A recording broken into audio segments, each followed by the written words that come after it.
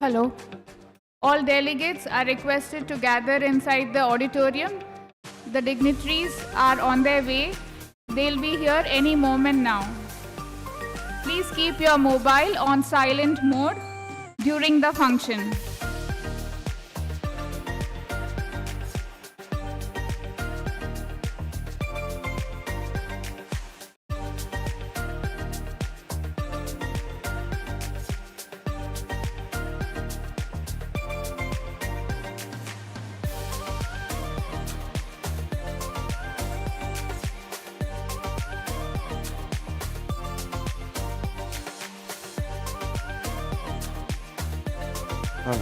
Check, check.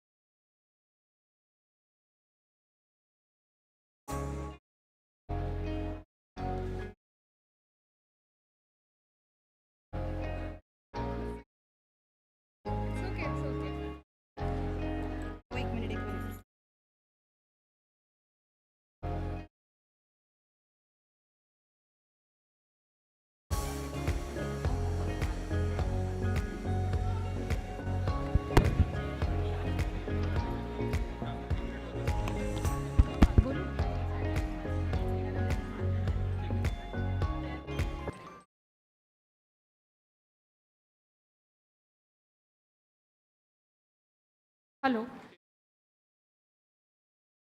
I request Pankaja ma'am is here, Dr. Pathak sir, Dr. Bhatta sir, Dr. Ramaswamy sir, Dr. N.V. Patil sir, Dr. Devre sir, Dr. Prakash Rao sir, Dr. L.C. Chaudhary sir, Dr. S.K. Saha sir, Dr. Somkwar sir, Dr. Dhok sir, to please come onto the dais and occupy their seats.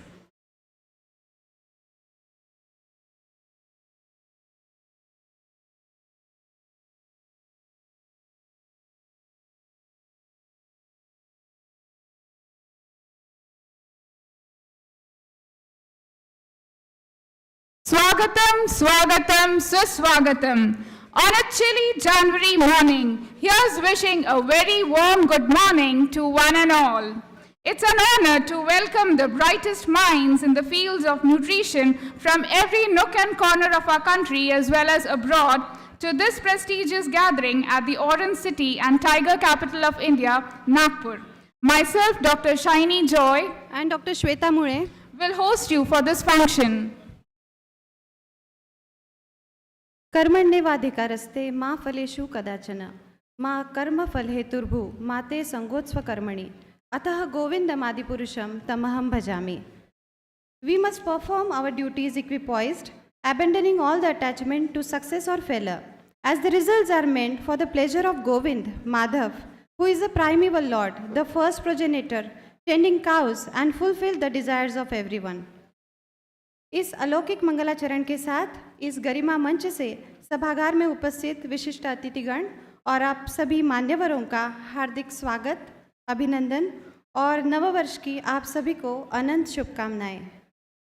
Maharashtra पशुवाणी मत्स्य विज्ञान विद्यापीठ अंतर्गत नागपूर पशुवैद्यक महाविद्यालय नागपूर येथे आपल्या सगळ्यांचं मनपूर्वक स्वागत. अब जिस पल का हम पल के बिछाए इंतज़ार कर रहे थे वो पल आ चुका है. आज नागपुर पशु चिकित्सा महाविद्यालय अंतर्गत पशु पोषण विभाग तथा पशु पोषण संस्था के संयुक्त तत्वावधान में वैनाकॉन 2025 अर्थात विश्व पशु पोषण परिषद का उद्घाटन समारोह आज यहाँ होने जा रहा है. आइए हम विद्यापीठ गीत से इस स्वर्णिम खूबसूरत महोत्सव का शुभारंभ करें. आप सभी से अनुरोध करना चाहूँगी कि कृपया अपने स्थान पर खड़े होकर इसका अभिवादन करें.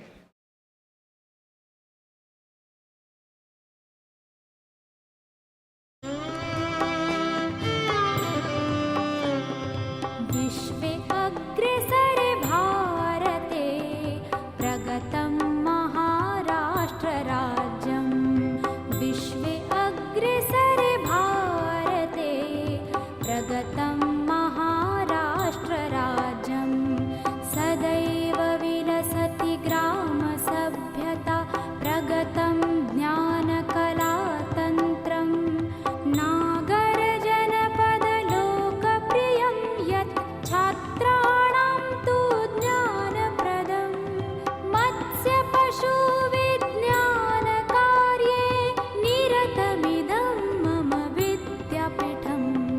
निरतमिदं मम विद्यापीठं. निरतमिदं मम विद्यापीठम्.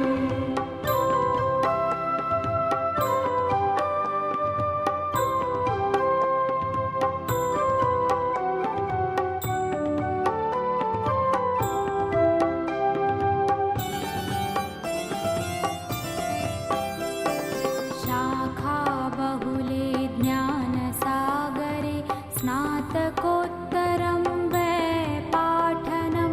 विद्यावाचस्पत्युपाधये शोधकार्यमपि अतिप्रगतं. कृषीवलानां पश्वादीनां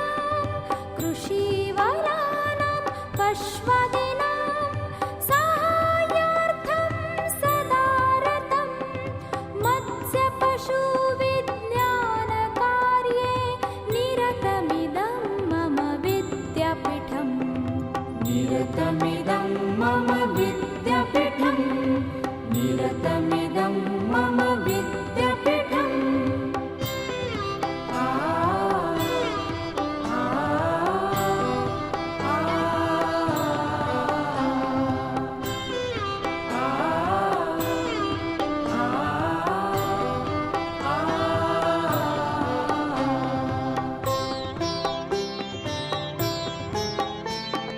सतत प्रशिक्षण लोकशिक्षणे कर्षकाणां जागरणं.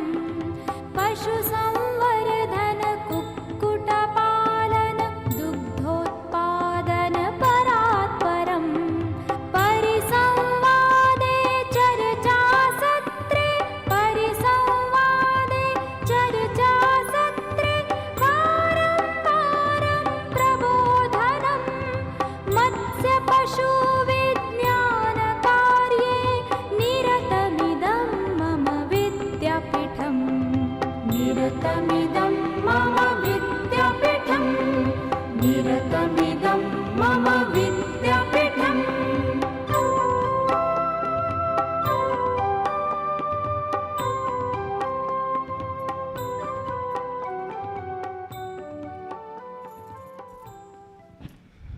Thank you so much. Kindly be seated. हमारे पशुओं के स्वास्थ्य, प्रजनन और उत्पादन में पशु पोषण की हमेशा अहम भूमिका है. आज पशु पोषण विभाग के सभी वैज्ञानिकों ने पशु उत्पादन बढ़ाकर देश की अर्थव्यवस्था सुधारने में बहुमूल्य योगदान दिया है. पशुओं के स्वास्थ्य और उत्पादकता बढ़ाने के लिए हरे चारे की उपज, पोषण युक्त चारे की उपलब्धता एवं संतुलित आहार परामर्श सेवा हेतु समर्पित सभी वैज्ञानिकों का सम्मेलन आयोजित करने में हमारी संस्था खुद को गौरवान्वित महसूस कर रही है. जाहिर सी बात है, आज के परिषद का विषय भी उत्तम होने के साथ निश्चित रूप से पशु पोषण को नई दिशा और ऊर्जा देगा, इसमें कोई संदेह नहीं. अब मंचासीन सभी महानुभावों से निवेदन करना चाहूँगी कि दीप प्रज्वलन के साथ इस भव्य समारोह को ज्योतिर्मय करें.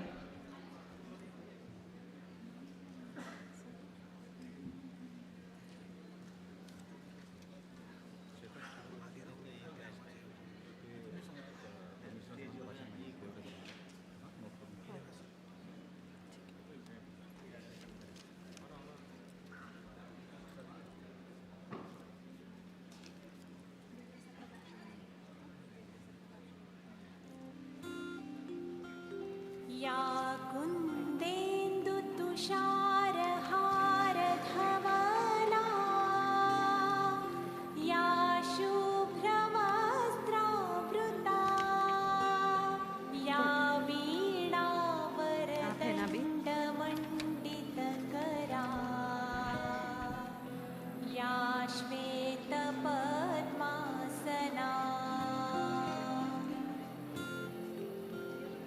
या ब्रह्माच्युतशङ्कर प्रभृतिभिः देवैः सदा वन्दिता सा मां पातु सरस्वती भगवती निःशेषजाड्यापहा.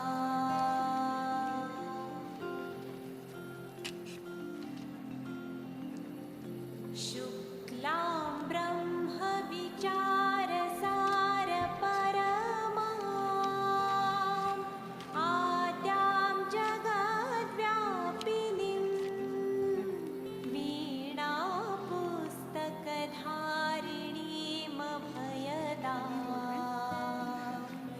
जाड्यान्धकारापहा. हस्ते स्फाटिकमालिकां विदधतीं पद्मासने संस्थिता. Thank you so much for spreading wonderful divine energy in the auditorium.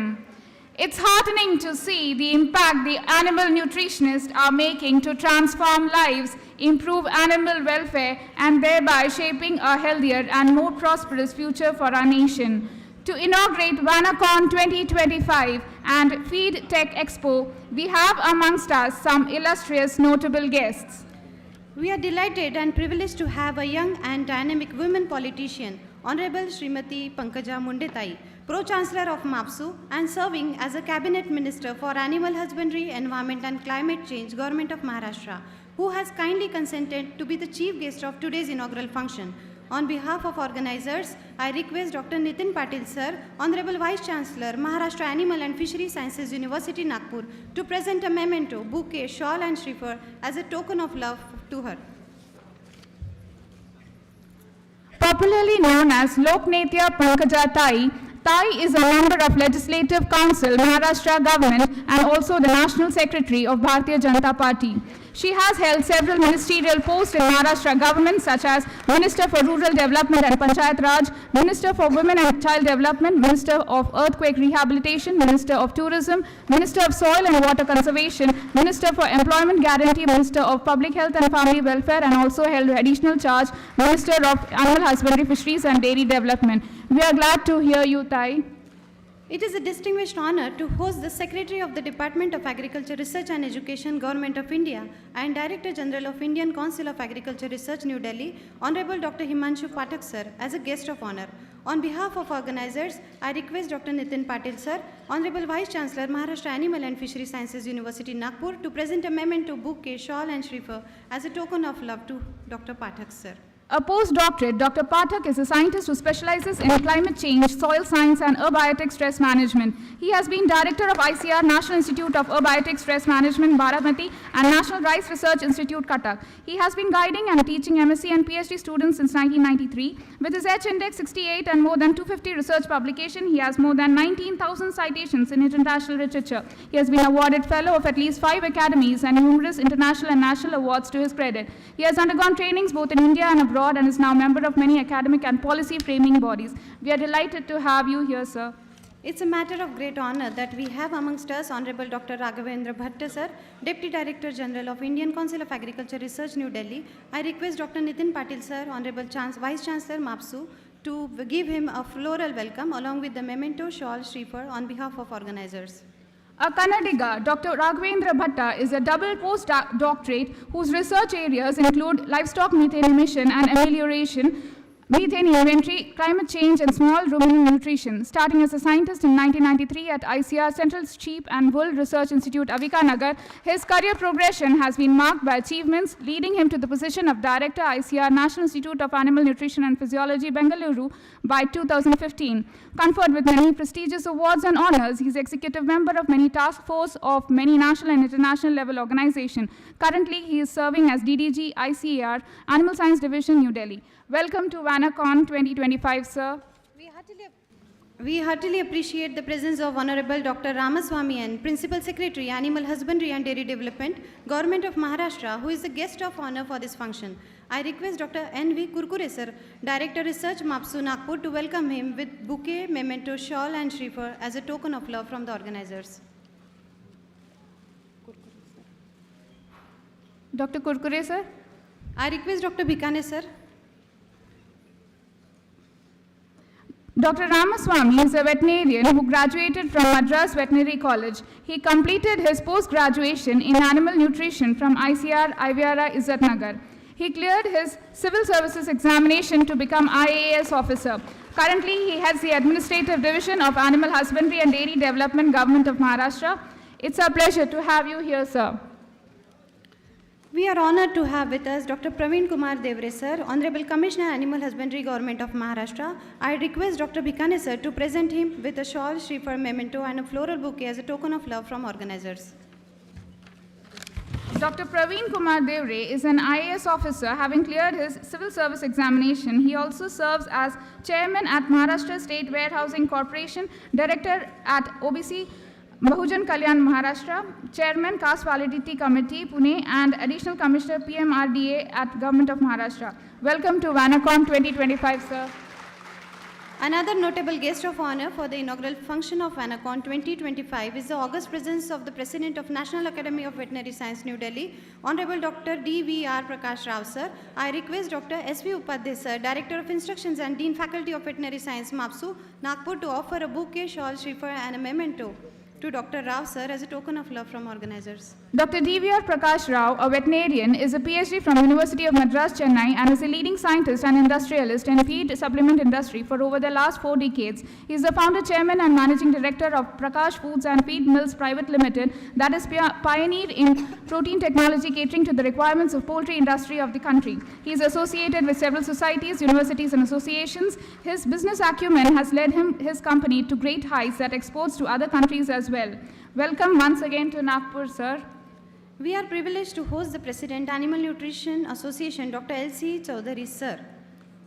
With us, I request Dr. Mahesh Zavre, sir, Co-Organizing Secretary, WANACON 2025, and Assistant Professor, Department of Animal Nutrition, Nagpur Veterinary College, Nagpur, to present him with a shawl, shrifa, memento, and a floral bouquet as a token of love from organizers.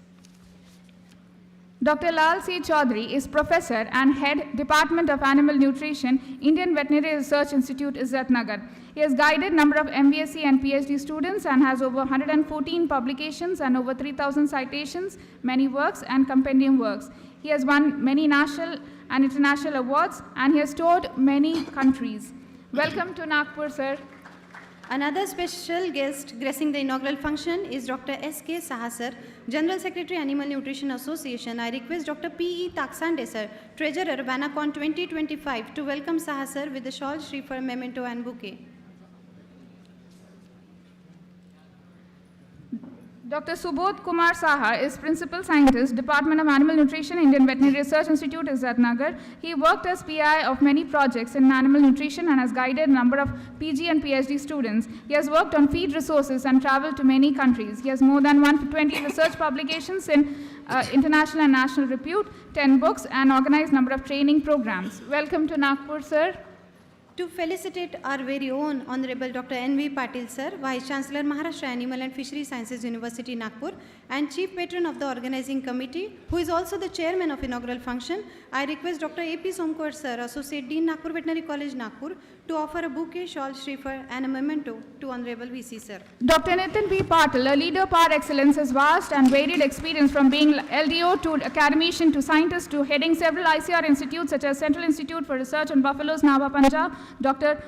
Central Arid Zone Research Institute, Jodhpur, National Research Center on Camel, Bikaner, Central Institute for Research on Cattle, Meerut, before assuming charge of Vice Chancellor at MAFSU. He has implemented more than 36 R&D projects worth rupees 13.51 crores, funded by national and international agencies. He has many patents to his credit. He has guided many PhD scholars, many research papers in national and international repute, 51 books, 110 TV and radio programs, 18 gene sequences to his credit. He has signed MOUs with more than 45 national institutes and 12 international institutes. Welcome, sir.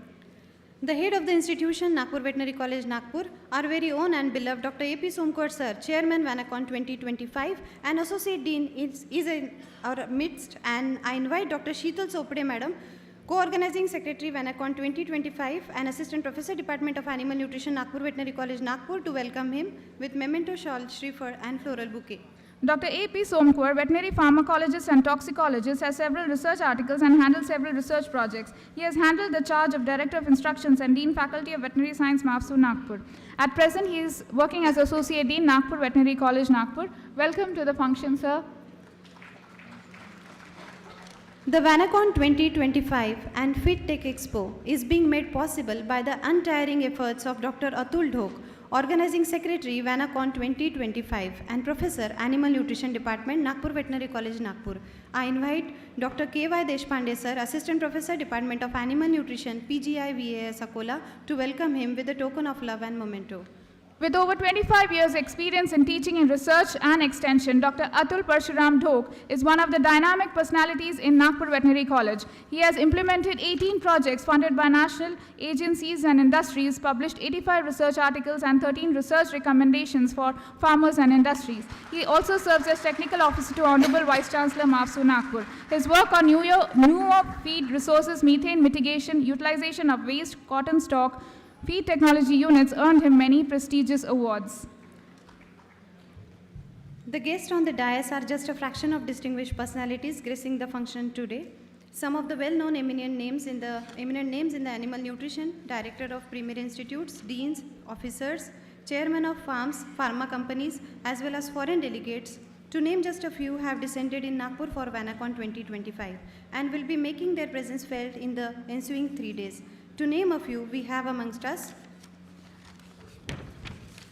the distinguished guests are Dr. A. Sahu, Director, National Institute of Animal Nutrition and Physiology, Bengaluru; Dr. A. K. Tomar, Director, ICAR Central Sheep and Wool Research Institute, Abhikanagar, Rajasthan; Dr. Pankaj Kaushal, Director, ICAR Indian Grassland and Fodder Research Institute, Jhansi; Dr. A. K. Tyagi, Assistant Director General, Animal Nutrition and Physiology, ICAR, New Delhi; Dr. S. B. Barbudhe, Director, ICAR National Meat Research Institute, Hyderabad; Dr. C. D. Mai, former ASRB Chairman and former Director, Central Institute for Cotton Research, Nagpur.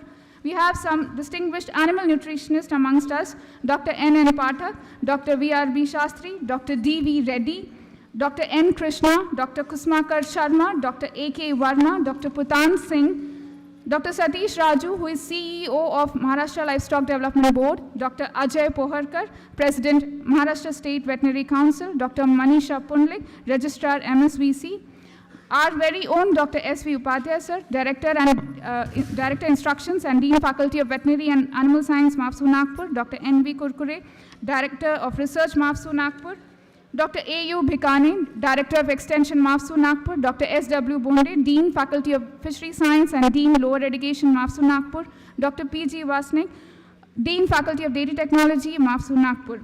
We also have certain foreign delegates, including Professor Joseph McFadden, Cornell University, Professor Bernard Faye, France, Dr. Yunus Ali, SARC representative from Bangladesh, Dr. Avinash Deshmukh from USA, Dr. Ajay Bhoyer and Dr. Mike Maslanka, both from USA.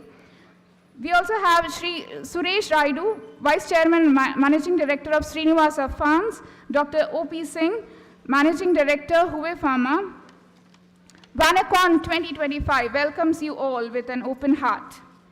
To do the honors, I invite the head of our university, Honorable Vice Chancellor, MAFSU Nagpur, Dr. N.V. Patil, sir, who is Chief Patron of WANACON-2025 and Chairman of this function, to officially welcome our distinguished guests and delegates. Sir, please.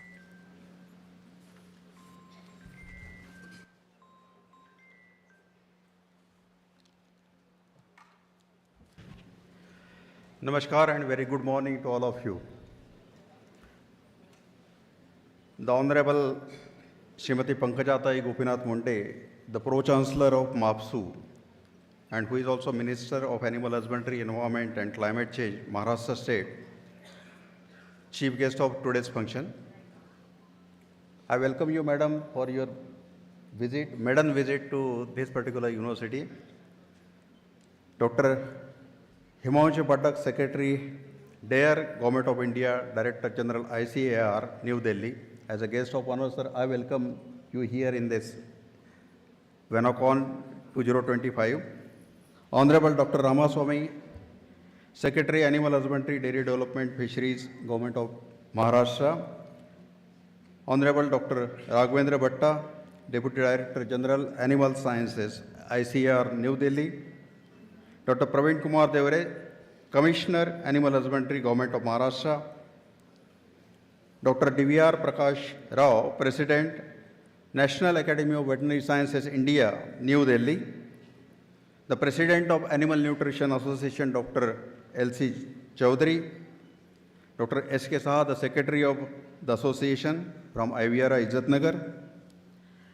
Galaxy of scientists, the directors of the ICAR institutes, Assistant Director General, the former directors, head of the divisions, Dr. Pathak, he is the former director of CIRB, Hisar, and also former head of Animal Nutrition Division, IVRI, Izzatnagar. Dr. Negi, former in charge of IVRI Station, Palampur. Dr. VRB Shastri, head IVRI. Dr. N. Krishna, again, former Dean of Hyderabad. Retired faculty members, in which I have a privilege of welcoming Dr. Jayant Honmode, sir. He happened to be my guide also during my masters.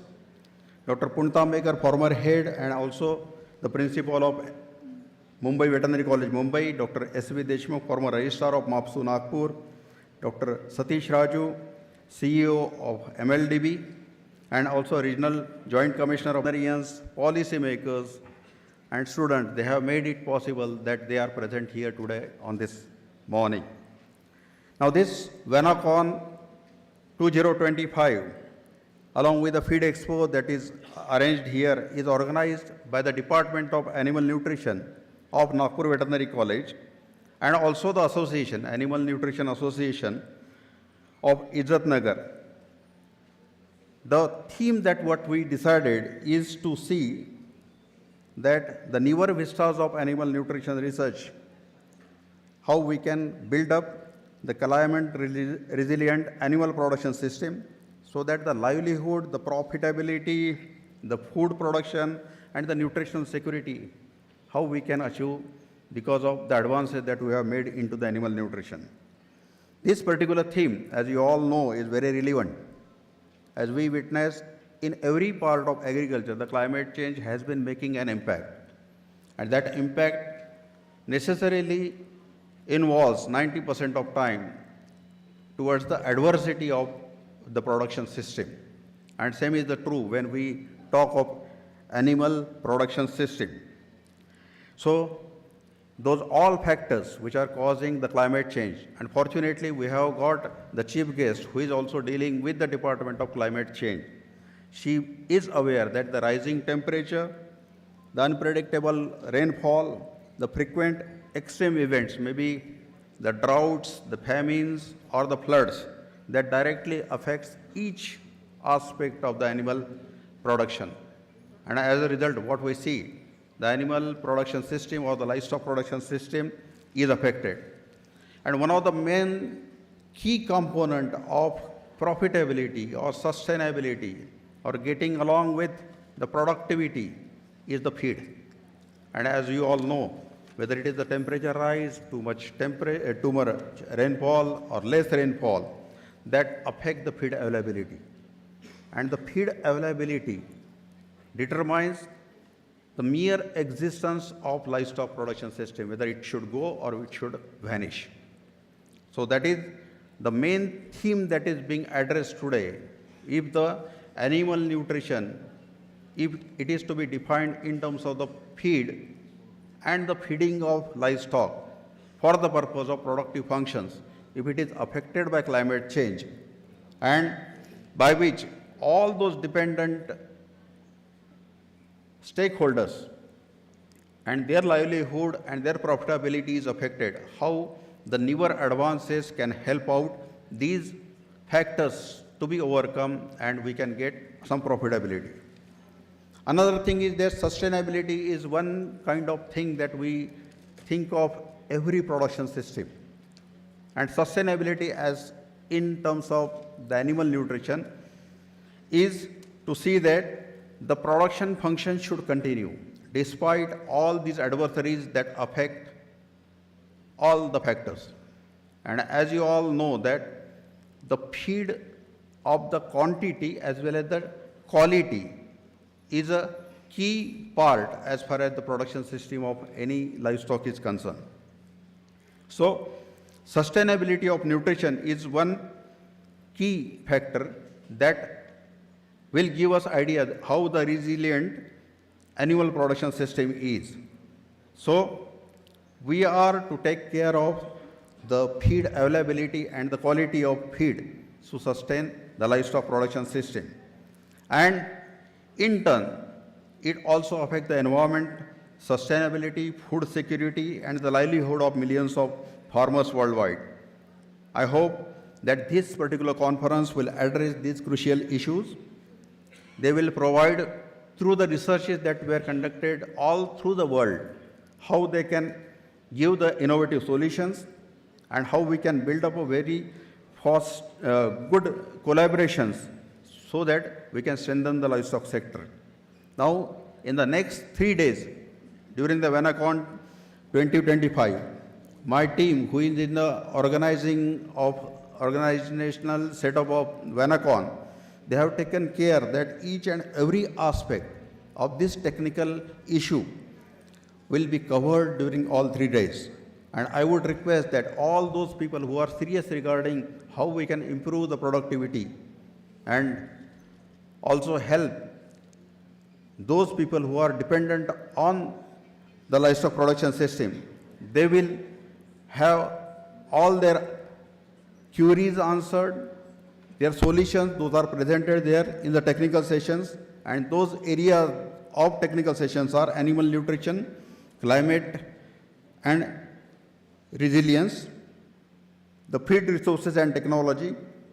Another important aspect is molecular nutrition, nutrition for the welfare, nutrition for health and well-being. It is not only for the productivity, but it is for the welfare. Ruminant nutrition and biotechnology, poultry and monogastric animal nutrition, companion animal, aqua and wildlife nutrition, novel feed supplements, and it will also involve an interface between industry, academia, and scientists. Another very important aspect that what we are considering for the nation like India, that how the feed security aspect is to be ensured.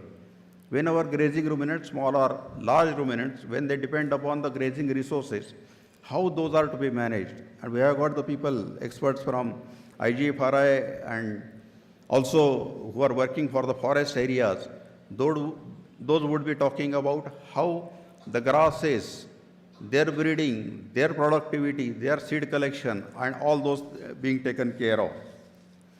So I am confident that all these discussions will really yield the actionable insights that will also give the practical recommendation so that all that practical challenges are being faced by the LPS, and through animal nutrition, we are going to take care of most of that. And as a livestock scientist, we all know that livestock, if it is to be reared for the productivity or for the profitability, 70 to 90% of your expenditure is taken by the feed. So anything which will give a novel solution which can reduce the cost of feeding, which can increase the efficiency of feed utilization, nutrient utilization, and optimize the productivity. So that will be all welcome.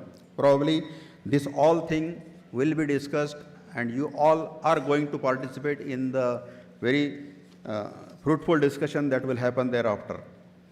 So in our academic and scientific discussions, the Feed Technology Expo is also being arranged, and that will showcase all those cutting edge technologies which are really taken up by the private industries. And these participants are really telling us the opportunity that we can explore in the field of animal nutrition. One of the key attractions is again of this conference that we are going to hold one national quiz competition, and that would be for postgraduate and the doctoral students. Now this competition is a one step towards having the excellence in terms of the animal nutrition part, whether it is all species or whether it is technology or the newer sciences that are coming like the omics or the metagenomics kind of thing, those are coming. So it will also inspire the people to engage in deeper learning and innovative thinking. It is really heartwarming that these diverse people and very accomplished the scientists have gathered here today. Now your presence really reaffirms that the global community's commitment to addressing the challenges of animal nutrition and ensuring the sustainable future of the livestock is being taken care of. Now we are embarking on the journey of learning and collaboration. Through all your participation, what we expect that which are the areas, which are the institutes, which are the people who could be contacted, collaborated, and these kind of collaborations, if they exist all through the country, all through the world, what I can see, I think that will be the gain of this particular conference. So I want to express my gratitude towards all the dignitaries who are speaking, sitting here, the speakers who have come here, the participants who have shown the interest in this WANACON. I extend all sincere thanks to the organizing committee also. They are taking care of all aspects of this particular conference. There are also very good number of sponsors that we have got, and also the supporting institutions, whether from government or other fields. Those are taking tireless efforts in making this event possible. So in conclusion, what I encourage that all should participate in the discussion, share your knowledge, experiences, and make most of the unique platform that is being offered for 3 days to you. So we have taken from the organizing committee side, I ensure that they have taken all due care that your stay, your food, that your experience being in this campus it must be enriching and also delightful. So our team has really worked tirelessly to arrange all the better accommodations, the transportation, and all the care that is required. However, there could be some lacunas that possibly could be the planning that has gone into it. So I take that credit that if something has gone wrong, I may be contacted and my people are ready to address all the difficulties that you may be facing.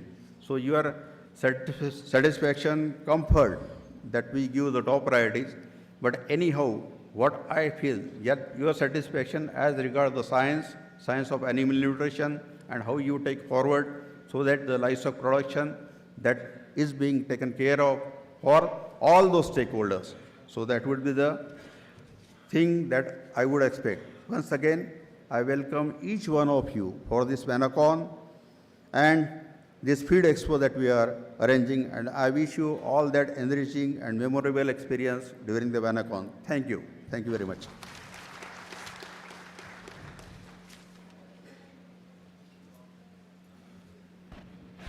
Thank you sir for your kind words and leading the university from the front. गत 24 सालों से हमारा विश्वविद्यालय पशुपालन के क्षेत्र में किसानों की आय दोगुनी करने के लिए हर संभव कार्य कर रहा है। पशुओं की नस्ल सुधार हो, उनका दूध उत्पादन बढ़े, इसके लिए पशुपालन क्षेत्र में तेज़ी से अनुसंधान कर रहा है, अविरत कार्य कर रहा है। अपने विचार हमसे साझा करने के लिए बहुत बहुत धन्यवाद sir. We will now have address by the President of Animal Nutrition Association, Dr. L.C. Chaudhary sir, who is also Head Department of Animal Nutrition, IVRI, Izzatnagar. Sir, please.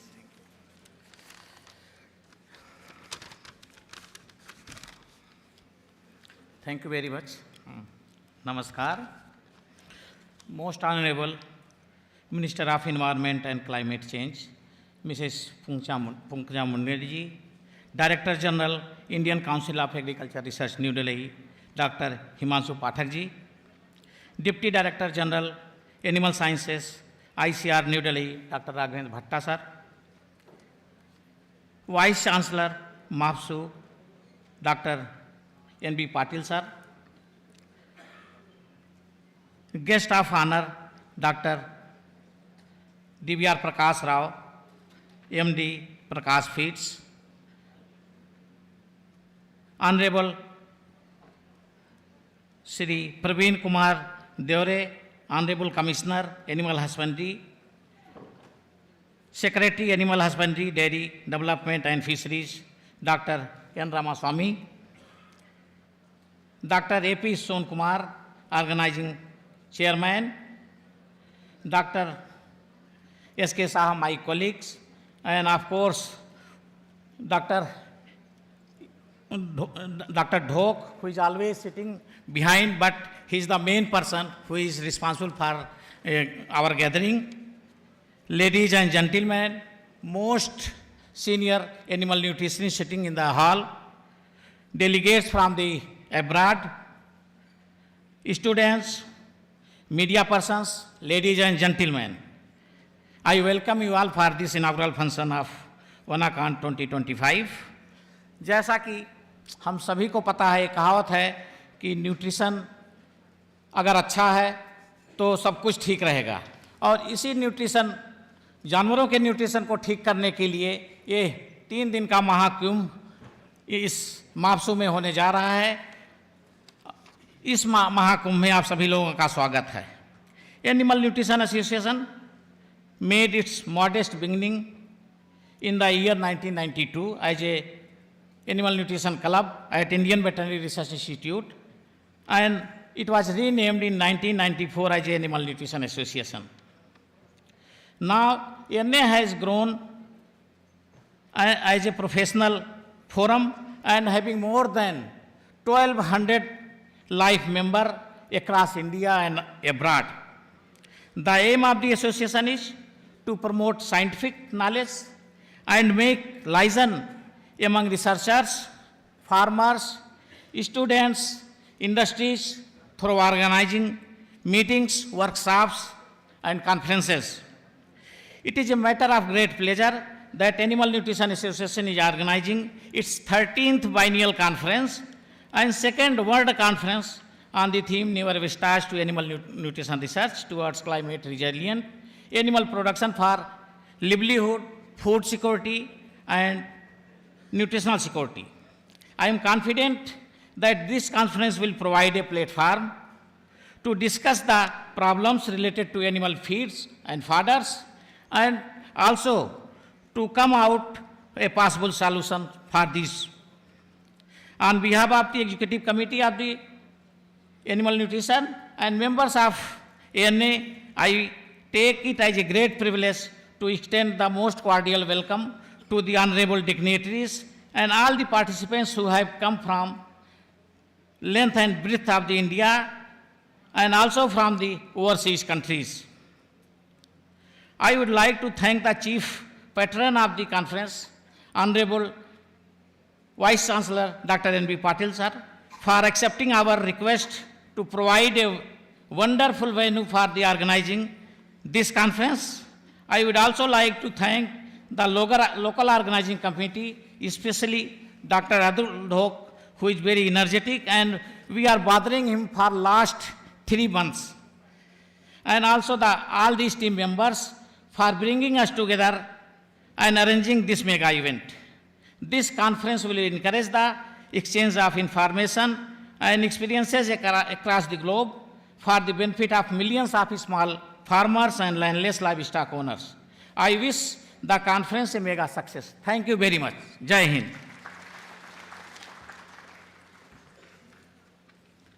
Thank you, sir, for your encouraging words. Now we will take some time to honor and celebrate the remarkable contribution of superannuated faculty members of Animal Nutrition Department of Mapsu University, the guiding lights who have shaped not just our mind but also our characters. Tadvidhi pranipatena pariprashnena sevaya upadeshanti te jnanam jnanivana sattvadarshinaha. I request the dignitaries on the dais to kindly felicitate our respected professors as their brief contribution is being read out by Dr. Amol Patil, Assistant Professor, Department of Veterinary Extension Education, Kovas Parbhani. I request the volunteers to escort the professors onto the stage one by one as the names are being called out. सर्वप्रथम आदरणीय doctor Jayant होनमुड़े sir, आपको ससम्मान मंच पर आमंत्रित करना चाहूँगी. Dr. Jayant Honmode sir has earned teaching, research and administrative experience of 35 years and presently working as a freelance consultant, visiting faculty in physiology, nutrition, biotechnology and Russian languages at various institutions. Sir has completed his PhD and DSc in biological science at Moscow, Russia. Sir has also held the charge of Vice Chancellor Dr. Panjabrao Deshmukh Krishi Vidyapit, Akola during 1995. Also acted as the Vice President, Society of Animal Physiologists of India, also coordinated Human Nutrition Project for UNICEF, interpreted for late Honorable Lal Bahadur Shastri ji, Mr. I.K. Gujral and Dr. Kurian, and translated 3 technical books from Russian language for Oxford Press. Sir has also privileged to travel to many countries professionally, specifically in Russia, and then as a visiting professor in USA, UK, Japan, Germany, Holland, Finland, France, Poland, and Europe. Dr. Prabhakar Purna Tambekar sir.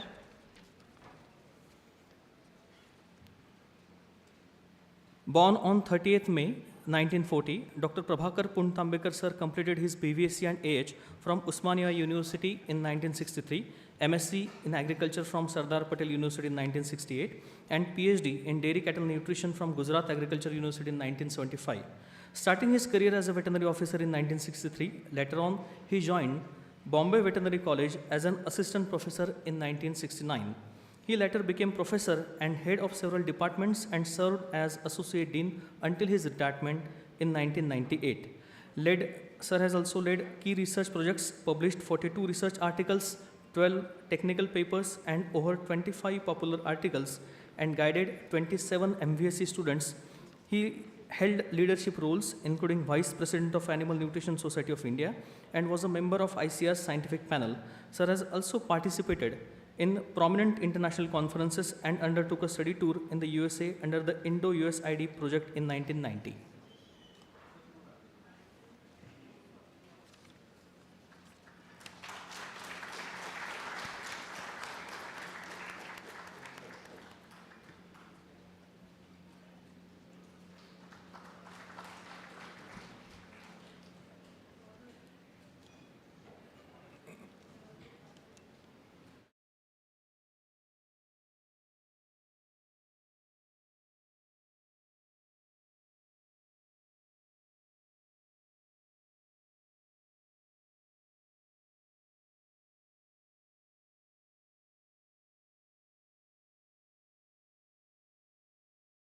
Dr. R.J. Kukde, sir. Dr. R.J. Kukde, sir, born on January 13, 1947, is a distinguished academic and professional in the field of veterinary sciences. He earned his MBSc in animal nutrition with distinction in 1974 and a PhD in 1988 from Dr. Punjabrao Deshmukh Krishi Vidyapit, Akola. Dr. Kukde began his career as a lecturer in 1975 at PKV and later rose to the position of a professor and head at NVC Nagpur. He also served in key administrative roles including Dean, Faculty of Veterinary Sciences, MAPSU Nagpur, and Dr. M.A. Ghaffar, sir. Dr. S.V. Deshmukh, sir. Dr. Shrikant Deshmukh, sir. Dr. S.V. Deshmukh, sir, born on 29 September 1952, is a distinguished professional with a career spanning over 38 years in veterinary science and animal nutrition. He holds a PhD in animal nutrition and has been a fellow of National Academy of Veterinary Science since 2007. He served in various administrative and academic roles, including Director, Dr. B.V. Rao, Institute of Poultry Management and Technology, Associate Dean, Coas Parvani, Control of Examinations, MAPSU Nagpur, and Registrar of MAPSU Nagpur. He has contributed significantly to the development of livestock and poultry nutrition science and has been recognized with various awards and appreciation letters for his distinguished service.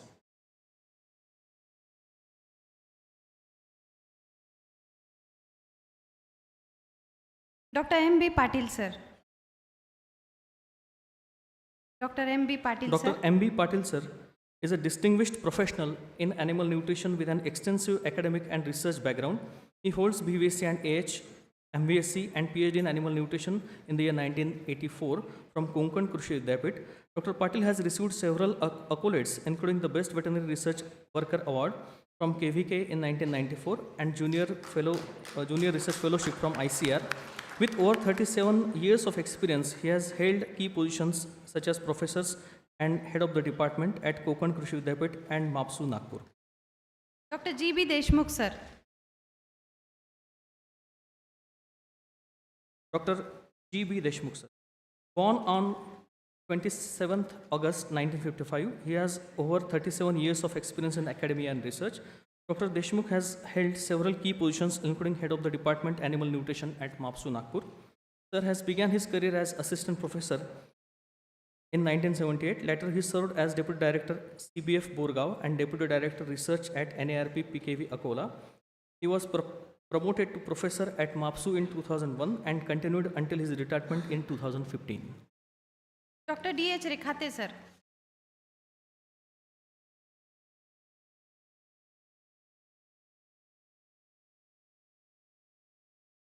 Dr. D.H. Rekhate, sir, a distinguished scholar in animal nutrition, has dedicated over 3 decades to teaching, research and extension services.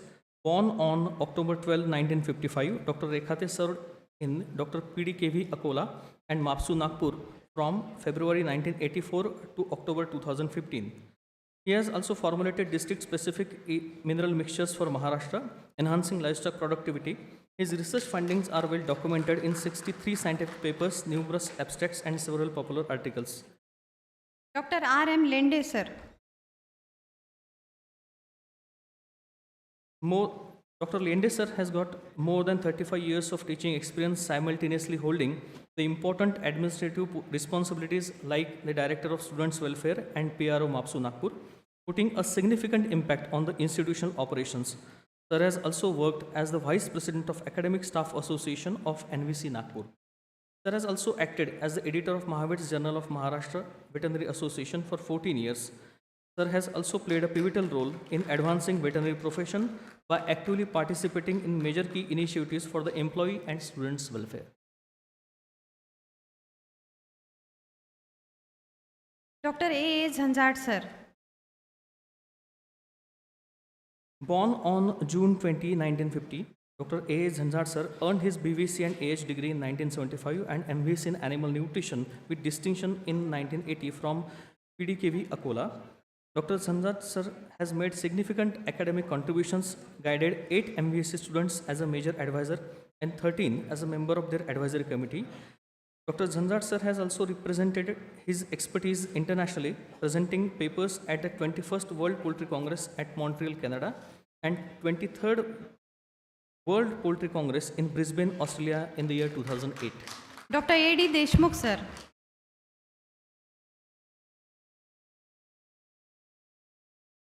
Dr. A.D. Deshmukh, sir, a distinguished academician and administrator and has made significant contributions in the field of animal nutrition. With over 38 years of professional experience, Dr. Deshmukh has held several key positions including LDO and academic positions in animal nutrition. He has also served in various administrative roles such as Deputy Registrar, Associate Dean of the College of Fishery Science and Dean of the Faculty of Fishery Science at MAPSU, Nagpur. Dr. Deshmukh has a prolific academic and research portfolio, having published 26 papers.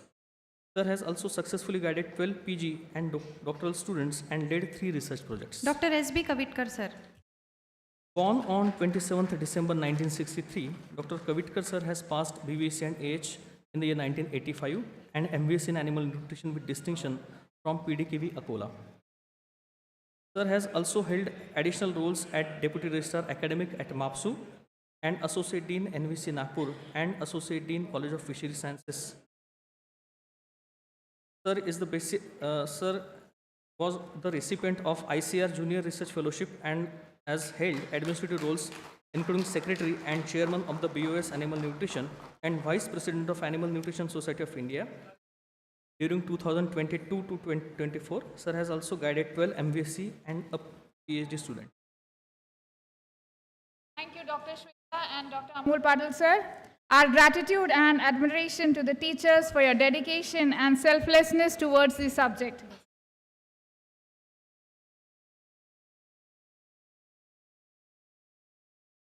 Now we will have address by our guest of honor, Dr. DVR Prakash Rao, sir, President NABS India, New Delhi. Sir, please.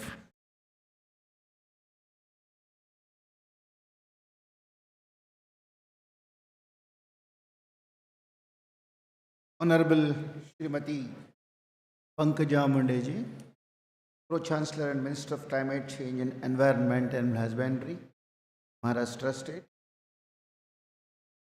Honorable Dr. Himanshu Pathak, Director General and Secretary ICAR. Dr. Raghavendra Bhatta, Deputy Director General Animal Science ICAR. I am happy to see 2 veterinarians who are bureaucrats, Dr. Diara and Dr. Chandrasekhar. Good friend Dr. Chowdhury, President Animal Nutrition Association. Honorable Vice Chancellor Dr. Nitin Patel. My good old friend Dr. Kusmakar Sharma here. Distinguished scientists. Good morning. Namaskar.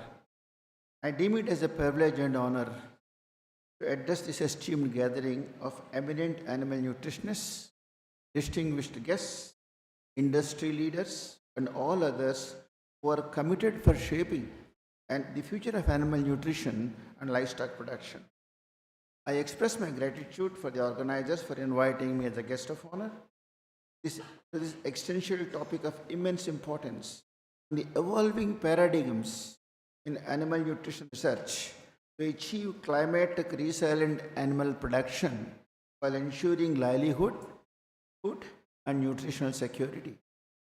The livestock sector has undergone a phenomenal transformation in recent decades, which has sparked a worldwide attention in increasing the pressure on the ecosystems and natural resources. The animal products for human consumption are 2.15 times greater than plant sources on a protein equivalency basis. This point places animal products on a much better perspective while comparing the environmental impact and overall contribution to the mankind. The developing economies overtaken the developed economies in terms of production and consumption of milk, meat, and eggs, and hence the problem is more pronounced in developing economies. This gathering today is not only a confluence of intellect, but also a think tank where groundbreaking ideas are forged to address one of the most pressing issues. This topic challenges us to reimagine the future livestock systems in the face of unprecedented global transformation. On the one hand, our planet is warming, biodiversity is diminishing, and sources are depleting. On the other hand, the humanity of the demands of humanity for food, particularly animal protein sourced foods, is growing at unprecedented pace. It is expected that the global population will exceed 10 billion by 2050, requiring a 70% increase in food production. At present, the livestock systems contribute 14.5% to global greenhouse emissions, a point of serious introspection. But livestock is a lifeline for over 1 billion people, providing income, nutrition, and resilience against economic shocks. The answer lies in transforming animal nutrition research to address these multifaceted challenges. Nutrition is the cornerstone of livestock health and productivity. It's a powerful tool to enhance resilience. The climate change has thrust our field into a new paradigm. Interplay between climate and nutrition affects feed resource availability, animal metabolism, and nutrient cycles. The erratic weather pattern and the increased frequency of droughts affect the quantity and quality of forage and other feedstuffs and enhance the need for a climate resilient feed resources. The harnessing of drought resistant forages, seaweeds, and single cell algae protein are to supplement the traditional feeds. Utilization of non conventional feeds and agro-industrial byproducts has to gain momentum. The challenge lies in understanding the nutritional profile, the digestibility, and the impact on animal health performance of many of these feed raw materials. The technologies like fermentation and enzyme treatments are transforming low-quality feed resources into highly digestible, rich options. The artificial intelligence-driven feed optimization tools are allowing us to fine-tune diets for individual animals, improving efficiency and reducing waste. The metabolic modeling, integrating omics data with precision feeding models, can enhance the prediction accuracy of animal responses to nutritional interventions under varying climate scenarios. The advances in nutrigenomics are enabling us to tailor nutritional strategies that align with genetic predispositions of livestock under specific environmental conditions. Heat stress impacts metabolic process, reducing feed intake, nutrient absorption, and overall productivity. Disruptions in nitrogen and carbon cycles due to climatic changes have direct implications on feed conversion efficiency and methane emission. As nutritionists, our task has expanded from optimizing animal performance to also ensuring environmental sustainability and resilience. Inclusion of bioactive compounds such as tannins, saponins, and biochar and essential oils have shown potential in modulating rumen fermentation pathways to reduce enteric methane production without compromising productivity. The strategies of increasing dietary fat content that can alter rumen microbial population and reduce methane emission are also being established. However, the challenge lies in balancing these interventions with energy requirements and feed costs. The probiotics and prebiotics usage is improving digestion, immunity, and overall performance. The gut microbiome's role in nutrient absorption, immune function, and disease resistance is well documented. Hence, the current research should focus on how diets can modulate gut microbiota to enhance resilience against climate-induced stresses. The advanced sequencing technologies are providing deeper insights into microbial ecosystems within the gastrointestinal tract, enabling targeted nutritional strategies to optimize the gut health. National Academy of Veterinary Sciences India is dedicated to driving advancements in veterinary science with a focus on sustainability, innovations, and inclusivity. As a president of National Academy of Veterinary Sciences India, I assure you that I am committed to fostering collaborations across disciplines and geographies to address these challenges historically. Moving forward, I propose the following priorities. 1. Strengthen interdisciplinary research that bridges the gap between nutrition, genetics, and health. accelerate the adoption of innovative technologies at grassroots levels, focus on building resilient livestock systems that align with sustainable development goals. In closing, I urge all of you scientists, policymakers, and industry leaders to work together in creating a future where livestock production is not only sustainable but also a beacon of hope for food and nutritional security in a changing climate. I look forward for a fruitful deliberations on outcome of this conference. Thank you for your attention.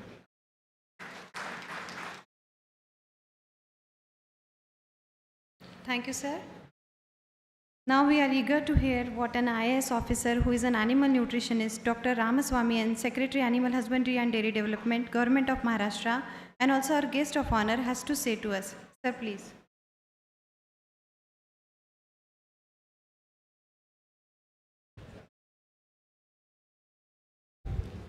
Namaskar. Good morning, one and all. It's almost like my college reunion. After 25 years, I am meeting my guide, co-guide, and all distinguished scientists here. So, dignitaries on the dais, Honorable Chairman of today's function, Honorable Srimati Pankajatai Munde, Minister for Animal Husbandry, Environment and Climate Change, Government of Maharashtra, and the Pro-Chancellor of MAFSU, Honorable Dr. Himanshu Pathak, Secretary DARE and Director General ICAR, Dr. Avendra Bhattat, DDG Animal Sciences ICAR, Dr. DVR Prakash Rao, President National Academy of Veterinary Sciences, Dr. Praveen Kumar Devre, Commissioner, Department of Animal Husbandry, Government of Maharashtra, Dr. Nitin Patil, Vice Chancellor, MAFSU, Dr. Somkumar, Associate Dean, Dr. Dok, Organizing Secretary, dignitaries on the dais, former faculty members, deans, directors, distinguished guests, invitees, representatives of the media, eminent faculty, researchers, farmers, students, ladies and gentlemen. I extend my warm greetings to all present at this esteemed gathering, and I welcome you all to the state of Maharashtra. It's an honor to address such a distinguished audience of experts. I, being a member of Indian Animal Nutrition Association, policymakers, researchers, stakeholders dedicated to the advancement of animal husbandry and nutrition. I find my mentors here in the first row, Dr. N. Phatak, the distinguished scientist of IVRI, Dr. V.R.B. Sastry sir, and all other faculty members. For paucity of time, I cannot mention everyone's name here. And my guide, Dr. L.C. Chaudhary, my co-guide, Dr. Sahu, and my college colleagues are also here. In my 21 years of Indian Administrative Service, this is the unique gathering where I can meet all my colleagues from the academic field as if I am back to my alma mater. Livestock rearing is the backbone of Maharashtra's rural economy, providing food, nutrition, income and livelihoods to millions of households, particularly small and marginal farmers. The 20th livestock census positions Maharashtra as a leader, ranking 7th in livestock population and 6th in milk production nationally. Despite these achievements, there remains significant scope for enhancing productivity and ensuring sustainable growth in the sector. There the role of animal nutrition comes, and as our Honorable Madam will mention that she handles the environment also. So it is a global concern. So how to dovetail both productivity of animals as well as protecting the environment is the challenge before the scientific community. Nutrition remains a cornerstone of livestock productivity. Proper animal nutrition not only enhances yield but also improves reproductive efficiency and immunity, contributing to overall economic stability of farmers. These conferences focus on diverse species from cattle to wildlife and aquatic species, reflects a comprehensive approach to animal nutrition. Feed technologies showcased here will provide farmers with innovative solutions to maximize productivity while ensuring sustainability. WANACON-2025 is an excellent platform for fostering dialogues on pressing challenges such as climate change, sustainable practices, and women empowerment in animal husbandry. Women's active participation in livestock farming be it in dairy, poultry, or goat rearing, is pivotal for economic self-reliance. Structured programs that integrate women into the sector's growth narrative are imperative. The conference emphasis on climate change and its implications for animal nutrition is particularly timely. Climate resilient strategies, including localized feed formulations and sustainable resource management, must be prioritized. Maharashtra, with its unique agroclimatic zones, is poised to lead in adopting innovative practices that address these challenges. The FeedTech Expo also holds immense significance as it focuses the latest advancements in feed technology, formulation, and manufacturing. High quality and cost effective and nutritionally balanced feed is the cornerstone of livestock productivity and health. The Expo provides a unique platform for stakeholders, farmers, feed manufacturers, researchers, and policymakers to exchange ideas, explore new technologies, and to adopt best practices. By focusing on innovative feed solutions and addressing supply chain challenges, the Expo contributes directly to the strengthening of the livestock sector. I am confident that the discussions and outcomes from this conference will contribute significantly to the livestock sector's progress. The large participation of scientists, both from India and abroad, veterinarians, students, and farmers, reflects the sector's collective commitment to the innovation and growth. In closing, I appreciate the role of MAFSU and the Animal Nutrition Association and the entire organizers of WANACON-2025 for their unwavering dedication in advancing animal husbandry, fisheries, and veterinary science. Let us work together to create a sustainable, productive, and inclusive livestock sector that not only contributes to the economic growth but also uplifts the lives of rural communities. I assure you that the Department of Animal Husbandry will extend all necessary support in strengthening the initiatives, replicating the latest research findings in the state of Maharashtra. Together we can achieve remarkable progress and ensure a prosperous future for our farmers and rural economy. Thank you, and I wish the conference and the expo a great success. Thank you once again.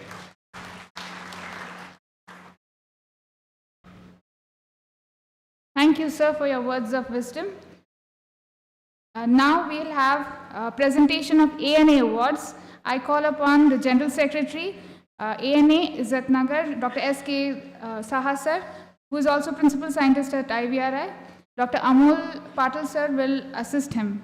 Sir, please. Thank you. Good afternoon, ladies and gentlemen. Respected all the dignitaries on the dais, most honorable Chief Guest Srimati Pankaja Gopinath Munde Madam, Minister of Animal Husbandry and Environment, Government of Maharashtra, Dr. Himanshu Phatak sir, Secretary DR and Director General ICAR, Krishi Bhavan, New Delhi, today's guest of honor, Dr. N. Ramaswamy ji, Secretary, Additional Director, Dairy and Fisheries, Government of Maharashtra, Dr. P. Devare sir, Commissioner, Animal Husbandry, Dr. Raghavendra Bhatta ji, Deputy Director General, today's guest of honor, ICAR, New Delhi, Dr. Nitin Patil, Vice Chancellor, MAFSU, Nagpur, and Patron of WANACON 2025, sir. Dr. C.D. Mai, sir, former Chairman, ASRB. Dr. L.C. Chaudhary, President, Animal Nutrition Association. Dr. A.P. Somkwa, Organizing Chairman, and Dr. Otul Dhok, Organizing Secretary, WANACON 2025. all the dignitaries, all the distinguished guests, all the directors, ICAR, Dr. A. Sahu, Dr. Dilip Ghosh, Dr. Asutosh Murkute, all the past president today present here, Dr. N.N. Pathak, Dr. Kusumakar Sharma, Dr. A.K. Verma, all the esteemed members present in the hall, participants, all the head of the division of animal nutrition, and all the distinguished participants here, I welcome you all. All the participants from abroad, Dr. Pai from France, Dr. Komu Opaya from Kazakhstan, and Dr. Yunis Ali from Dhaka, I welcome in this program. Participants from different parts of the country, my dear student, participants, ladies and gentlemen. It is with great excitement and gratitude that I welcome you all in this auspicious occasion, WANACON 2025, and now in the biennial ceremony of award. Today we gather to celebrate the remarkable accomplishment of individuals and teams who have gone above and beyond, showcasing excellence, dedication, and unwavering passion in their endeavors. This event is not just about awards of recognition, it's about celebrating the hard work, determination, and the values that unite us as a community and organization. Every achievement will be honored today is a testament to the power of perseverance, collaboration, and pursuit of the excellence. So this year we are awarding 9 prestigious awards, ANA Award, and including 3 new awards we have constituted. First, the ANA Lifetime Recognition Award 2023-24. This is the first time constituted this award to honor our senior most ANA member who contributed a lot for the development and growth of the association, and it is decided by the search committee under the chairmanship of the president. And now this award goes to most senior most Dr. Surendra Singh Negi sir. I request to most respected Dr. Surendra Singh Negi sir to come on the dais and receive the prestigious award. And I request our dignitaries, our chief guest, please honor our most senior most Dr. Surendra Singh Negi sir. And this award comprised a certificate,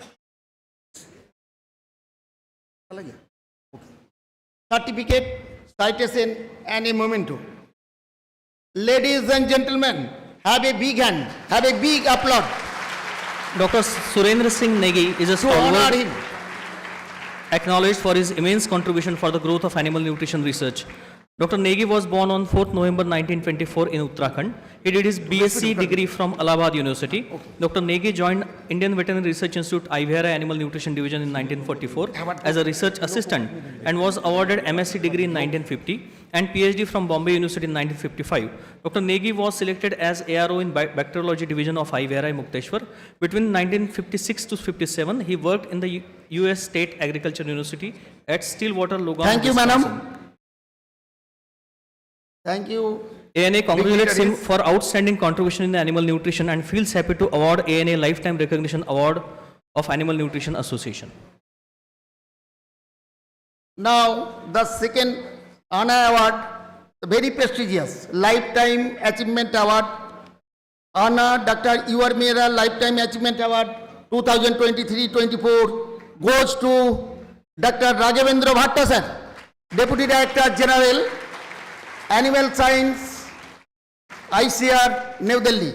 Dr. Raghavendra Bhatta has made significant contributions in the field of animal nutrition through both basic and applied research.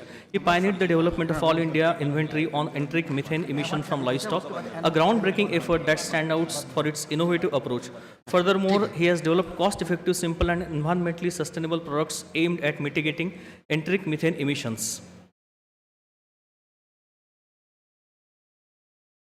Heartiest congratulations to Dr. Raghavendra Bhatta sir. Congratulations. And thank you, madam. Next, Anna Dr. DBR Pukas Rao, Outstanding Researcher Award 2023-24, and it goes to Dr.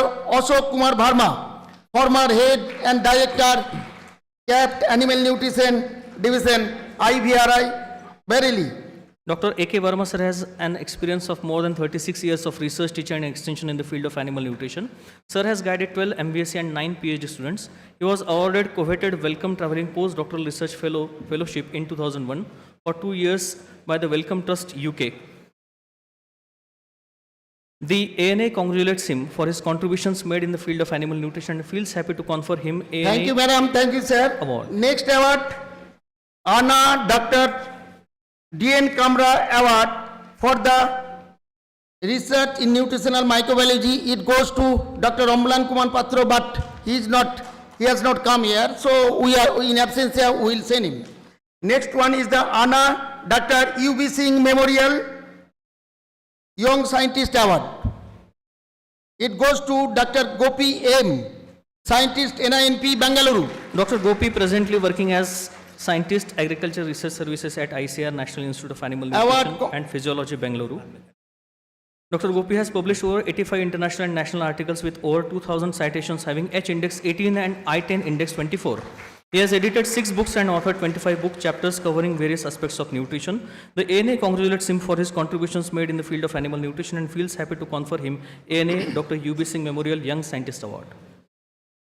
Next award, Anna Mrs. Saroj Jagmola Award for the best PhD thesis in animal nutrition, and it goes to Dr. Osini P. Bansad. Please come on the stage. Dr. Ashwini P. Bansod has published 20 research papers and 5 review articles in reputed national and international journals and many book chapters.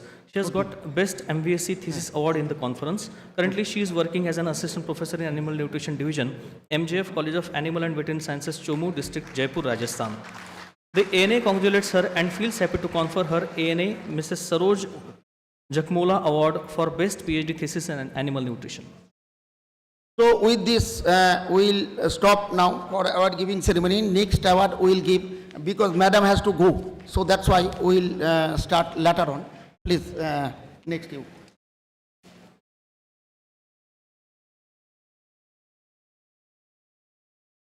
Hello. Ladies and gentlemen, now we'll take some time to hear from one of the most awaited speaker of the day. Please join me in welcoming our Honorable Chief Guest, Honorable Srimati Pankaja Munde, Pro-Chancellor and Cabinet Minister for Animal Husbandry, Environment and Climate Change, Government of Maharashtra, to share her invaluable thoughts with us. Ma'am, please.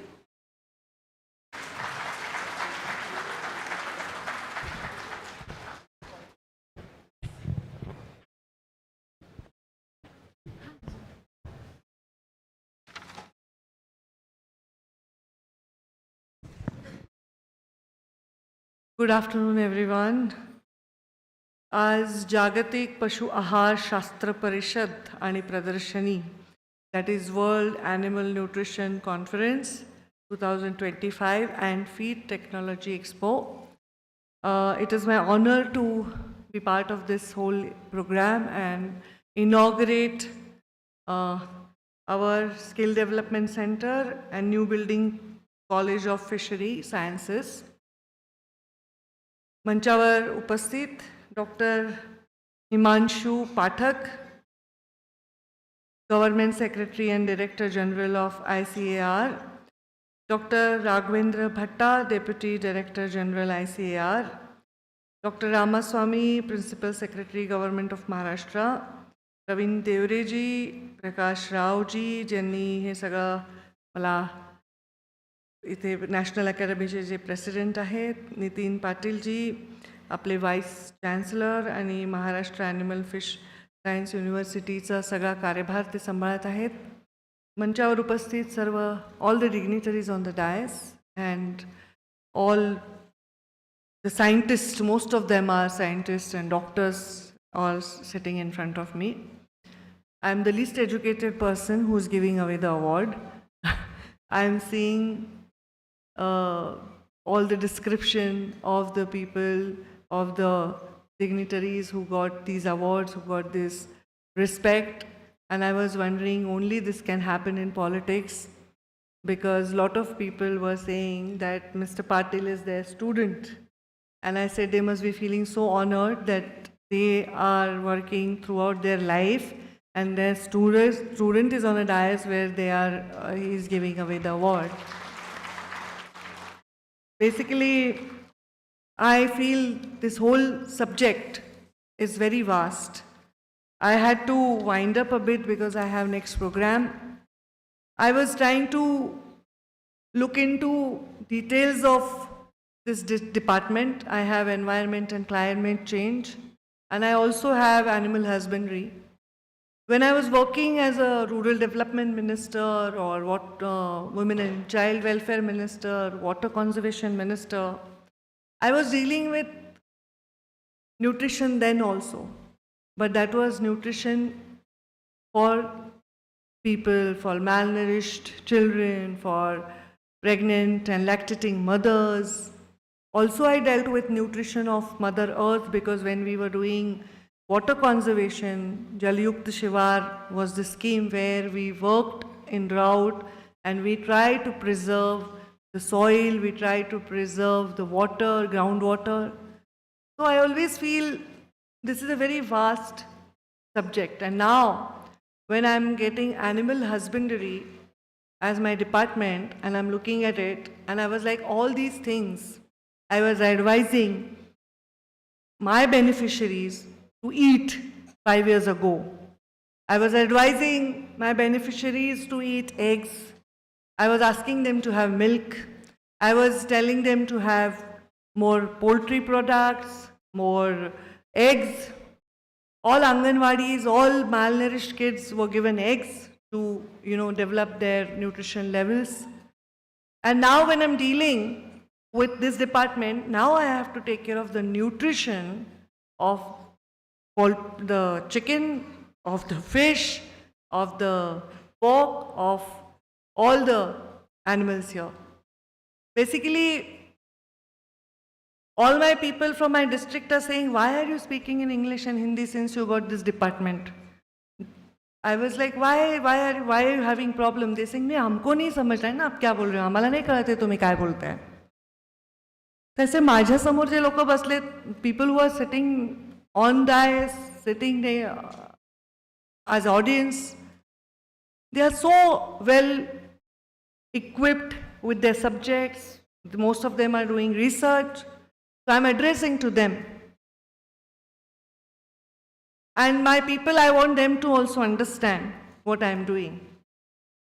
I feel even when I look back, when I try to study our culture, I feel this union of animal and human is always there.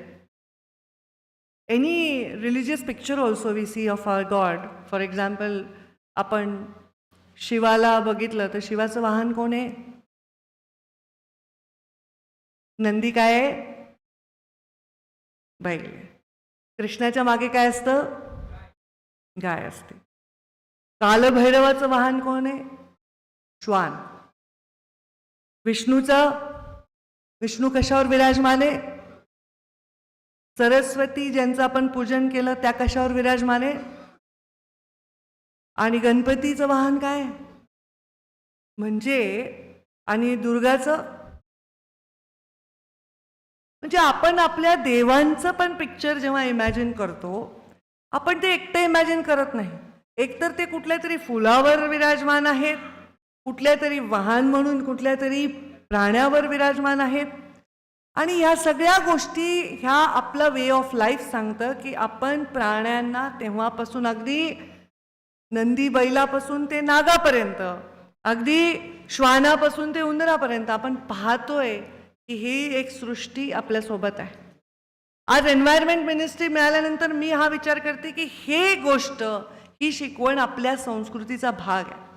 वरचेवर आपण ते विसरत गेलो आणि आता आपल्याला ते preserve करायची वेळ आलेली आहे. आधीचे लोक कमी होते आणि भरपूर आपल्याला खायला वनस्पती उपलब्ध होत्या, भरपूर ऑक्सिजन उपलब्ध होता आणि भरपूर आपल्याकडे पशुधन होतं. आता उलटं झालंय, पशुधन कमी आहे आणि खाणाऱ्यांची संख्या जास्त आहे. न्यूट्रिशनच्या अवेअरनेसमुळे लोक आता फार चूजी झालेत, what they want to eat, what they don't want to ईट.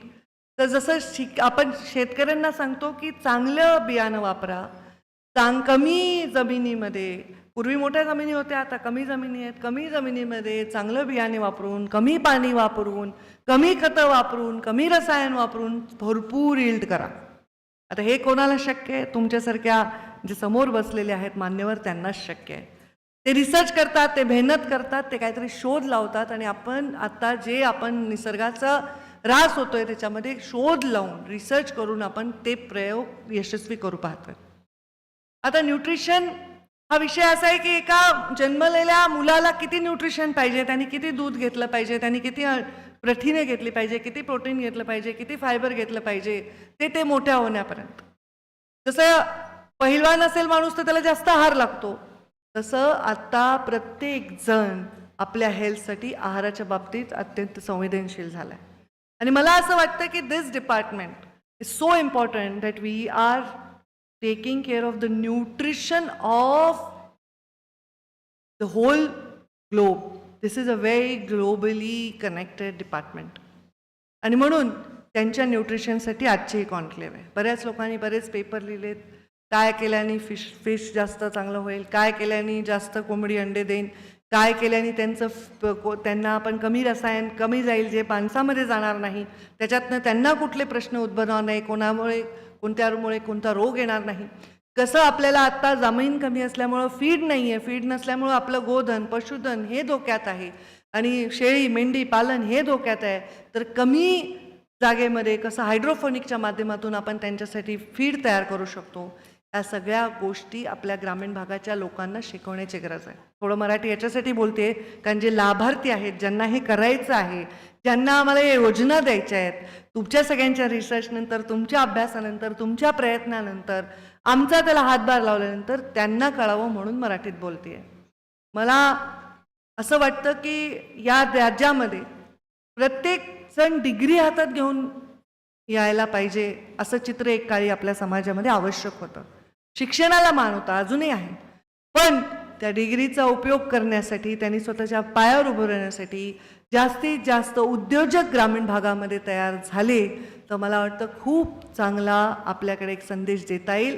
जास्तीत जास्त ऑन्टरप्रेन्योर्स बनवण्याचं खातं जर कुठलं असेल तर हे पशुसंवर्धन खातं आहे. I just had a conclave where our Central Union Minister had come, which was in Pune. It was also a global conference. All participants were there, banks were there, investors were there, poultry farm owners were there. Lot of ideas came and I really want to work on those ideas. आज महाराष्ट्र 7व्या क्रमांकावर आहे दुधाच्या उत्पादनामध्ये, 3ऱ्या क्रमांकावर आहे आणखी कशा उत्पादनामध्ये. जगामध्ये आपण दूध सगळ्यात जास्त, जर दूध कोणी जगामध्ये नंबर 1ला उत्पादन करत असेल तर तो आपला देश आहे. पण सगळ्यात जास्त लोकसंख्येचा सुद्धा आपलाच देश आहे. सगळ्यात जास्त कदाचित गरिबीना फेस करणाराही आपलाच देश असेल. सगळ्यात जास्त प्रदूषणाच्या बाबतीत हेळसांड करणारही आपला आहे. मग ह्या सगळ्या गोष्टीतून काय मध्य काढता येईल, काय सुवर्ण मध्य काढता येईल, ह्याच्यातून मार्ग कसा काढता येईल, ह्याच्यासाठी काम करण्याचं अत्यंत तारेवर चालण्याचे डिपार्टमेंट्स आज माझ्याकडे आहेत. मी या डिपार्टमेंटच्या मंत्रीमधून इथे येण्यामागचं कारण नुसती रिबिन कापणं किंवा इथे 2 अवॉर्ड देऊन फोटो काढून जाणं नव्हतं. तुमच्यासारखे लोक, तुमच्यासारखं मेरिट जे ह्या गोष्टींना शक्य करण्यासाठी, योगदान देण्यासाठी मला त्यांची मदत होईल हे सुद्धा याच्यातून हेरण्यासाठी होतं. आपल्या सगळ्यांच्या मदतीने या जास्तीत जास्त ऑन्टरप्रेन्योर्स तर बनवायचे आहेत, पण जास्तीत जास्त क्वालिटी, जगात नंबर 1चं दूध उत्पादन जरी आपलं असलं तरी बिना अडल्ट्रेशनचं दूध प्रत्येक थेंब आपण आपल्या लोकांना देऊ शकतो का, हे महत्त्वाचं आहे. आणि त्यामुळे पशुसंवर्धन दूध जास्त उत्पादन करेल, पण पर्यावरण काळजी घेईल की there should not be any adulteration. हे महत्त्वाचं आहे. आपण खूप सारं चाराचं उत्पादन करू शकतो, पण ते कमीत कमी पाण्यामध्ये, कमीत कमी जमिनीमध्ये, कमीत कमी जागा वापरून करण्यासाठीचे काय प्रयोग आहेत हे करण्यासाठी पर्यावरणाची गरज आहे. आणि त्यामुळे आता हे फ्युचर आहे. सगळं जग, मोठे मोठे कॉन्क्लेव्ह होत आहेत देशामध्ये, ग्लोबल मीटिंग्स होत आहेत, पर्यावरण वाचवा, पर्यावरण वाचवा. असे प्रत्येक खात्यामध्ये, PWD असेल, ग्रामीण विकास असेल, प्रत्येक खात्यामध्ये जेव्हा शासन संवेदनशीलतेने आणि कटिबद्धतेने काम करतं तेव्हा रिझल्ट दिसतोच. पण हे असं खातं आहे, याच्यामध्ये तुमचं सुद्धा पार्टिसिपेशन तेवढंच महत्त्वाचं आहे. आणि म्हणून या खात्यामध्ये काम करत असताना जास्तीत जास्त लोकांच्या पोटामध्ये जास्तीत जास्त उपयुक्त आणि न्यूट्रिशननी भरभरून असं अन्न जावं, यासाठी जेवढी रिसर्च व्हावी, जेवढं आपलं इंडिजिनियस ब्रीड आपल्याला जगवता याव्या, जेवढे जास्त प्रयोग व्हावे, जेवढे जास्त आपण त्याच्यामधून प्रोडक्ट्स तयार करावे, मग ते दोन वेगवेगळ्या ब्रीडला मिळून एखादी हायब्रीड तयार करावी ज्याचा परिणाम आपल्याला चांगला देता येईल, ह्या सगळ्या गोष्टी ह्याच्यात येतात. त्यामुळं तुमचे युनिव्हर्सिटी त्याच्यामध्ये येते, लॅब्स त्याच्यामध्ये येतात, त्याच्यामध्ये हे बिझनेसेस येतात. आणि हे सगळं काम करत असताना मला एवढंच वाटतं की ह्याच्यामध्ये योगदान मी देईन, आणि हे योगदान देताना तुमच्या सगळ्यांची मदतही मला तेवढीच लागेल. डायसवरचे तर माझ्यासोबत आहेच आहेत, पण तुम्ही सर्व देखील त्याच्यामध्ये मोठ्या प्रमाणात सहभागी व्हाल. we all together will work for this change, because I feel we are not perfect.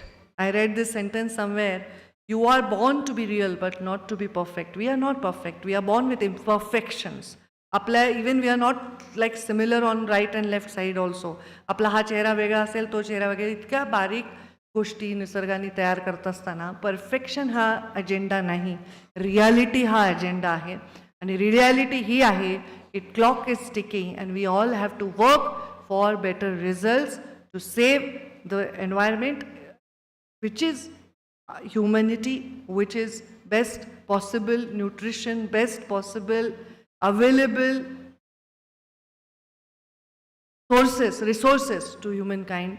That is the main reason we are working on this department, on this dais.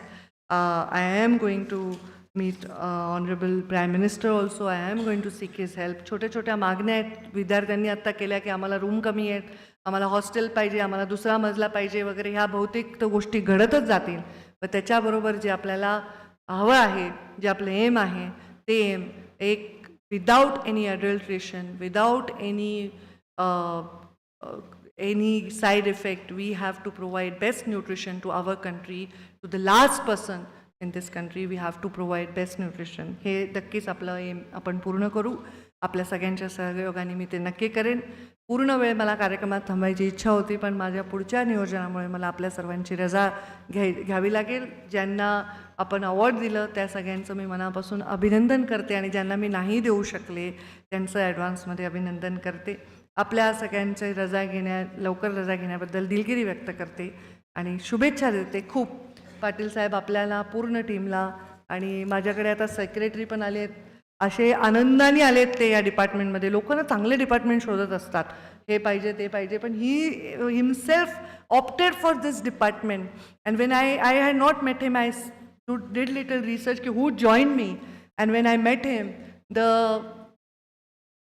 the kind of spirit he has to work for this department, because he is also from the same background and he is so motivated to work. So I think this will be a good team to deliver the best in coming years.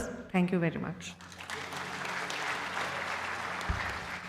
आपले खूप खूप आभार madam.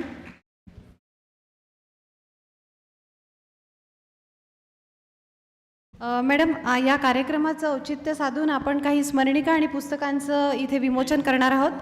तर कृपया आपण आता इथे या पुस्तकांचं विमोचन करूया. सगळ्यात पहिले abstract paper. The first book is on abstract paper, which is a compilation of the abstracts of the research work carried out across the country, which are arranged as per the technical sessions to be conducted in ensuing 3 days.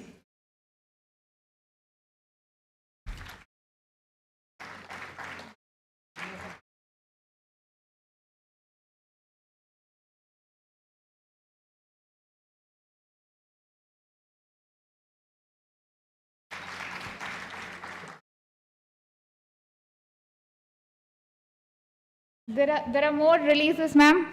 The second book being released today is the Lead Papers, authored by prominent figures in animal nutrition and will be presented in the coming 3 days of WANACON 2025. This book has got some 31 articles covering various aspects of nutrition and feeds in livestock. One more round of applause, please.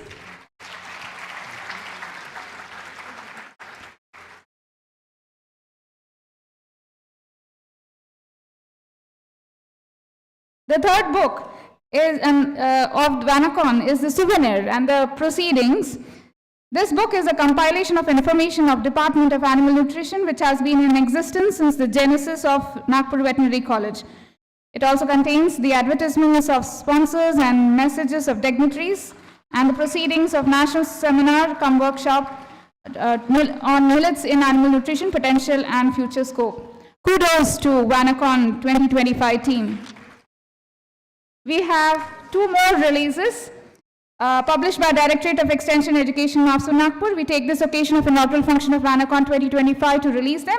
The 2 releases are part of the celebration of Silver Jubilee of establishment of Maharashtra Animal and Fishery Sciences University, Nagpur.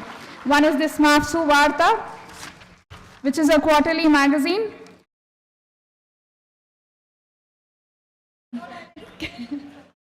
One more, ma'am.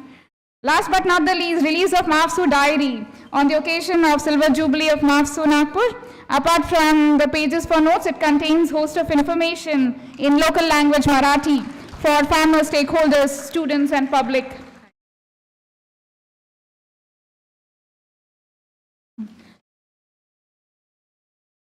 An applause, please. To continue with the Silver Jubilee of MAFSU celebration, we also have an MOU exchange, ma'am, between MAFSU Nagpur and Prompt Equipment Private Limited for cooperation, collaboration, consultancy and R&D related services. I request Director of Research, Dr. N.V. Kurkure sir, and Mr. Sandeep sir from Prompt Equipments Private Limited to come up on the stage and exchange the memorandum of understanding in the presence of dignitaries.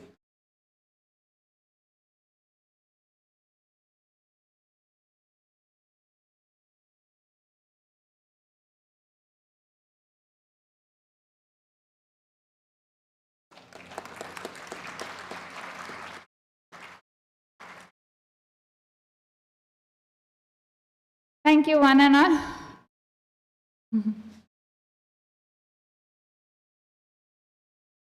Thank you so much, ma'am. It has been a pleasure that you have been able to take time out of your busy schedule and grace our inaugural function. To continue, I now request our guest of honor, Honorable Raghavendra Bhattaji, DDG ICAR, Animal Science Division, New Delhi, to address the gathering. Sir, please.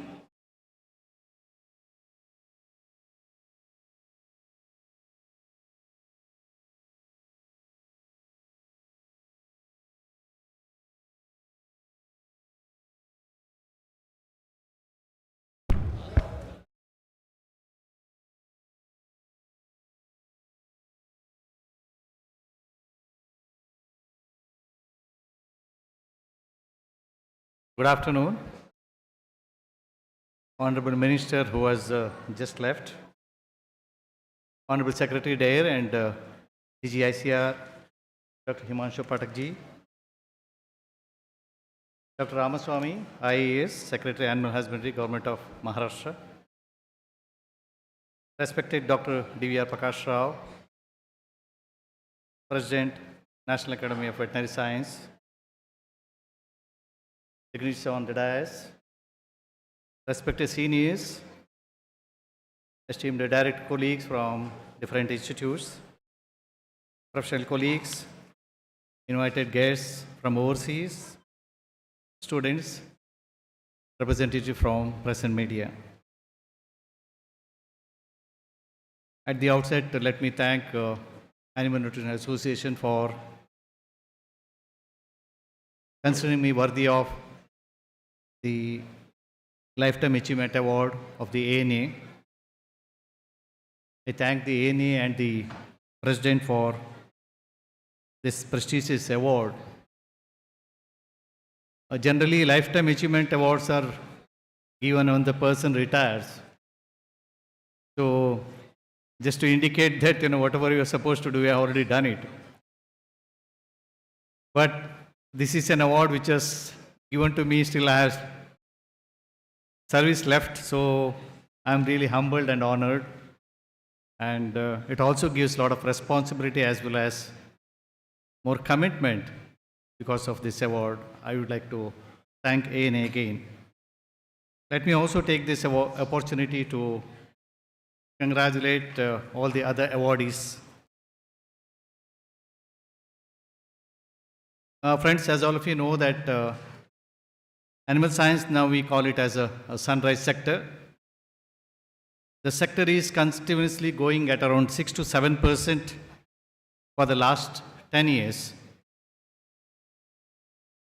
And whereas in the Western world, the growth is almost 2 to 3%, sir. And contribution of this animal husbandry sector, which was around 24% in 2014, now it is 30% by 2024. And so the dairy industry itself contributes is worth about 17 lakh crore, and milk alone is around 12 lakh crore rupees. Sir, with 230.2 million metric tons, we are number in the world as on date as far as the milk production is concerned. It also involves around 10 crore of the rural household with 48,000 cooperative societies. So it's a huge setup when you are talking about the livestock sector. Sir, from 232, now by 2030, we are expecting about 300 million metric tons. And you always talk about Viksit Bharat by 2047. It will be 600 million tons. And it will be worth around 440 lakh crore rupees. Poultry is around 2 lakh crore as on date. And when you talk about 2030, sir, we will be free of most of the diseases. We will be free from PPR by 2030. And by Viksit Bharat 2047, we also expect that India will be free of most of these communicable diseases like foot and mouth disease, PPR and brucella, because the government of India has taken the vaccination program from the center, which is totally funded. Now, the challenges for this sector, I think we have to look at. In the agriculture sector, we started talking about more crop per drop. Similarly, I think even in animal science also, we have to expect that more production per kg of the feed which is going to consumed by the animal. So what we are talking about, increasing the efficiency of the feed, because always we talk about limited resources. So at this point, again, I asked the director NANP, because as far as the allocation, as far as the availability, we have all the time, different values. NDDB has a different figure. IGFRA Jhansi, Dr. Pankaj Kaushalji is here. They have a different figure altogether. Dr. A.K. Roy, who was there earlier as a principal scientist and also coordinator, he has got a different figures. And NANP also has a different figure altogether. And I think it's high time, we can pour all the data and come out with a single figure. Sir, why I keep mentioning this again and again? Sir, if you look at the 2017, before that 2012, and now the next 2020-22 livestock census, sir, more or less our livestock population remained more or the same. It's about 500 plus, it's not much of a difference. But our milk production has gone up exponentially from 170, then 180, then 200 and 230. Maybe by today, if we exactly say it may be something from 235, it must have gone to 240. And we keep on telling, we have 20% deficit, again 30% in green, 40%. And somebody will definitely ask you, when you have so much of deficit, how your milk production is going up. So as far as the availability is concerned, sir, there is absolutely no problem because looking at the grain to store ratio and other, totally we know what is the total resources. And we always err as far as the allocation is concerned. So this has to be taken up as a challenge from NANP and come out with a separate figure in consultation with NDDB as well as IGFRA Jhansi so that, we'll be able to put it in the national figures. And the other challenge is, ensuring the not only the quantity but also the quality of the feed resources, which Dr. DVR Prakash Rao has aptly mentioned that how can be done about it. And we'll be talking about something like a precision feeding, which is already well established in case of poultry. And even I think in ruminants also we have to go for the precision feeding. And some of the other resources we must be able to tap, like the hydroponics and DDGS, and now it's a new resource which is being added. I think Dr. Dinesh Bhosle is going to make a presentation on this particular aspect. Because, sir, 70% of the total input cost as far as the dairy is from the feed. So if you are able to cut down on this one, invariably the total productivity, the income per liter of milk always is going to go up. So economization of the diet becomes a very important criteria. And as mentioned that by 2030, 2047, when you are free of most of these diseases, sir, as on date, the milk processing is, sir, in India is only about 21 to 22%. Most of the milk is consumed as a fluid milk consumption. I think India is the only country where we have this habit of boiling the pasteurized milk and consuming. No other country you will see this fluid milk consumption. So and we are not able to export most of these because we have the issue of these communicable diseases, especially foot and mouth disease. And when we have some of the areas as free from diseases, when the export potential goes up, I think our target for 600 million metric tons 2047 also should be revisited, because we will have the huge export potential, if not to the many other major countries, but especially Southeast Asian countries will be able to sell it, some of the milk products, because we are free of the diseases. Antimicrobial resistance is another challenge. Definitely we have to look for it and how we can reduce the use of antibiotics, coming out with some nutraceuticals or phyto alternatives. As Madam also rightly mentioned, I think Sir himself is a man of climate change. He is talking, done a lot of work as far as the GHG emission is concerned from the rice field, and he has an authority on that. And we have been working on this, which I already mentioned, that we have developed an inventory, we have identified the hotspots, and we have also identified some of the emulation strategies. I think with all this, I think we have a great potential as far as the livestock is concerned, and feed becomes an essential component. And when you talk about climate change, we also look at the breeding strategies, because more and more animals have to be identified. 2 days back only, Honorable DG Sir has distributed the breed registration certificates, and right now it is about 230 breed registrations have been done, about 53 in case of cattle, 46 in case of sheep, 41 in case of goats, and 20 in case of buffaloes. And we have a target of around 300 animals, species being identified, and we are going for zero ND, non-destructive breeds, and by the next livestock census, I'm sure that we'll be able to have all the animals which are been registered under the livestock census data. So I would like to thank the organizers once again, and whatever the emanating from these proceedings will be helpful for the policymakers in taking some of the decision, especially for the breeding of the animal as far as the export potential and the feed safety. I think this is a very crucial role. I wish this conference a very, very grand success, and wish you all a very comfortable stay in this particular beautiful campus. And thank you very much. Jai Bharat. Thank you, sir. We appreciate your inspiring words, and your passion and dedication has bound to spark our minds. Continue with the ANA Awards. I request Dr. Saha sir to take over. Dr. Amol Patil sir will assist. continue the award giving ceremony.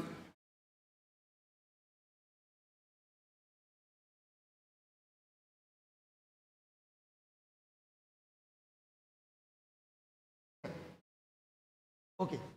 I will request our honorable Secretary dear and DG ICAR to honor our awardee. Also, I request Dr. Ragendra Bhatta sir and Dr. DBR Pokas Rao sir, President NABS, to join hands to honor the awardee. Okay, next award, Anna Dr. BRB Sastry Award for MSc Thesis in Animal Nutrition, and it goes to Modura Rajendra Patil, presently Livestock Development Officer, Pinjur. And Dr. Sastry may please come on the dais Dr. Madhura Rajendra to Patil honor our awardee. It is your on Had your completed- name, so please come, sir. You are here. And it comprised Dr. Patil had completed her Masters in Animal Nutrition with CGPA 9.01 from PGIVS Akola.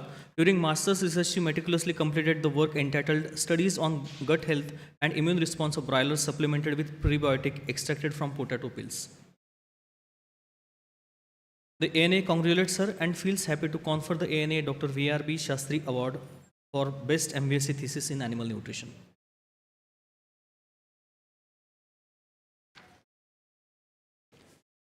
Thank you, sir. And next one is the Anna Dr. Rekha M. Chandrasekharaya Best Master Thesis Award for Female Student 23-24, and it goes to Alisa Sharma. Dr. Chandrasekharaya, please join hands to honor our awardee. Please, Dr. Alisa Sharma. So anybody? Okay, Dr. Chaudhary is requested to receive her award. It is from, she is the student from that laboratory. So Dr. Chaudhary, please take it.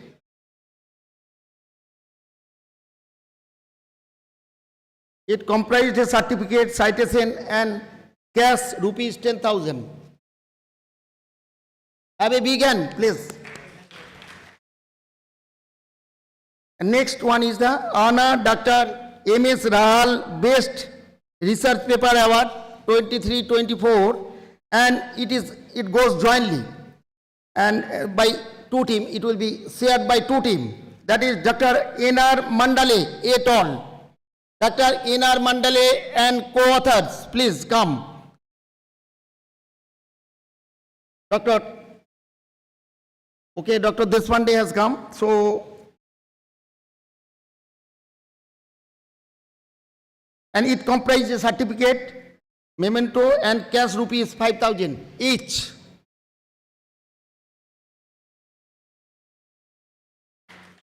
Thank you, sir. Next one is that is Dr. P. Chaudhary, who is jointly getting that award, and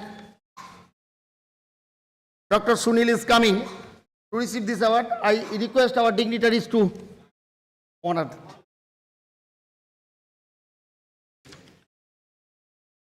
That is. Huh?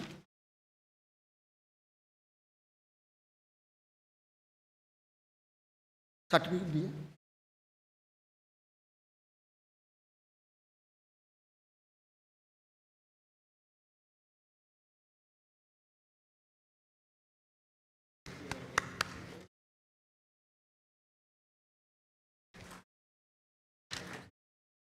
Thank you, sir.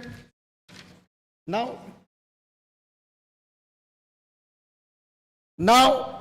this time we are giving Fellow, Anna Fellow Award, and we have decided this time 15 fellows. They please, all the awardees come one by one and receive your fellow award from our dignitaries. Sir, first one is Dr. Baidyanath Paul, Principal Scientist and in charge of Dorara Station, Sipa. Dr. Paul has contributed significantly to ICAR's outreach programs, including the nutrient profiling of fish project. Now, Dr. Shiv Shankar Giri, please come on the dais. Dr. Shiv Shankar Giri.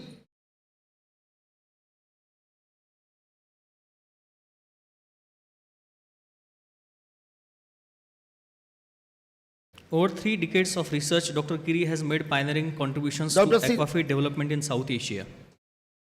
Dr. Giri has authored over 300 scientific publications, 10 books and 9 policy papers. Dr. Suresh Bien.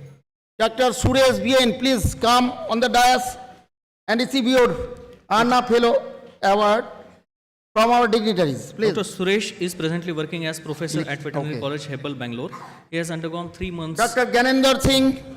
Dr. Gyanendra Singh, please come on the dais.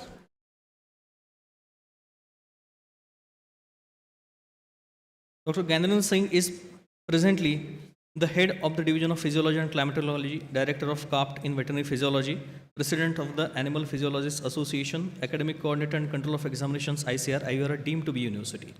Dr. A.M. Ramachandran. Dr. A.M. Ramachandran.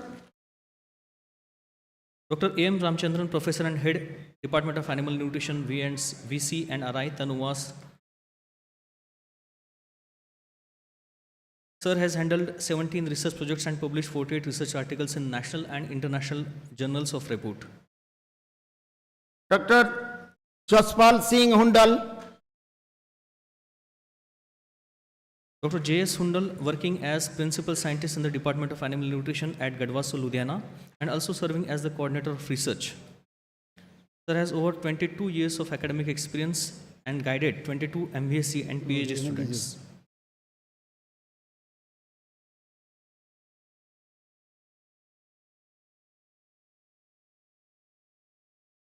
Thank you, sir. Dr. P. Basant Kumar.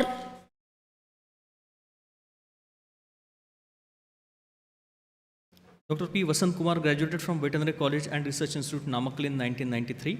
He completed MBS in Animal Nutrition at IVRI, Izzatnagar and PhD from Tanuvas during 2002. He has undergone overseas training at University of Georgia, United States of America, funded by the World Bank under National Agriculture Higher Education Project, ICAR, New Delhi. Dr. Vishwanath Sahu. Dr. Vishwanath Sahu, please come.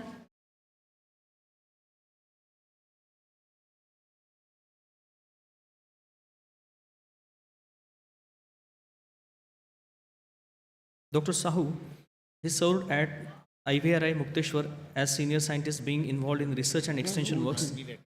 He has published more than 50 research papers in journals of international and national repute, 11 books, 8 technical bulletins, and about 50 book chapters and extension articles. Dr. Bhagirathi Panigrahi, please come on the stage, please. Dr. Bhagirathi Panigrahi. Dr. Panigrahi has worked on 4 research projects funded by ICAR and Government of Odisha.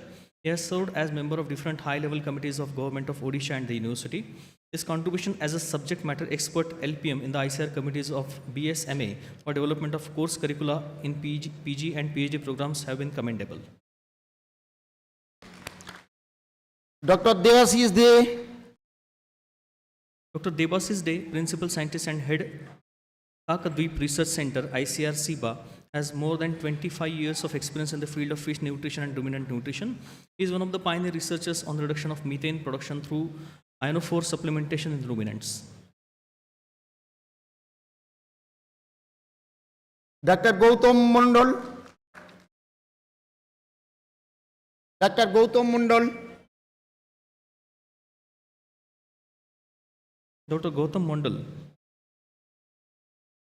along with a team, developed one product, Ultramin, and one product, anionic mixture with mineral supplements, which is commercialized recently from NDRI. He has published 87 research articles, 32 popular articles, 21 book chapters, 5 review articles, and 20 publications and 6 books. Dr. Onkur Rastogi.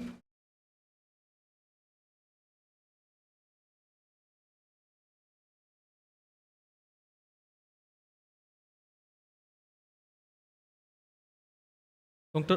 Ankur Rastogi has 2 patents to his credit and has developed a farmer-friendly Android app for ration balancing of dairy animals.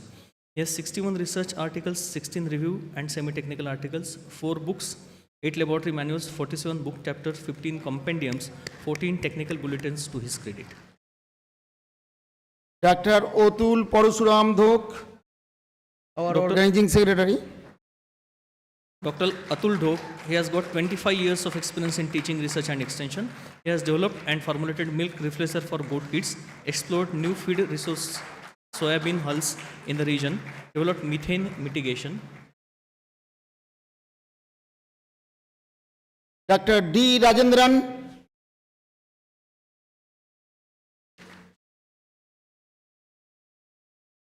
Dr. D. Rajendran is presently working as Principal Scientist NIANP. He has published over 100 research papers, edited 20 books and contributed 25 book chapters. Sir has also guided 7 PhD students and 15 master degree students.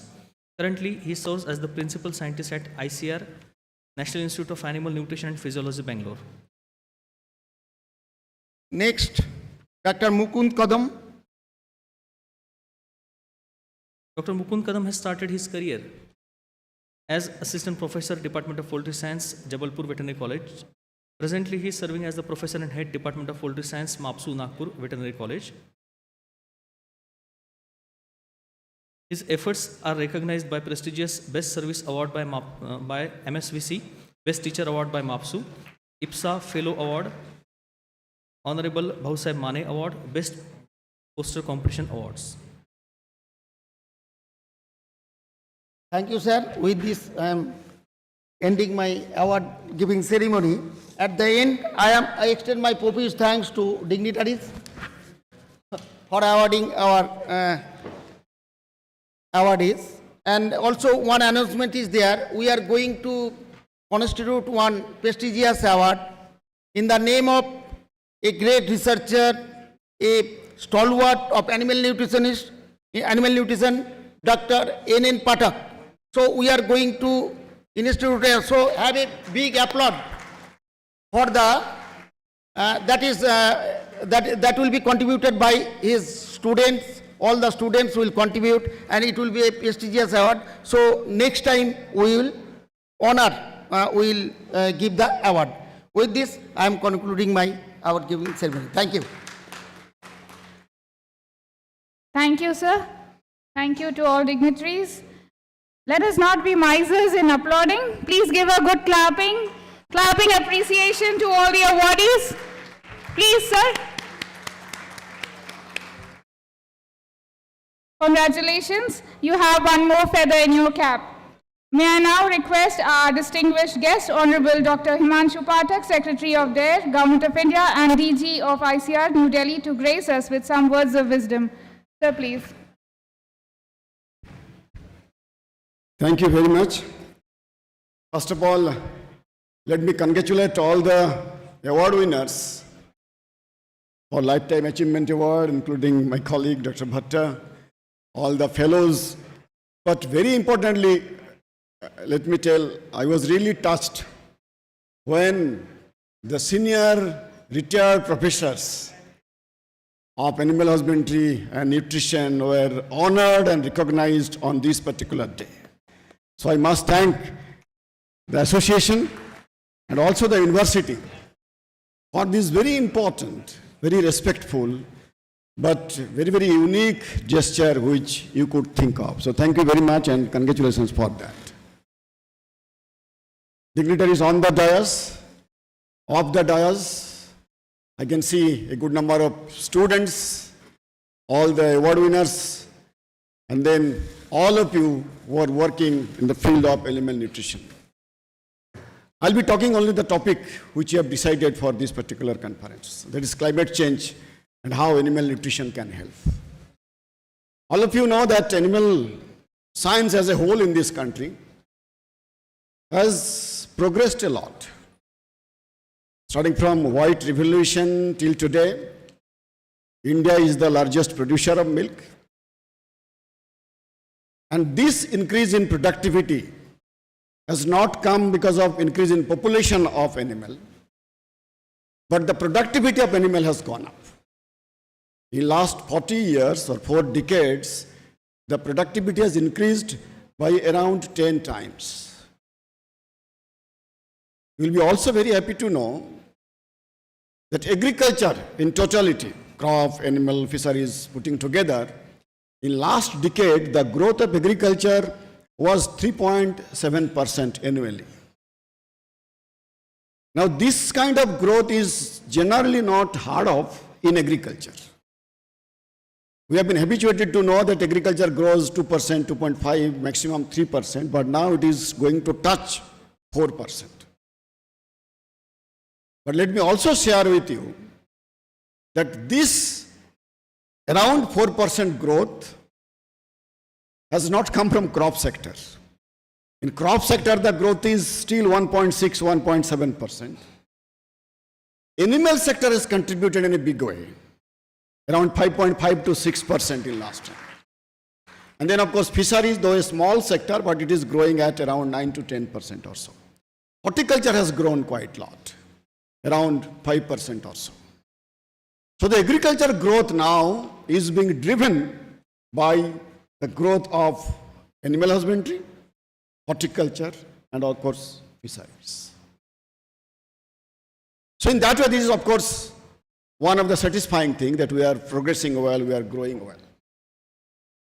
And for all this growth, again, let me thank and congratulate all our seniors whom we could recognize today for their brilliant contributions, starting from the days of White Revolution till today. So thank you very much for your work, and we really, really respect your contributions.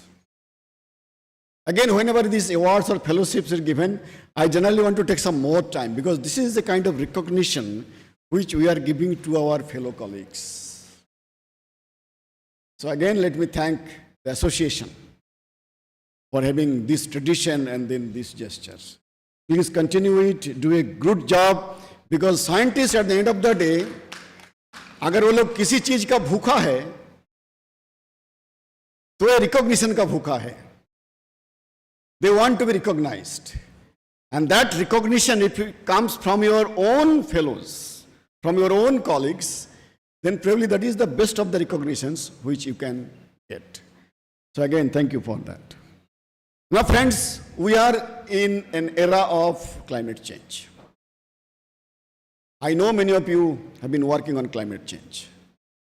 I've been very closely associated with climate change activities in the council, also in the government of India. And I can see some of you sitting here with whom, though I'm not an animal scientist, but I've worked very closely with some of them. Starting from the days of our GHG emission inventory from livestock, and then development of some products for mitigation, including Haridwara and several others. But let me tell you, climate change is now not only a problem, it is a serious problem. Last year, 2024, was the warmest year in the recorded history of climate all over the world, warmest year. 2023 was the warmest when 2024 started. So every year we are observing or witnessing a new record so far as temperature increase is concerned. For last many decades, scientists have been talking that let us restrict this temperature increase or global warming by 1.5 degrees centigrade. But incidentally, last year, that 1.5 degree target has already been crossed. It has been more than 1.5 degrees centigrade. And the way it is going, if it is business as usual, what we say, then the another milestone of 2 degrees centigrade, which we thought that we will be able to restrict it by the end of the century. So that 2 degrees centigrade increase is going to come in 2040 or maybe at the most 2045 or so. Now, why this 1.5 and 2 degrees centigrades are so important? The moment temperature increase goes or touches 2 degrees centigrade, then the climate will start behaving very, very abnormally. Very, very abnormally. The way we will not be able to predict or forewarn what is going to happen tomorrow. Now, many of these things have already happened. We are analyzing the data of Indian climate, how it is changing. What we could observe, the temperature is of course increasing, but minimum temperature, that is nighttime temperature, is increasing more compared to the maximum temperature. Temperature increase in winter is more compared to summer. Now we are in Nagpur, of course. Nagpur में इतनी जल्दी गर्मी तो होती नहीं है, but even ये तो जरूरत तो है नहीं. And many parts of our country are observing that almost there is no winter. Eastern part, for last several years, they are observing almost no winter.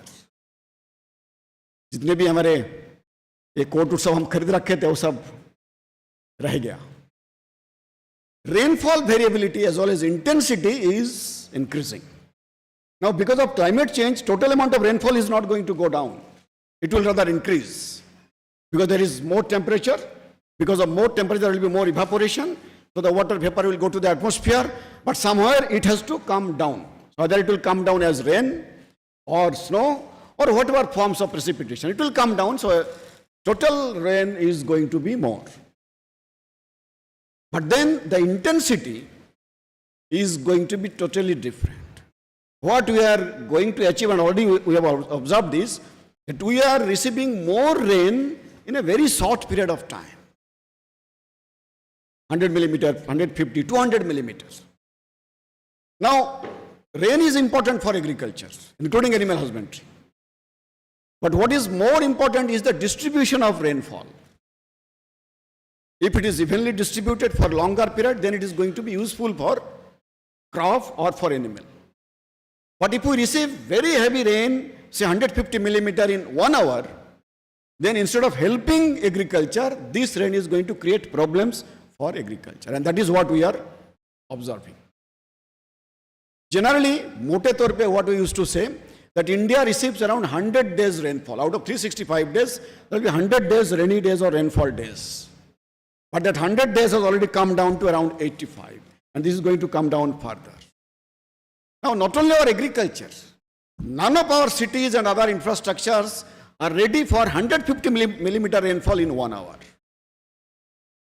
The moment, for example, Delhi receives 30 to 40 millimeter in 2 hours or 3 hours, the whole Delhi is almost flooded. Traffic stopped, airport closed, train stopped. And these are the things which we are going to observe more frequently. Now, climatic extremes like heat wave, cyclone, so their frequency and their intensity are going to be more fiercer. Now, all of these things are going to create problem for animal husbandry. So the kind of growth rate what we are observing might not be sustainable if it continues, and it is going to continue. Now, animal husbandry is also a source, is a contributor to climate change. In Indian agriculture, we have developed, greenhouse gas emission inventory,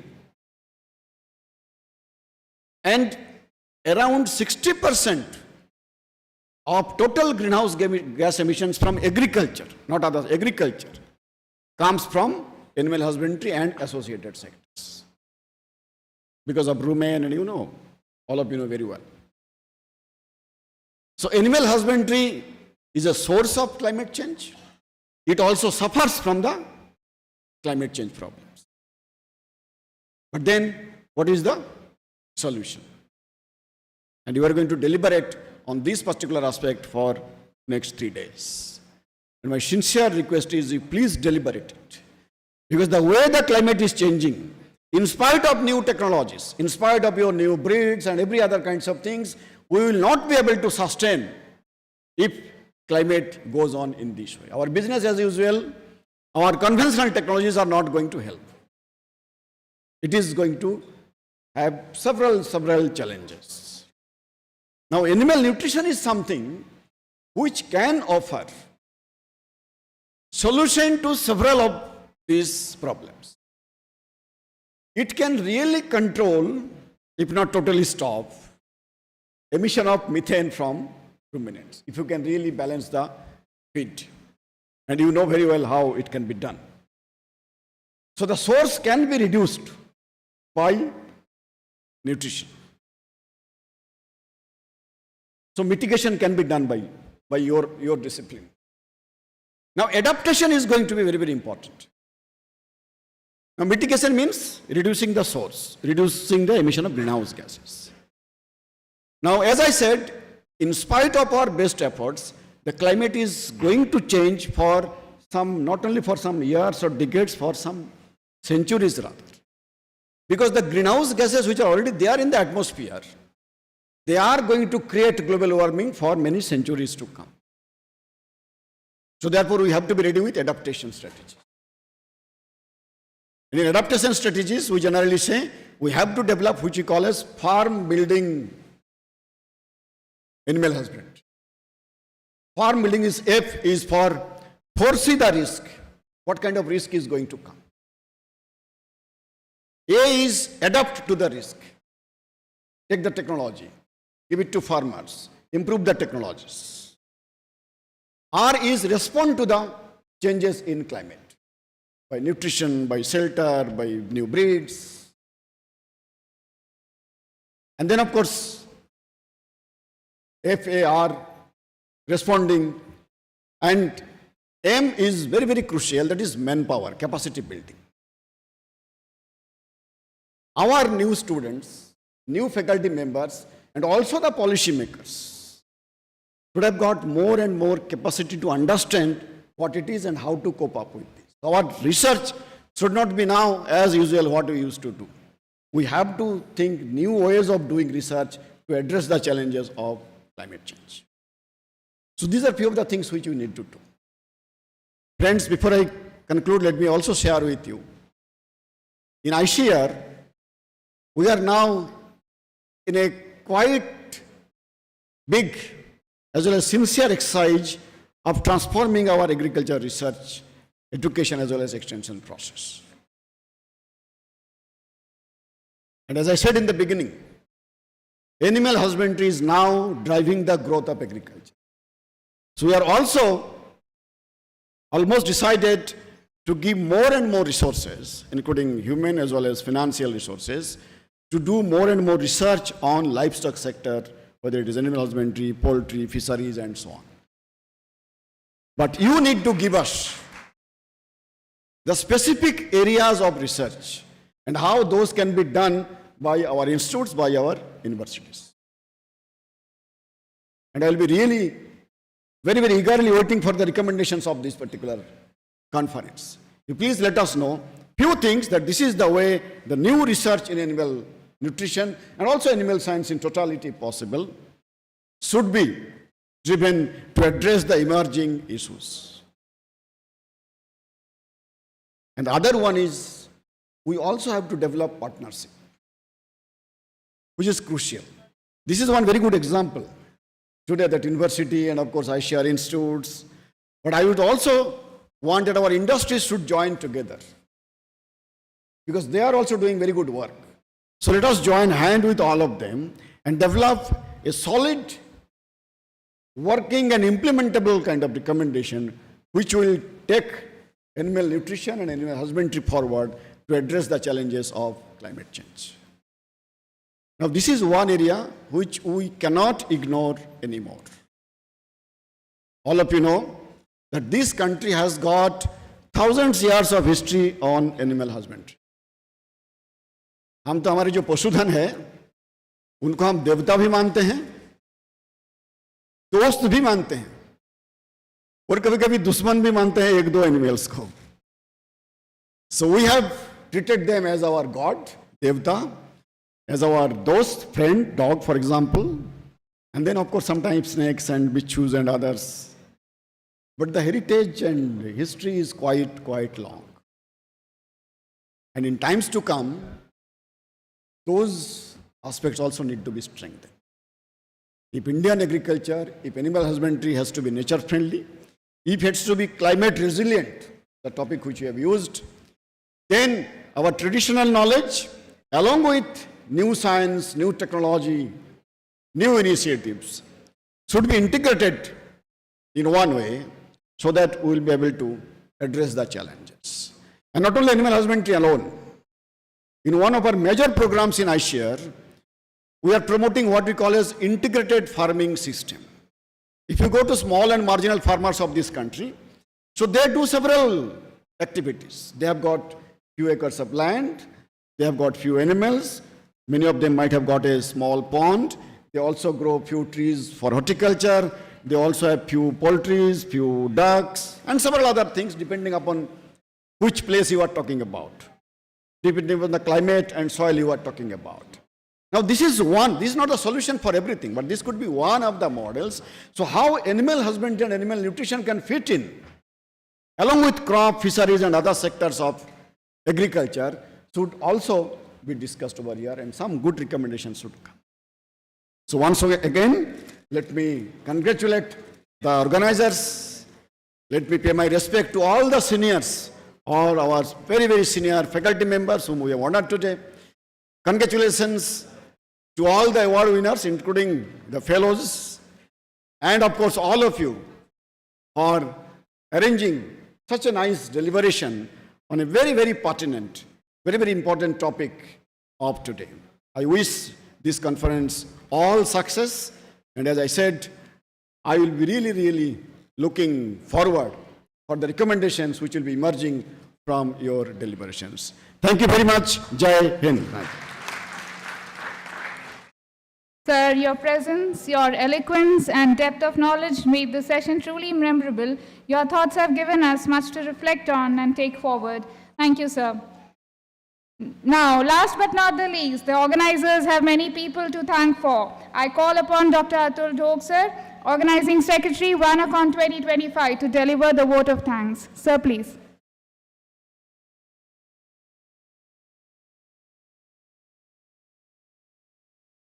Good afternoon. Honorable Dais, distinguished guests, dignitaries, scientists, professors, and dear students, industry persons, press media, ladies and gentlemen. Actually, I was not prepared for this vote of thanks, so kindly forgive me if I commit the mistakes. So, first of all, I would like to thank Honorable Minister Pankajatai Munde for her gracious presence and inaugurating this conference, WANACON-2025. I am also thankful to Honorable Director General ICAR, Dr. Himanshu Pathak, for his gracious presence to grace this occasion as a guest of honor. We are pleased to, we are rather feel honored to see Director General in ANA conference. Thank you very much, sir. We are also thankful to Honorable DDG Animal Sciences, Dr. Raghavendra Bhatta, for his gracious presence. He is always the distinguished animal nutritionist, helping animal nutrition fraternity in the country. Holding the key position of DDG, even after this position, he inquires about the conference, he reviews the conference. So he is a real gentleman. So big hand for the Raghavendra Bhatta, sir. Honorable Dr. Prakash Rao, sir, President NAVS, I am thankful for his gracious presence. Honorable Secretary Government of Maharashtra, Dr. N. Ramaswamy, also the distinguished alumni of IVRI in animal nutrition. We are proud to see Dr. Ramaswamy, sir, here.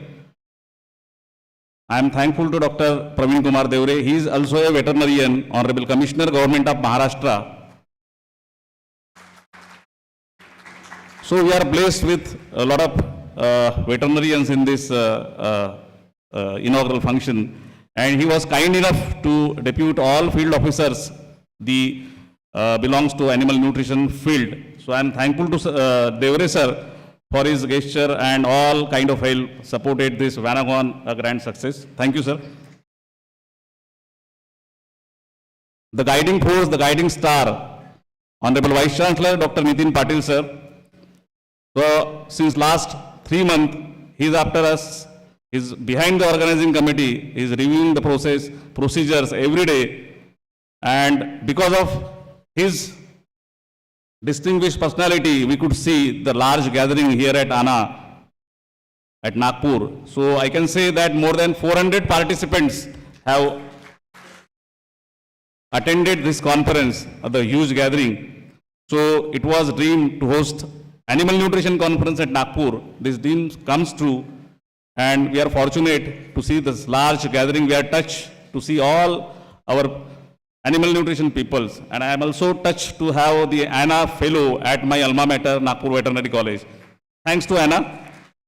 Then we are thankful to Animal Nutrition Association for shouldering this responsibility to Nagpur Veterinary College for hosting this WANACON 2025. I am thankful to the President Anna, Dr. L.C. Chaudhary sir, the General Secretary Dr. S.K. Saha sir for giving us an opportunity to host this WANACON. Also the office bearers of Anna at ICAR headquarters, Dr. Sunil Yadav, he has helped us a lot in all kind of things for making this WANACON successful. Thank you, sir. Then other officials, Dr. Narayan Datta and other peoples at headquarters. So we are thankful to them.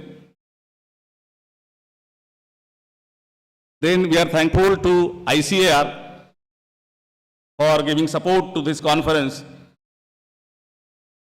I am thankful to our all teachers who have accepted our invitation and come a long way to witness this conference.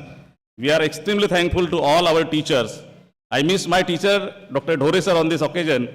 He would have been the happiest person to witness this conference.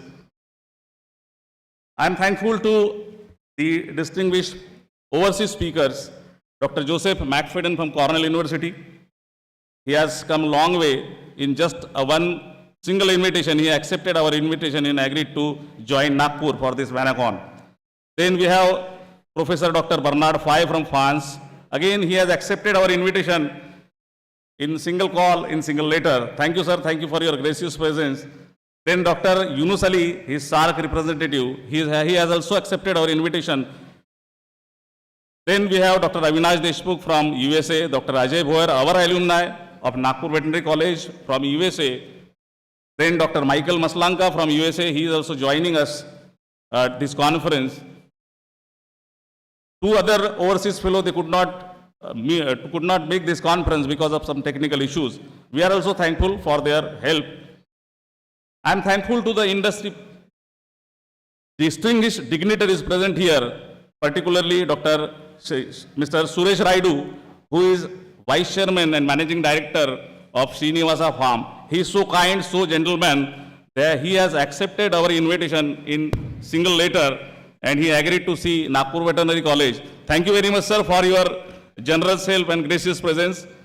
I am also thankful to Dr. O.P. Singh, the Managing Director of Hue Pharma, for his gracious presence. We are eager to hear them, Dr. O.P. Singh and Dr. Suresh Raidu, in the next session. I am thankful to Dr. Jaiswal, the President, Indian Broilers. Then I am thankful to our main key sponsors here, the official sponsors, the Maharashtra Livestock Development Board, the CEO, Dr. Satish Raju, I am thankful to him. Then Maharashtra State Veterinary Council, Nagpur, the President, Dr. Ajay Porkar, the Secretary, Dr. Manisha Madam. So I am thankful to them. Our Executive Council members, Shri Dive sir, all distinguished dignitaries who were present here. Then I am thankful to the retired faculty of animal nutrition across the country, the prominent Dr. N.N. Pathak sir, Dr. Kusmakar Sharma sir, Dr. A.K. Verma sir, Dr. Negi sir, Dr. V.R.B. Shastri sir, Dr. D.V. Reddy sir.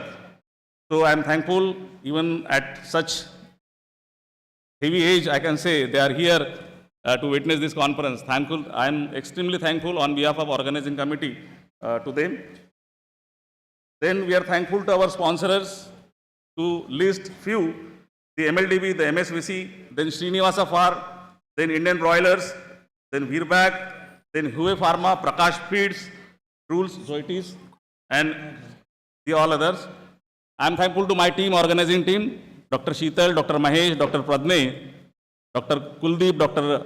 Mukund Kadam, all other members from the constituent colleges, and all other members, the committee members, chairman, co-chairman, and members of the different committees. I am thankful to them. Then lastly, my family.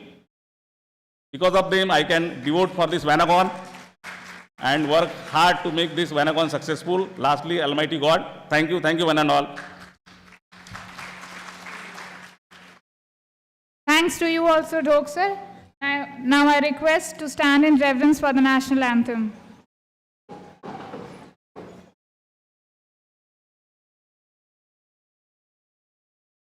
जनगण मन अधिनायक जय हे भारत भाग्य विधाता पंजाब सिंध गुजरात मराठा द्राविड उत्कल गंगा विंध्य हिमाचल यमुना गंगा उच्चल जलधि तरंगा तव शुभ नामे जागे तव शुभ आशीष मांगे गाहे तव जय गाथा जन गण मंगलदायक जय हे भारत भाग्य विधाता जय हे जय हे जय हे जय जय जय जय हे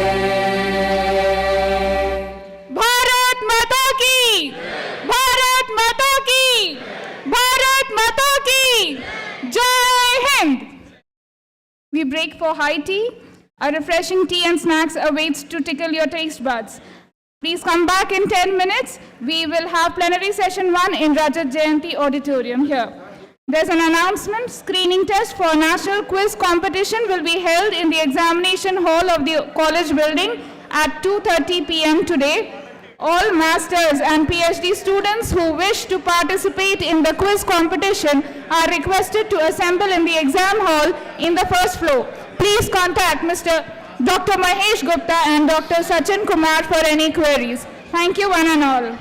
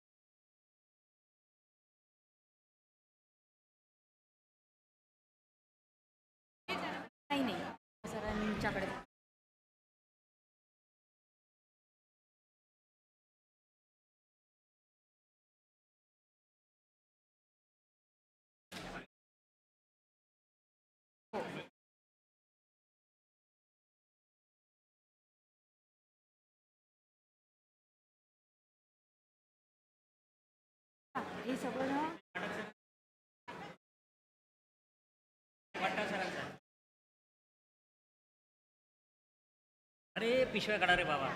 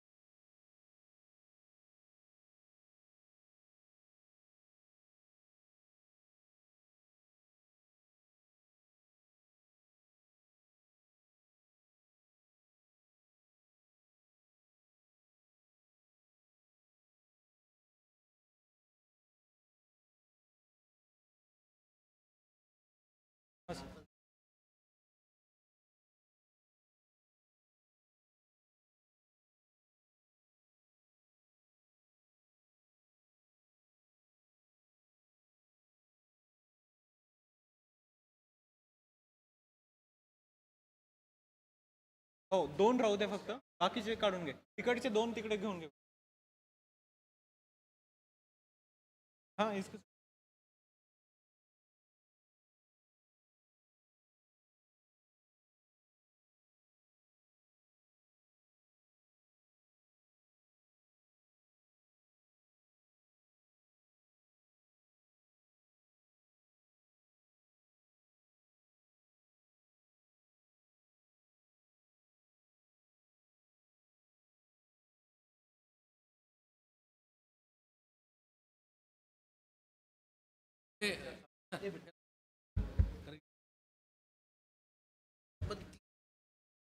सर कोण जाईल ते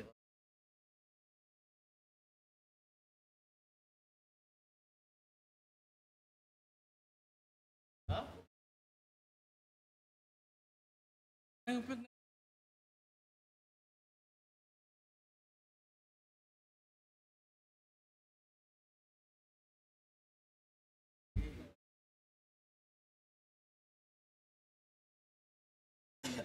ए बेटा 2 जण इकडे.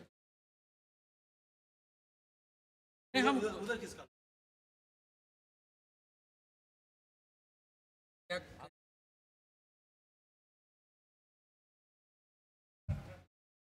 आपको क्या करना है? कैसा करना है आपको? नहीं, हमको अभी जरूरत नहीं है, बिठाना है बस। इसको ऊपर नहीं रख सकते. निकाल लो ना. नहीं नहीं जैसे लगे हैं. सुनिए नहीं कर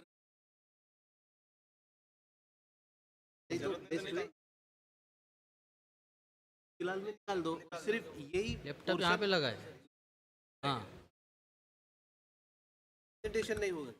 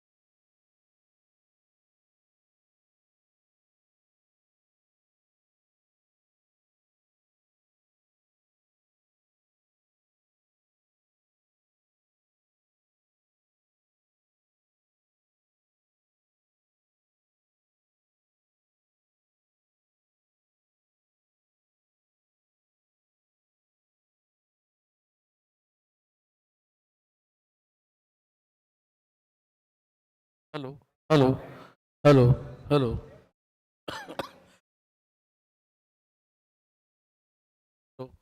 hello hello hello hello hello hello hello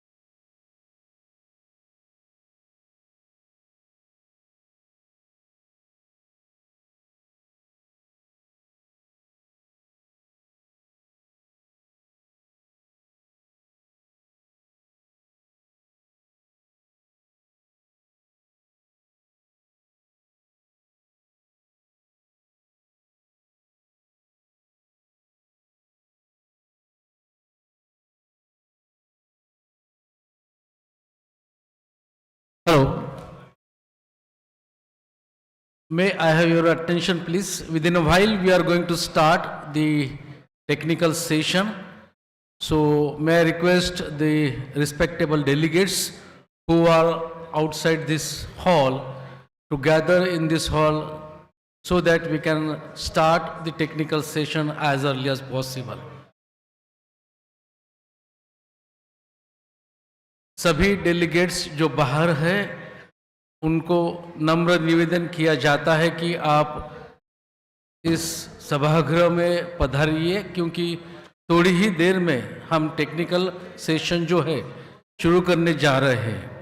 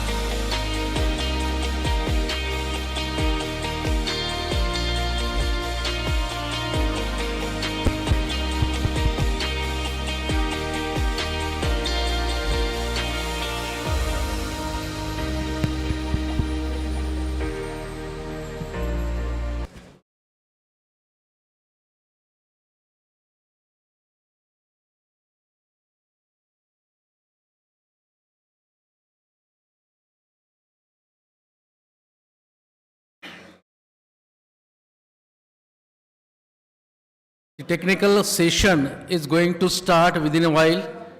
May I request all the respected delegates to gather in this hall so that we can start the technical session as early as possible. We are already late. Please do come in this hall so that we can start the technical session.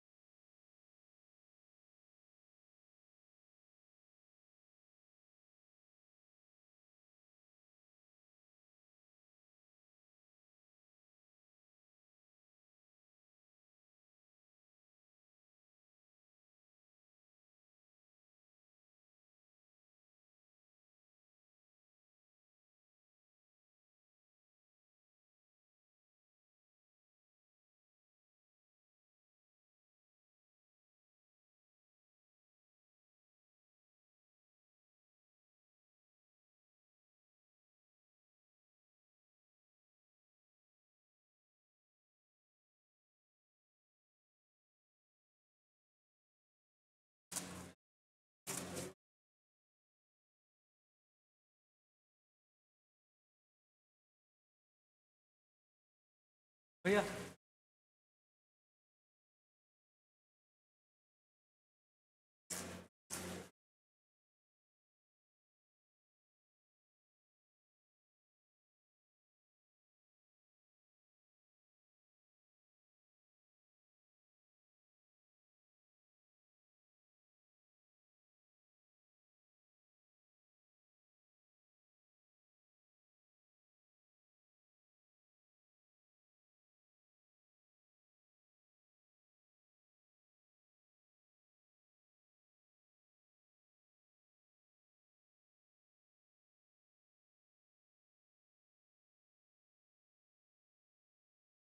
May I request all the delegates, please do come in the hall so that we can start the technical session.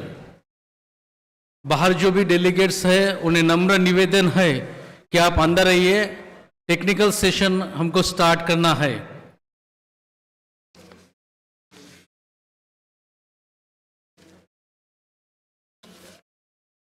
शुरू करें.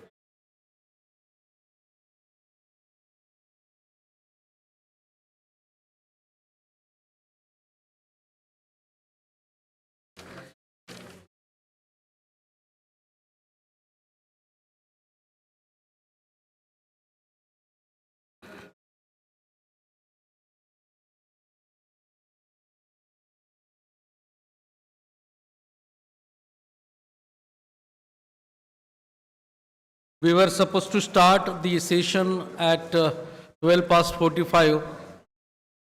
अभी करीब 2 बजने को आए हैं, तो please थोड़ा सा अंदर आ जाइए, हमको टेक्निकल सेशन जल्दी स्टार्ट करना है.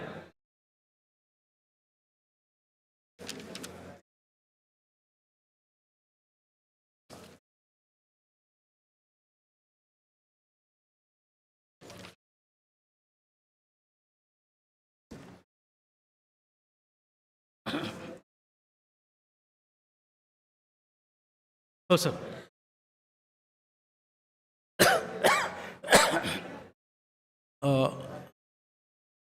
Good afternoon, one and all.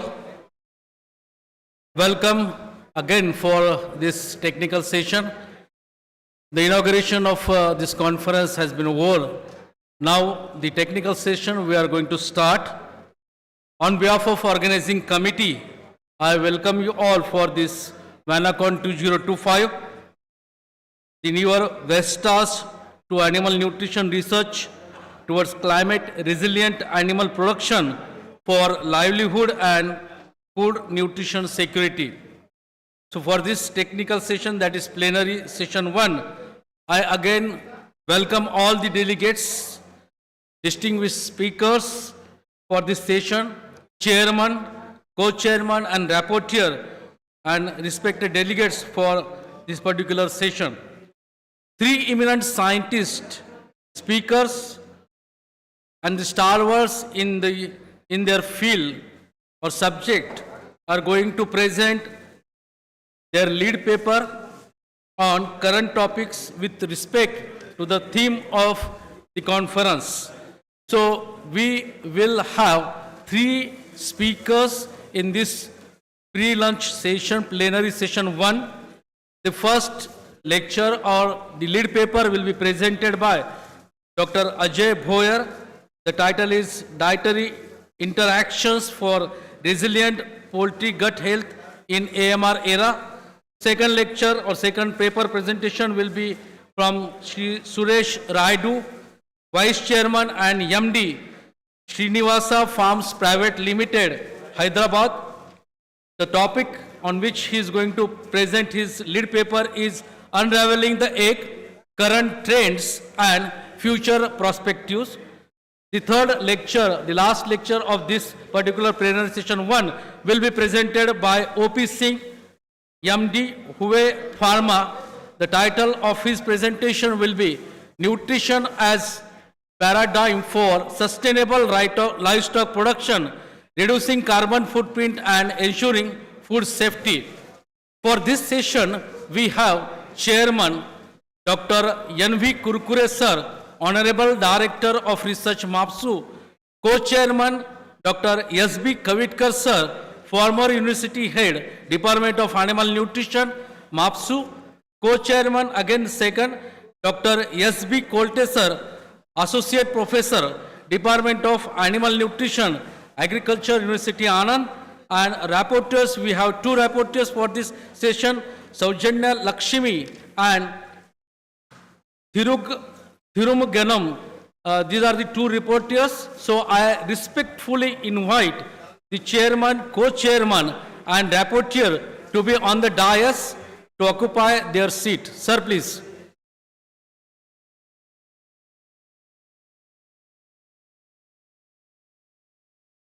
एक mic देना.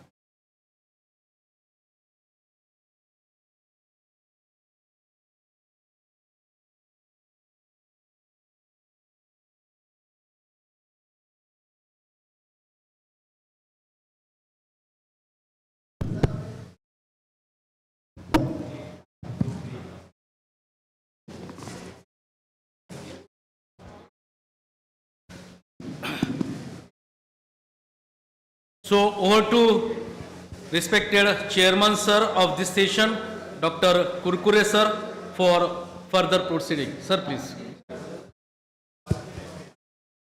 So good afternoon all.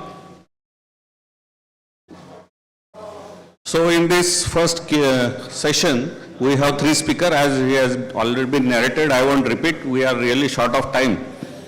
And all these three speakers, they are stalwarts in their own field. They have gathered wisdom over the period of 30-40 years of their experience, and that they will be sharing with us within the time which has been given. As we are really short of time and already 1 hour 15 minutes is delayed. So it's injustice.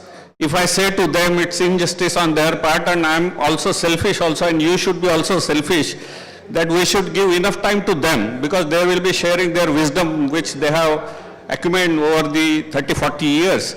But due to time constraint, I request all of them to please restrict to 25 minutes of their talk.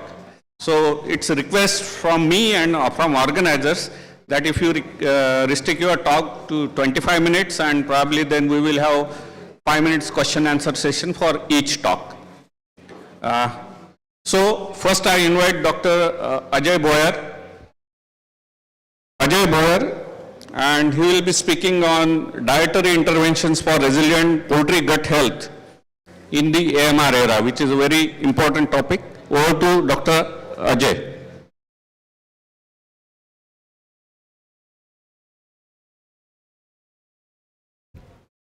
Good afternoon. As Dr. Kurkure was mentioning,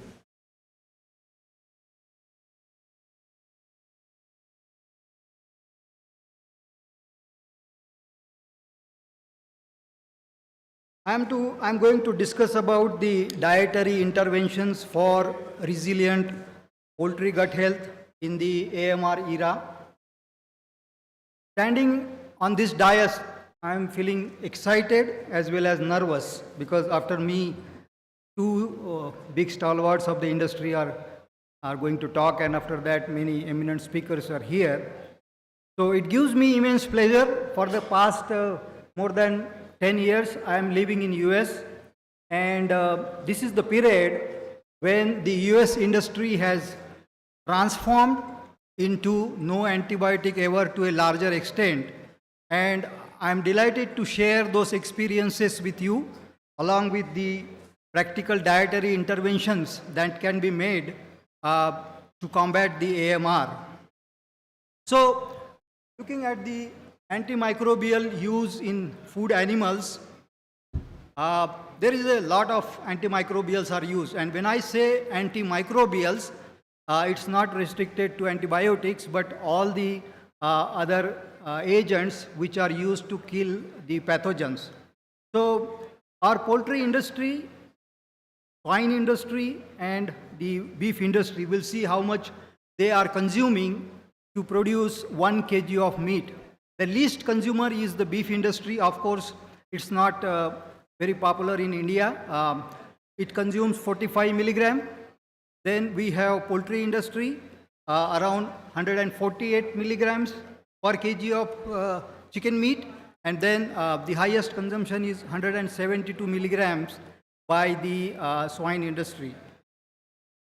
So it has been estimated that almost 73% of the global antimicrobial consumption goes into the animal production. So it's a huge amount, and it's our responsibility to reduce that as much as possible to combat the AMR.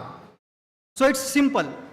Antibiotics, more you use, faster you lose. So that means we see in the reverse, if we use less, the loss will be slower, or we can regain the efficacy of antimicrobials. So the holistic approach for reduction of AMR is little bit complex but doable.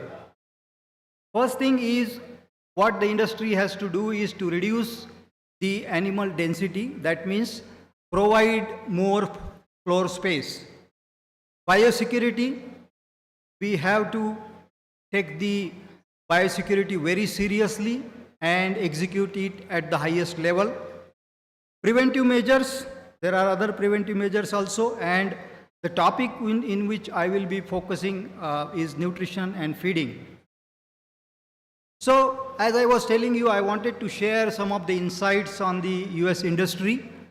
The antibiotic reduction landscape. So there are different labels in the US. The first is no antibiotics ever. So in this, in US, according to the FDA definition, ionophores are also classified as antibiotics. So ionophores also, the use has been stopped in the NAE birds. So this NAE not only for the broilers, but no antibiotics in hatchery and no antibiotics in breeders. So this is one step beyond what the European industry is doing. The other one is responsible, RWA, which is raised without antibiotics. So this is a lighter form of NAE in US. It includes breeders. It doesn't include breeders, but hatchery is there, and then no antibiotics in there. Then no antibiotics in human health. This is the third label. There is some limited use of certain antibiotics and allows the use of ionophores. So that's the main difference between the first two category and the third one. Fourth one is certified responsible use of antibiotics.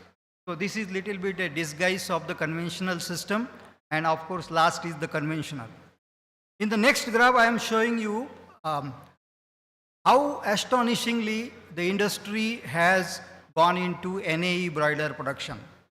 So it was started in 2014, the year I landed in US, and actually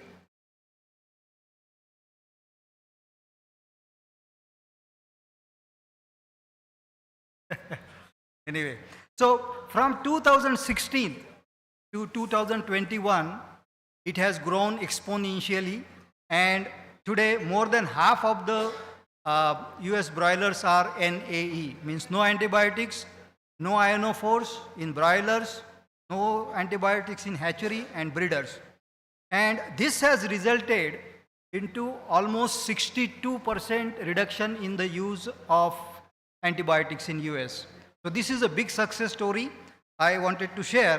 Of late, some of the integrators have decided to go back to the ionophores because of the production problems. So what are the challenges initially that industry faced to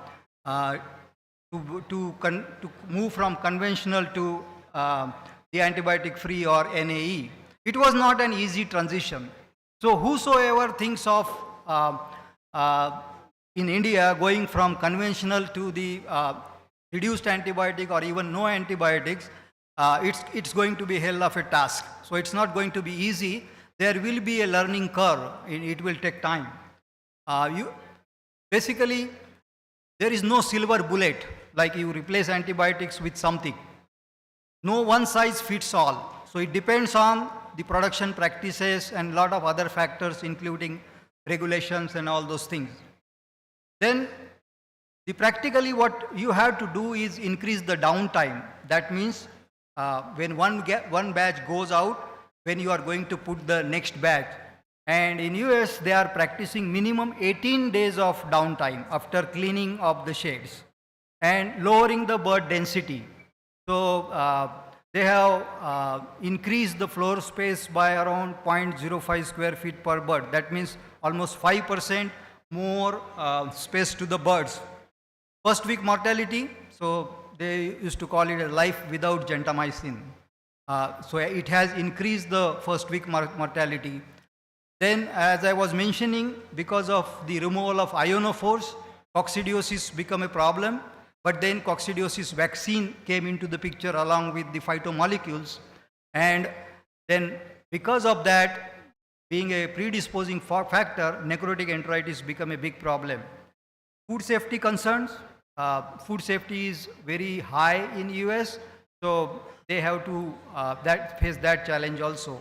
And of course, last but not least, the performance issues.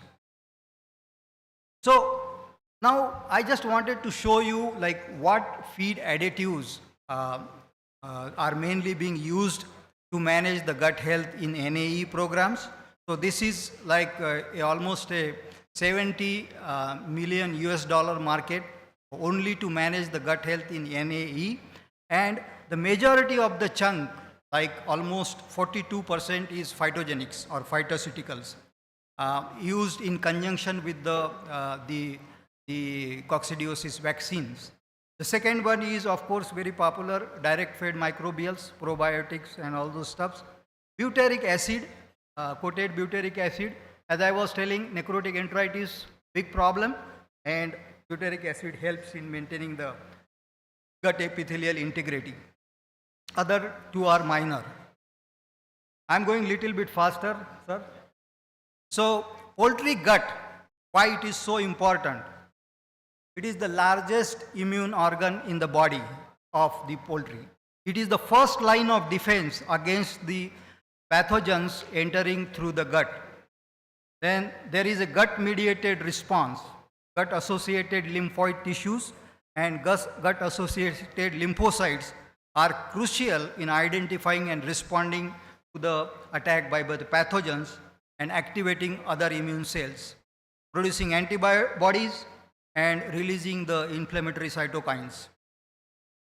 The thing is that almost 10% of the nutrients are diverted or used for the immune system. Another aspect is the gut microbiome itself is an ecosystem, and the diversity of this gut microbiome is very important. There are more than 800 species of different bacteria that are living in the gut. So very important system. If you could manage the gut, you can manage the use of antimicrobials. Now, main focus of my topic, I will be skipping some of the commonly used dietary interventions, but the first and foremost is simple. Early feeding, it promotes the gut development.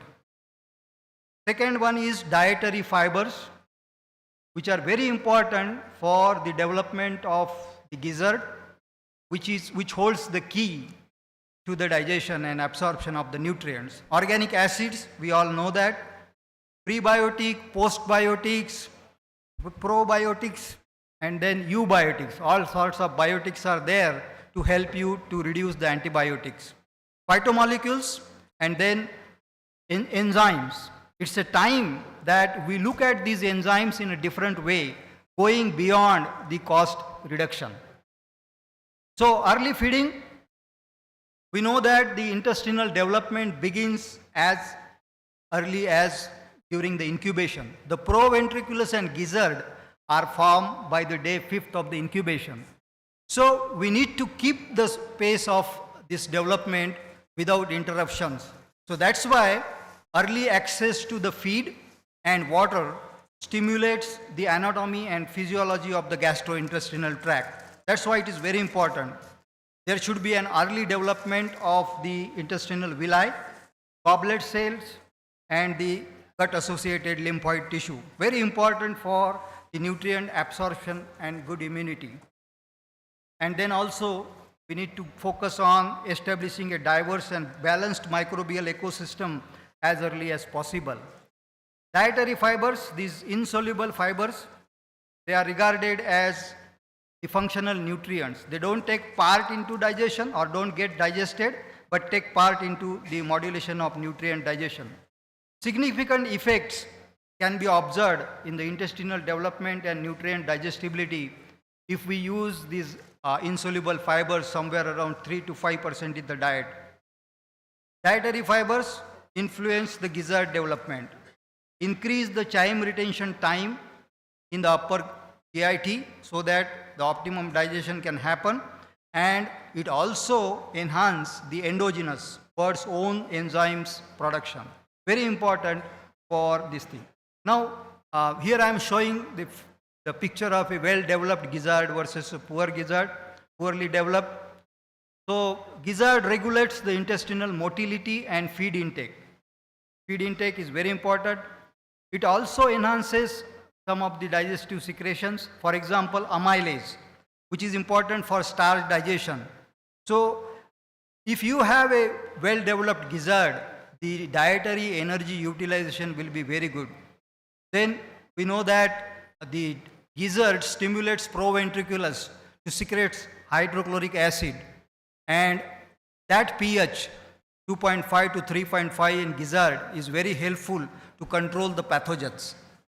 And last but not least, a very quick where we can observe is the litter quality or the wet droppings, reduction in wet droppings by a good gizzard. So I remember 10-15 years ago when I used to work in India, so I used to advise the feed millers to include 3% of rice polish in the broiler starter feed, and we could see a very good result by reducing the moisture in the litter.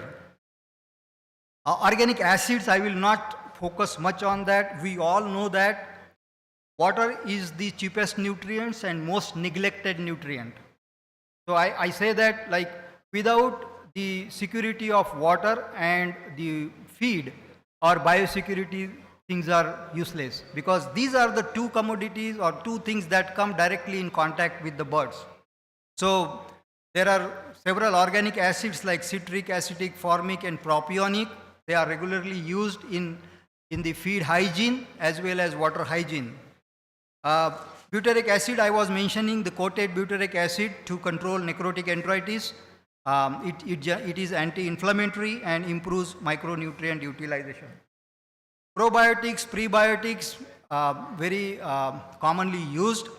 Here I would like to focus an attention on like early seeding of the intestinal tract with probiotic organisms is very important. It has a long-term effect on the bird's life. So we use it in feed, drinking water, and here I am showing a picture of spraying the gel, probiotic gel on the chicks as soon as possible, like in the hatchery or when you place the birds. It has a significant effect on the productivity and bird immunity. Toxin risk management, we have to live with toxins. We are in such a geography that toxins are very common. The US uses very little mycotoxins, binders, because they have very good quality of corn and soybean meal. But in Asia, it's very important to use good toxin binders because these toxin binders, the toxins, mycotoxins, they destroy the barrier function and increases the susceptibility to the diseases, enteric pathogens, very important, like coccidiosis, necrotic enteritis, salmonellosis, and coli bacillus. The two toxins, basically DON and fumonisin, they act as a predisposing factor for the Clostridium perfringens.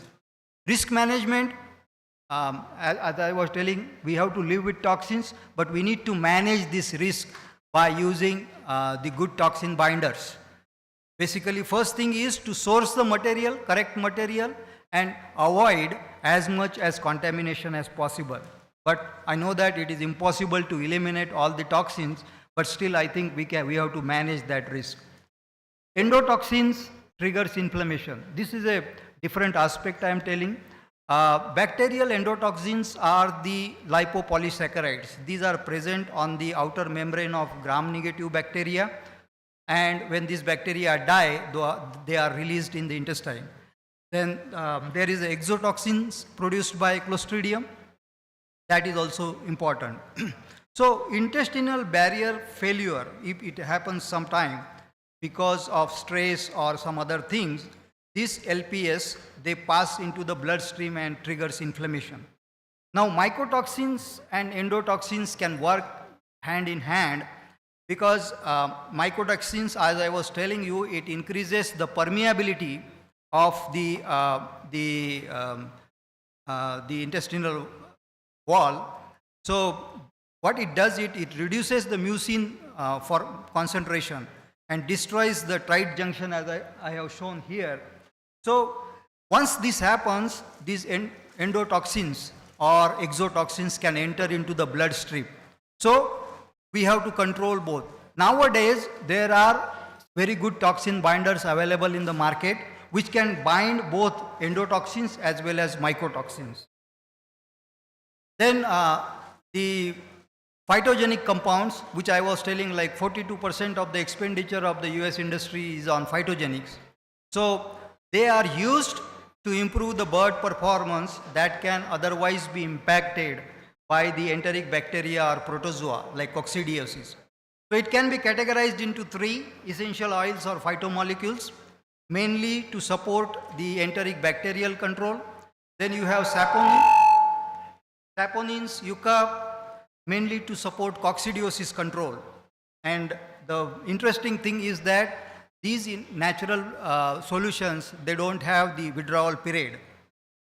Then liquid phytomolecules preparations.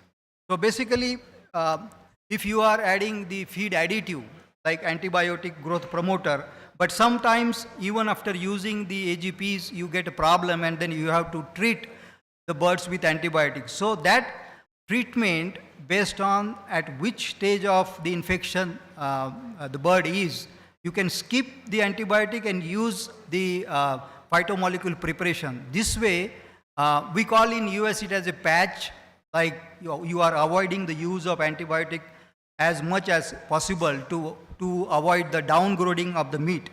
So then there are certain phytomolecules. I know that when it comes to antibiotic-free production in India, there is a different challenge, which is respiratory infections. How to control that? So that can also be possible. There are solutions which we can be used. The key mode of action of phytomolecules, they have antimicrobial activity, antioxidant, as well as anti-inflammatory. These are phenolic compounds, and they are very good antioxidant also. Here I am showing you how a phytogenic compound can cause the inhibition or lysis of the bacteria. Basically what they do is they destroy or disturb the structural integrity of the bacterial cell and damage it, and eventually can cause the death of the microorganism. The wonderful thing is that unlike antibiotics, they act against the pathogens. Here I am showing one of the phytogenic product in different concentration. You see that as the concentration increases, the number of colonies of Clostridium perfringens are diminishing. But they have very minimal effect on the beneficial bacteria, even at the highest concentration on the lactobacilli species. This is what I am trying to show. Then saponins and tannin-based alternatives can be considered as a I won't call it a replacement, but as a part of your coccidiosis control program. So if you are facing a problem of resistance of a anticoccidial of your choice, so phytomolecules can come in, and then you can use for a certain period and regain the efficacy of the coccidiostats. Tannins, we need to use the right tannins at the right times, because we have learned that tannins are anti-nutrients. So tannin supports gut integrity and also positively modulate the gut microflora and influence the IgA secretions. Exactly. Now enzymes, these are the most significant feed additive we have, and until now we have used them very efficiently to reduce the feed cost. But now it's a time to look at them in a different way and go beyond feed cost, that is to improve the gut health. Now we know that they inactivates the anti-nutrients and unlock the nutrients, reduce irritation, viscosity, and that thereby inflammation in the gut, enhance digestibility, deprive the microbes in the distal part of the intestine of the nutrients to grow, promote microbial diversity, and then the end products of the catalytic action of enzyme have the prebiotic kind of effect, which is important for gut epithelial integrity. Quickly, what I am trying to say here is that the phytase is very popular. In US, even 3 times, 4 times than the recommended dose, they are using it for the benefit of the birds. Now it's a time to look at the xylanase as a strategy for antibiotic reduction and improving gut health. Viscosity reduction, they degrade the soluble non-starch polysaccharides, improve the barrier function, and also some of the end products or byproducts of the reaction are xylo-oligosaccharides, which can promote the development of beneficial bacteria like lactobacillus, bifidobacterium. We have actually seen the improvement in the butyric acid production and the gut health benefits. And then they also inhibit the harmful bacteria. So I will skip this. This is the anti-nutrient mode of action of the GS10 xylanase. So basically, we need to look at a xylanase which can act against both soluble and insoluble arabinoxylans. So characteristics in a modern day, we need intrinsically thermostable, resistant to inhibition by xylanase inhibitors, and effective against both soluble and insoluble xylans. In conclusion, I would like to say that AMR mitigation is about recovering their effectiveness. We need them. They are not our, we need them when we need them most. Managing optimum gut health reduces dependence on antimicrobials and mitigates the AMR risk. So gut health is very important. And then to manage that gut health apart from the different methods, dietary strategies are crucial for immunity and sustainable poultry production. So, last but not least, antimicrobial stewardship, holistic approaches, and the government and the stakeholders' support together is needed for sustainable antimicrobial use reduction in the animal production. Thank you very much. Any questions? Available.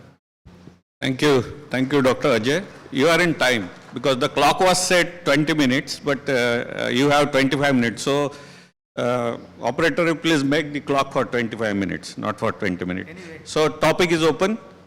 If anyone has some questions.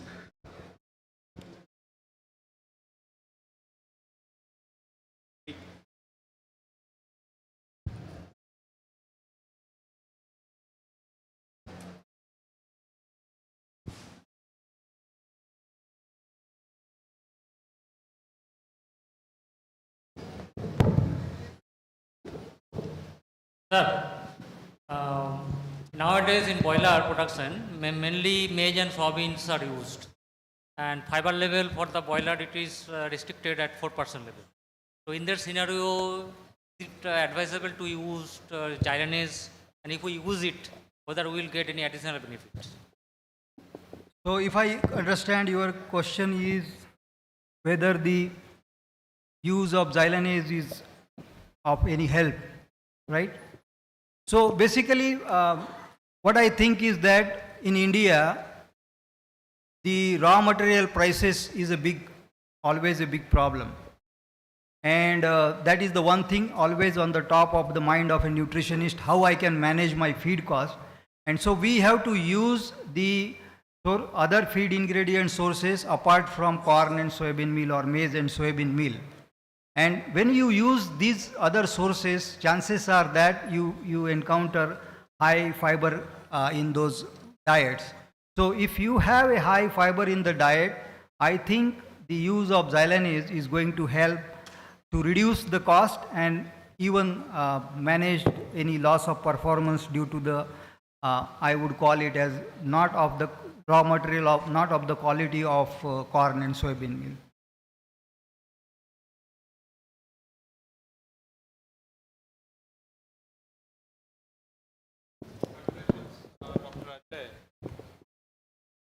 So my question is related to some policy decision kind of things, because in India you see it's a industry driven poultry sector, feed industry, only they compound the feed and we supply it to the farmers, and use of antibiotic comes from there itself.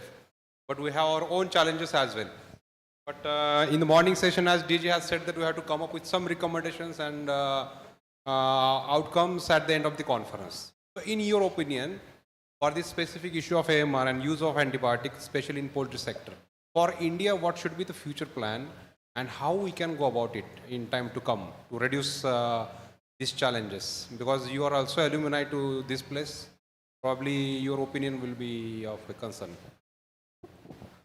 See, in this case, globally, what is driving the reduction in the antibiotics use is, first thing is the government regulations.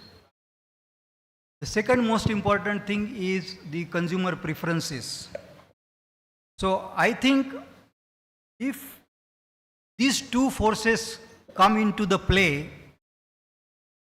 that will force the industry to reduce the use of antibiotics. So, and when it will come in such a force, I think it will start happening the things. I am telling you the example of US industry. The reduction in 62% reduction in use of antibiotics is not because of regulation. They started it to differentiate their product, broiler, in a very highly commoditized market. And reduction in antibiotics was an unintended consequence. So a different force worked and the things happened. So I think in India also, like cutting the broiler on the roadside, as it goes on reducing and consumer become more aware, it will happen.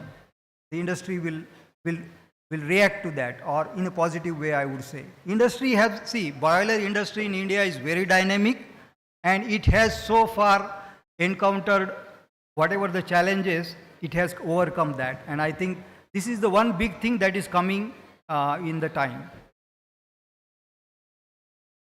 Can I add? Sir, Actually, your question was what we should do. And to tackle AMR is not any one like wet job or a poultry industry job or a cattle industry. It should have a One Health approach. And there are different action plan prepared by FAO. Government of India has also prepared the action plan. Even Government of Maharashtra has also prepared action plan. I am part of them. I am a member. So it needs a One Health approach, including environment, human, animal, environment, all three sectors, or more than that, even agriculture. There is a lot of use of agriculture, antibiotics used in agriculture. So all sectors has to work together and then find a solution. So it's not only one poultry industry job, it's a holistic approach is required. Dr. Kurkure, you have that One Health program also? Yeah, I have One Health program, and the topic is AMR only, how to mitigate the AMR in animals. Along with MAPSU, we work with the NERI Medical Institute, University of Nottingham also. Yeah, OP Singh sir.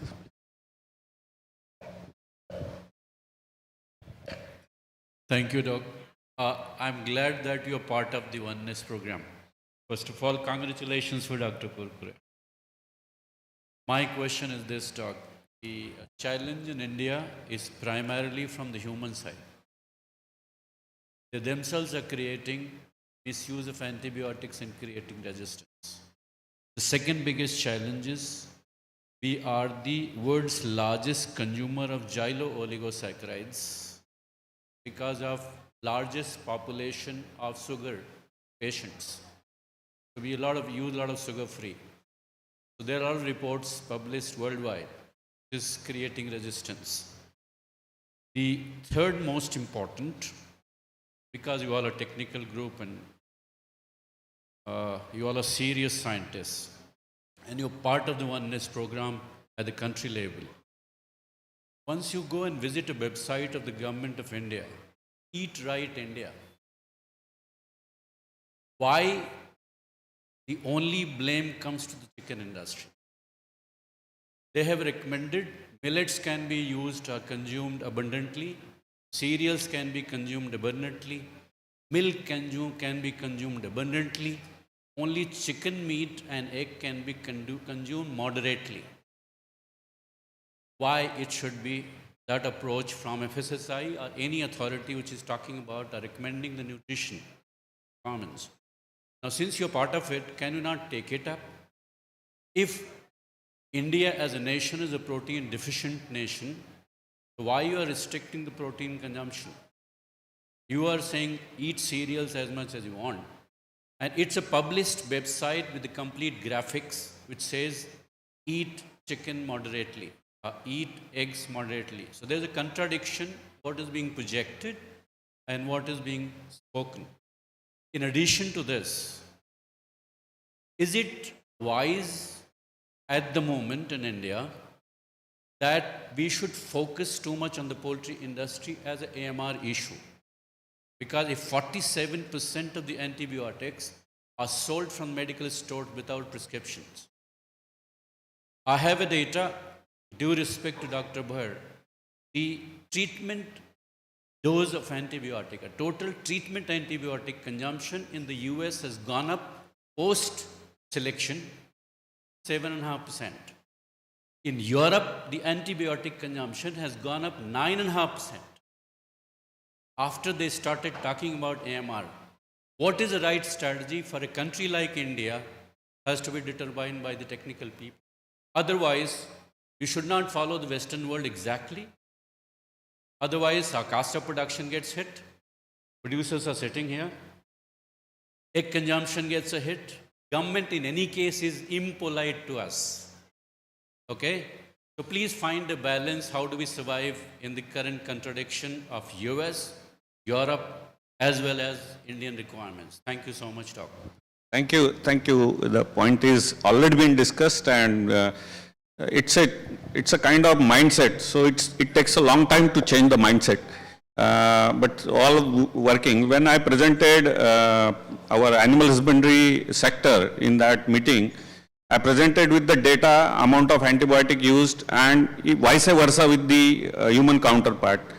The antibiotic resistance reported at the hospital waste, at the societal waste, where the whole of the society is giving the waste to the contributing to the waste, how much hospital waste is and how much the hospital acquired infections are resistant.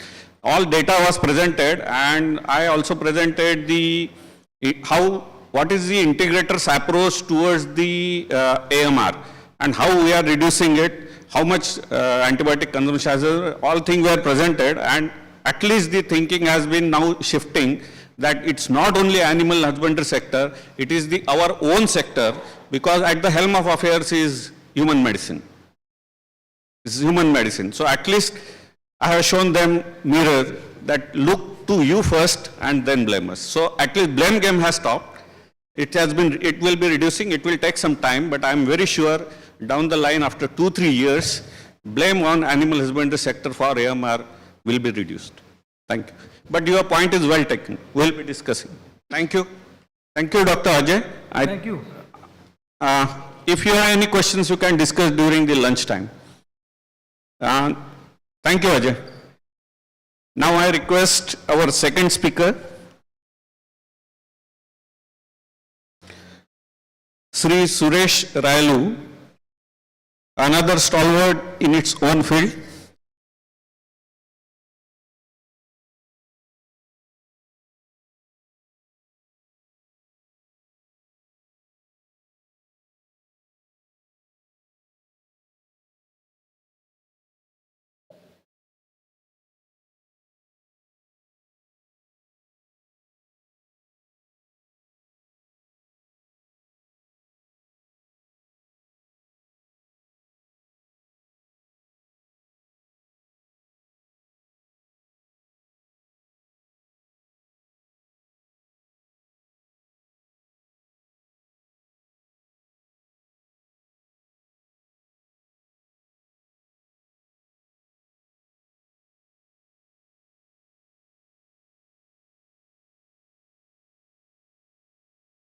Good afternoon, everyone.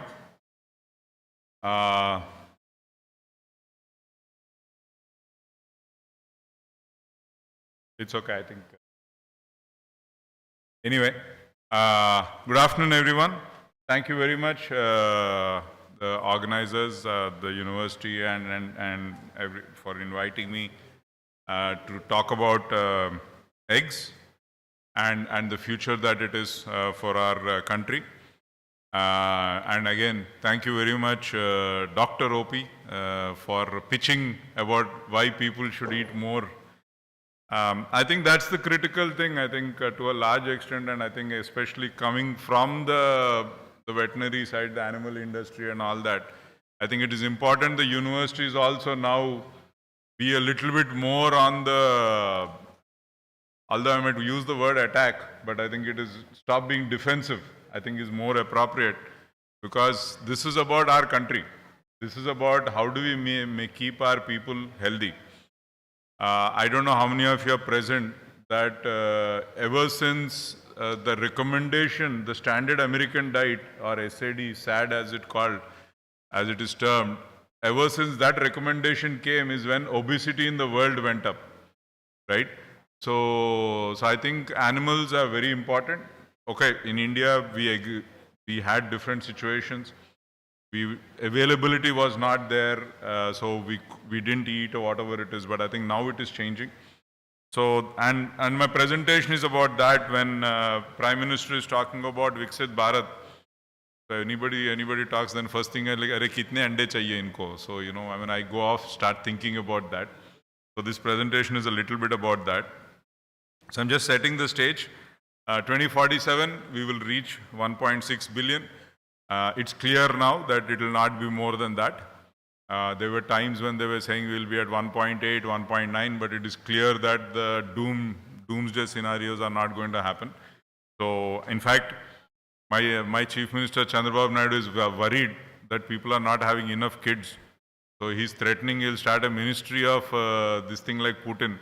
So anyway, so recently he was telling, of course, we are asking him to tell his son to have one more child first.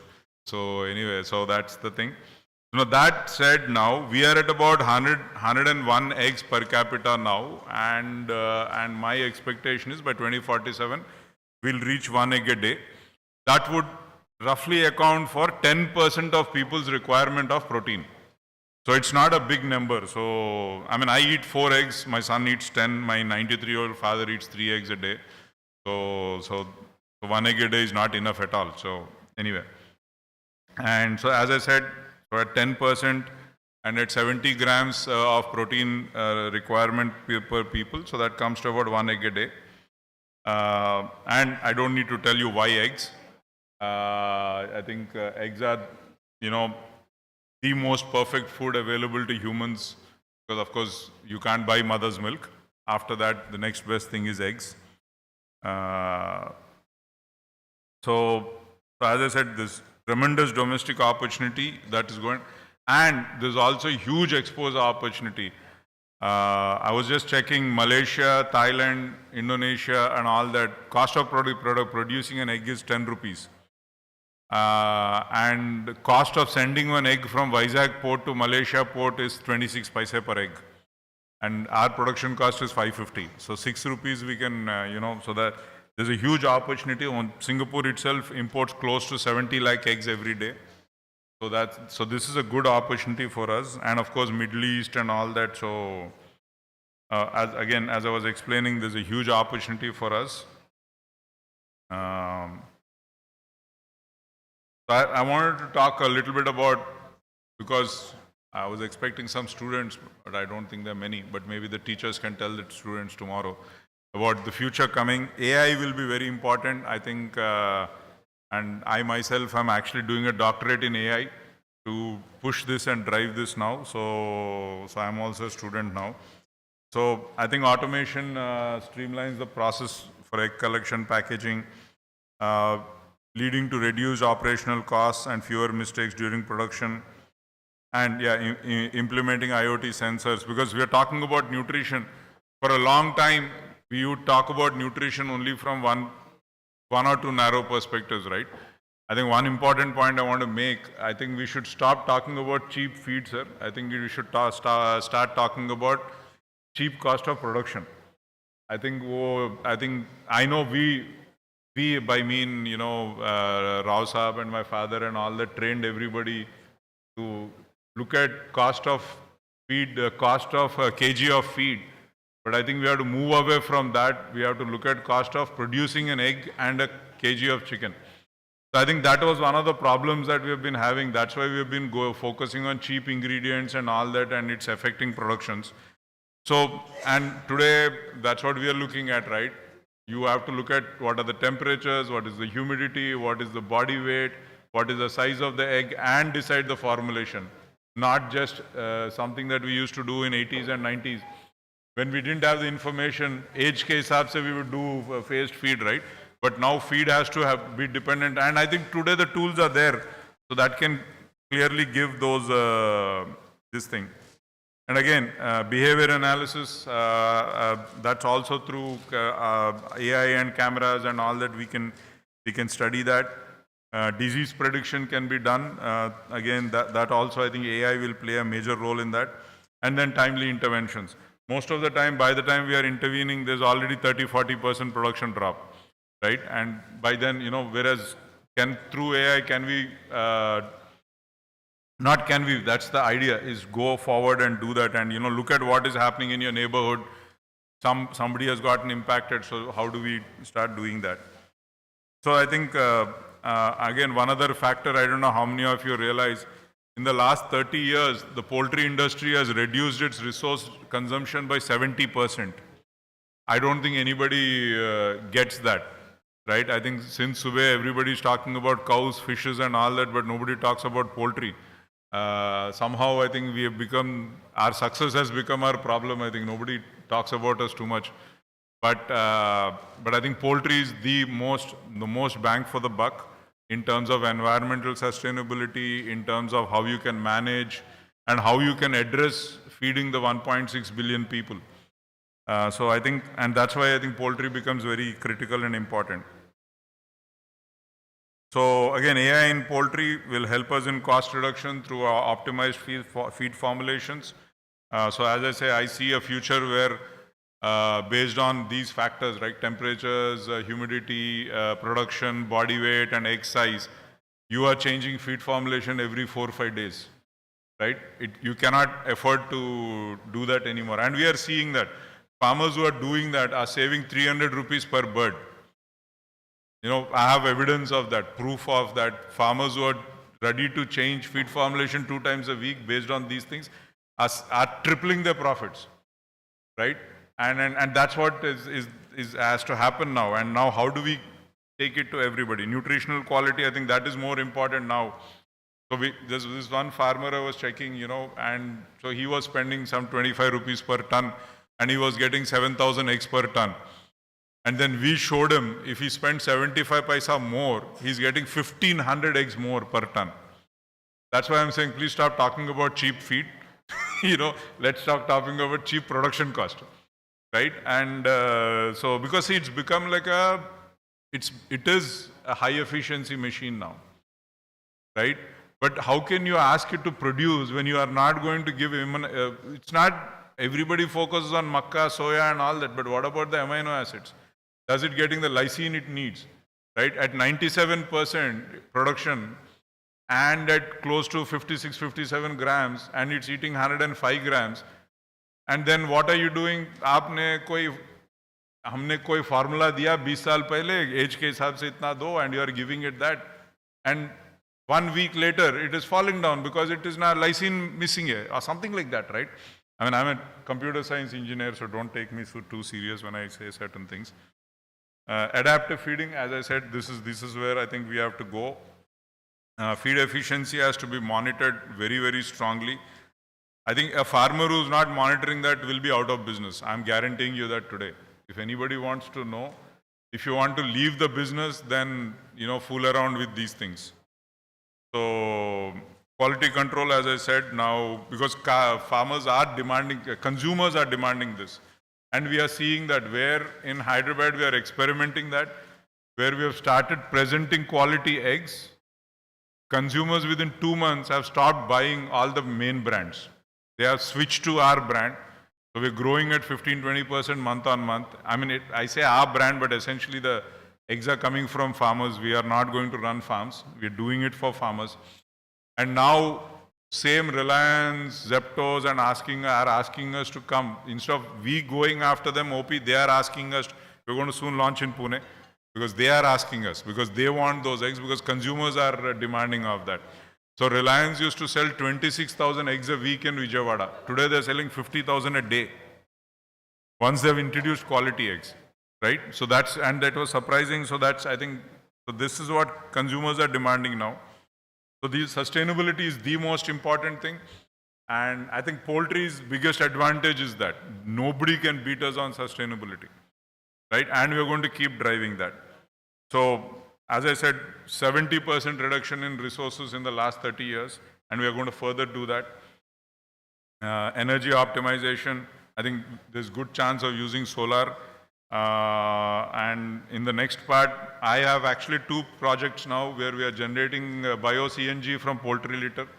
So that's something that we want to expand now in a big way, because the idea is nothing in poultry will go waste now.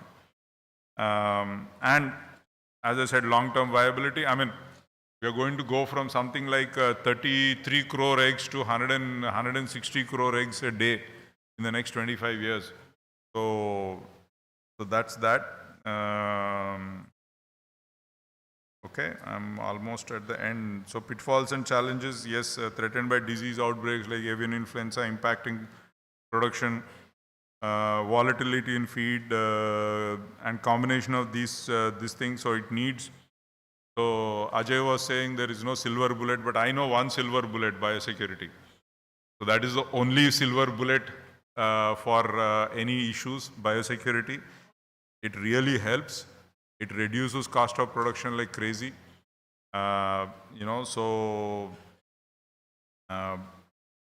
Again, I think one of the things you were discussing, AMR and this thing and all that, I think today time has come for government to start using technology. And two, I am with, again, Dr. OP on that. Demonizing poultry, I don't think is smart, right? Because believe me, once you do that, the only people who can react and do something about it is us. Nobody else can do. Your dairy can't do anything because you don't even know what is happening there, right? You have no bloody idea what is happening there. Because we are so successful, we are doing that, you take pot shots at us. But I think from the university, you need to be conscious about that, right? I'm not saying we are not using, but I think we can very quickly get into other levels, where we don't use and all that. But I think, there the problem is also what is happening, right? I mean, you're blaming the farmer, but who is telling the farmer to put that antibiotic? It's you guys, right? Veterinarians. I go to one farmer and OP, I was sitting, my feed formula dekh raha tha. I was surprised. I was like, yaar, ye isme makke se zyada medicines zyada dikh rahe hain. Then my doctor udhar nahi bola, bahar aake bolta, sir, these are all same medicines, sir. They have spread it to 4 companies, right? Same molecule, 25%, 4 companies. So 16 medicines were there in that. And I was like, then I went, of course, that farmer is shut down now because he was not willing to listen. When we were telling him that stop doing this, you don't need so many medicines. It's biosecurity, deal with that and all that.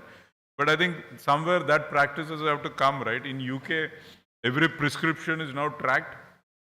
Again, demonizing antibiotics is going to be dangerous because antibiotics are the reason why we have come to 8 billion people, right?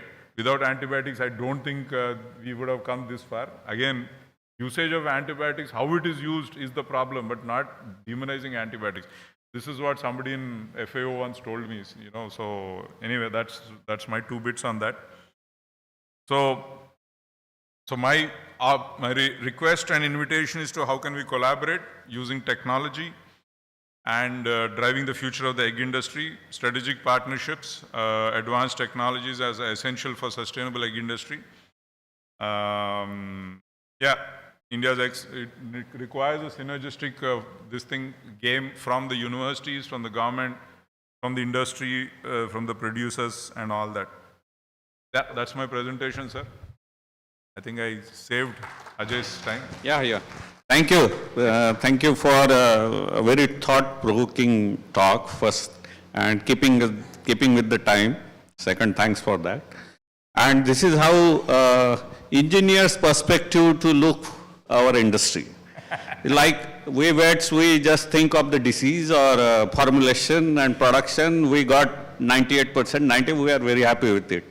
This is what the engineers look to our industry. There are 2 things which are very well said, like precise nutrition or precise husbandry is very much important. And second point was about the traceability probably.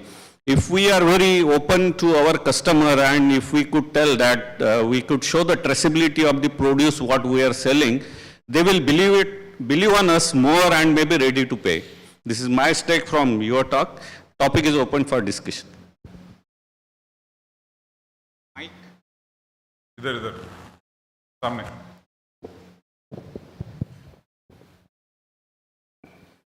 Hello, sir. Thank you for that insight. I just wanted to know your stand on the recent bans that have been happening in the Middle East on the eggs. And you spoke about export, the potential of export, you spoke about quality. And as far as my limited knowledge is concerned, a lot of farmers, the Telangana and Andhra area have been impacted by the ban. What is your opinion on that and the way ahead? So, ban has mostly been impacting the Tamil Nadu farmers, right? In some ways, I don't know how, theek hai. So I make enough controversial statements. I'm happy about that because what has been happening is we have been sending almost our worst kind of eggs there, right? where India is being, we are positioning ourselves as being the best in the world, right? I mean, if you look at, how much medicines go to the world, right? Every supermarket, you go to US and all that, you buy medicines, they're all made in India, right? But in terms of eggs, what was happening was the trader was choosing the lowest quality egg and going and dumping it there. So Indian egg practically, frankly, was like Munni Badnam, right? Indian egg matlab bad eggs is this thing. The breakage of those, and it's not like we don't have good quality eggs, we have. The cost to the farmer, to the trader is also not much. And believe me, the egg that they buy here for 4.5 rupees, they are selling there for 10 rupees, right? So there is no reason for them to, they've been screwing the farmers in Tamil Nadu because they tell them export egg, matlab 52 gram ka anda hai, right? That's what it means, export egg in Namakkal means 52 grams. They pay minus 30 paisa to the farmer, right? So that's how they've been positioning. And you can't blame the trader. Uska kaam hai trade karna. Uska kaam nahi hai desh ka janda hilana and all that, right? So that is what happened now, right? Now, point is, they now want those eggs. They want eggs. They want good quality eggs, and they are forcing. Naturally, the local guys were getting impacted because unka production cost, as I was saying, is 10-12 rupees, right? And then this guy is taking anda here for 450 and then dumping it there, right? Again, consumer is not getting it cheap. Consumer is getting at a good, very good, healthy price only. So I think it's a good thing that it happened. I think our government should have done that. The other side did. If we had done it, I think it would have been a smarter move, which I've been telling our government for a long time. So breakage, so they were saying, these eggs, some of these eggs, there's 20-25% breakage OP. Can you imagine 25% breakage? Wahan pe, matlab 1 in 4 eggs are breaking. Why? Because they were selecting bad quality eggs. Why? So that they can pay the farmer less. It is not for any other reason, not because India, has bad eggs. So I think it's a temporary issue. I think it's now time for government to look at it and, like they have standards on shrimp and all that, right? I mean, we are selling shrimp to the world, so there's no need why they can't put that. And I think they need to do a little bit of smart thing on that also, allow us to import feed for exports. Then I'm telling you, nobody can compete against us. In spite of our feed costs being sometimes 60% higher than Brazil and US, we're still able to compete, right? With one of the cheapest eggs in the world. Today, I don't know how many of you know how much an egg is in US. Farm gate price in US for an egg is 15 rupees today. 15 rupees at the farm gate. Consumer is not getting for less than 22 rupees. So that is the situation everywhere. In India is the only place where 7 rupees mein anda milta hai aapko. Sri Lanka mein it is 25 rupees, I think, an egg. So there is opportunities, but the problem is this: what has happened is the trade is, unko aadat pad gaya ki chota anda lo, bad anda lo, farmer ko paisa kam do, and then they're pushing it out. I think that is where I think government has to get a little bit tougher on, creating those standards. So as I said, it's a temporary problem as far as I see it. It pushes farmers and everybody also to up their standards. And I think that's because, see, many of those bad eggs are selling to us, right? To our people also, needlessly. I'm telling you, there is no need to produce those eggs. It's just laziness going on. So I hope it's a long answer for a... Any other questions? Thank you, Mr. Suresh, for giving a very comprehensive review about the egg. I think being an engineer, we have taken an innovative approach in marketing of eggs. We as a nutritionist have taken lead in telling the people that it's a nutritious. People have assumed it now. They are happy that it is nutritious. But still, there are so many people which they are not ready to break the myth that I should not consume egg on such and such fast day and all these things. So I think a very attacking mood for propagating eggs in the diet of the human beings, it is very essentially required. And we as a nutritionist and you as an industry person also should work together for making it an integral part of our Indian diet. I did a podcast recently, sir. They invited me. So we had 5 million views. It's in Telugu. So, but it was, there are those 20-30 people on Instagram who say all kind of stuff. but it's been one of the biggest hits. People and many of them are thanking, because what is there to be scared? So I said, you can ask me any questions. So busted a lot of myths. But I think it's going to go up. I think eggs will become definitely, for sure, a standard for most of India. I think it will take time, because ekdam jada bhi ho jayega to bhi problem ho jayega. Right? We are already growing at a pretty healthy rate, right? If it increases more than that, then also it will become a problem. You know, I don't want an egg to become 10 rupees. Not because we always want it to be affordable. Madam. Sir, you had a question or anything in that? Sir, very nice presentation, sir. I'm the one who have seen your interview in the Instagram, and I have, okay. yes. Very nice perspective you have presented, sir. You have pointed out that vets are going to the farms and they are recommending so many antibiotics. The so-called scientists who are present here, especially we nutritionists, are doing research. Researchers is lots of research to reduce this prevalence of AMR, and so many alternatives we are proposing. But if we go directly to the farmer and say we have researched this product, go use this, it is taking time to get the results. The so-called farmer is not ready to accept that technology or that invention, and he wants the immediate results, or very 2-3 days he wants the solution. That's why many of the practitioners, they are forced to suggest the inclusion of antibiotics by the farmers who wants immediate results. If we go directly and suggest them the alternatives, they are not going to adopt it, sir. You as an industry, you have to promote in collaboration with the universities. If you propose and if you promote those products, it's going to be sustainable, sir.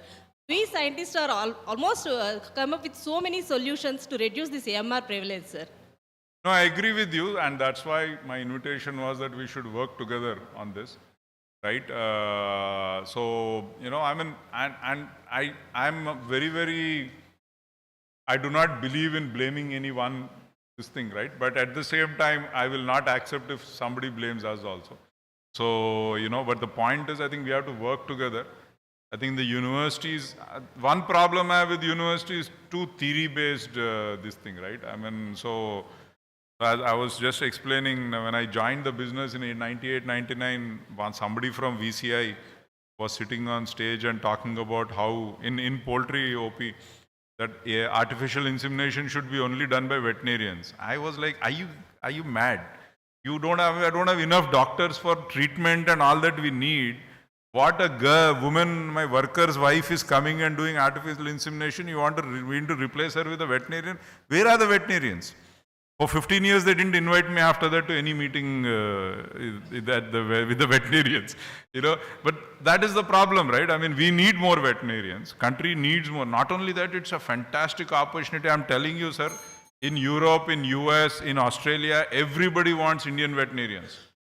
Because good, hardworking people, you know, nice people, everybody wants. But we are not generating, you know, 400 veterinarians from Maharashtra is not, I mean, Maharashtra is saving Andhra, otherwise we won't get any veterinarians. But I think we have to increase student outtake also. And I think that is part of the problem, and I agree with you, madam, and I'm definitely here ready to offer my partnership on that. Definitely, we will collaborate, and there is a need of veterinarians, so Government of India is also working on it, opening new colleges, definitely, but human resources is required. More poultry subjects, sir. Yeah, yeah. While Yeah, okay. mauka mila hai to bolta hu. More poultry in the syllabus. Thank you. Now I invite our third speaker, Mr. O.P. Singh, Managing Director, Hua Pharma, for his talk on nutrition as a paradigm for sustainable livestock production, reduction carbon footprint, and ensuring food safety.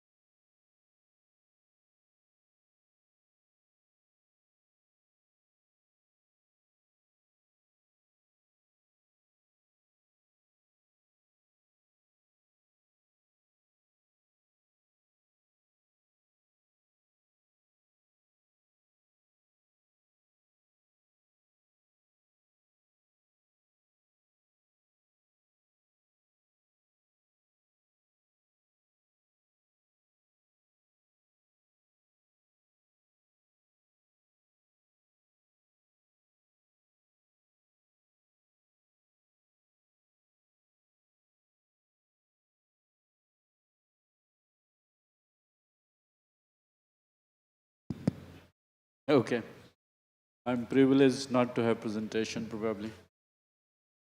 I can cut it short as much as I can. Good afternoon, ladies and gentlemen, and Mr. Chairman for the session. Of course, the co-chairman,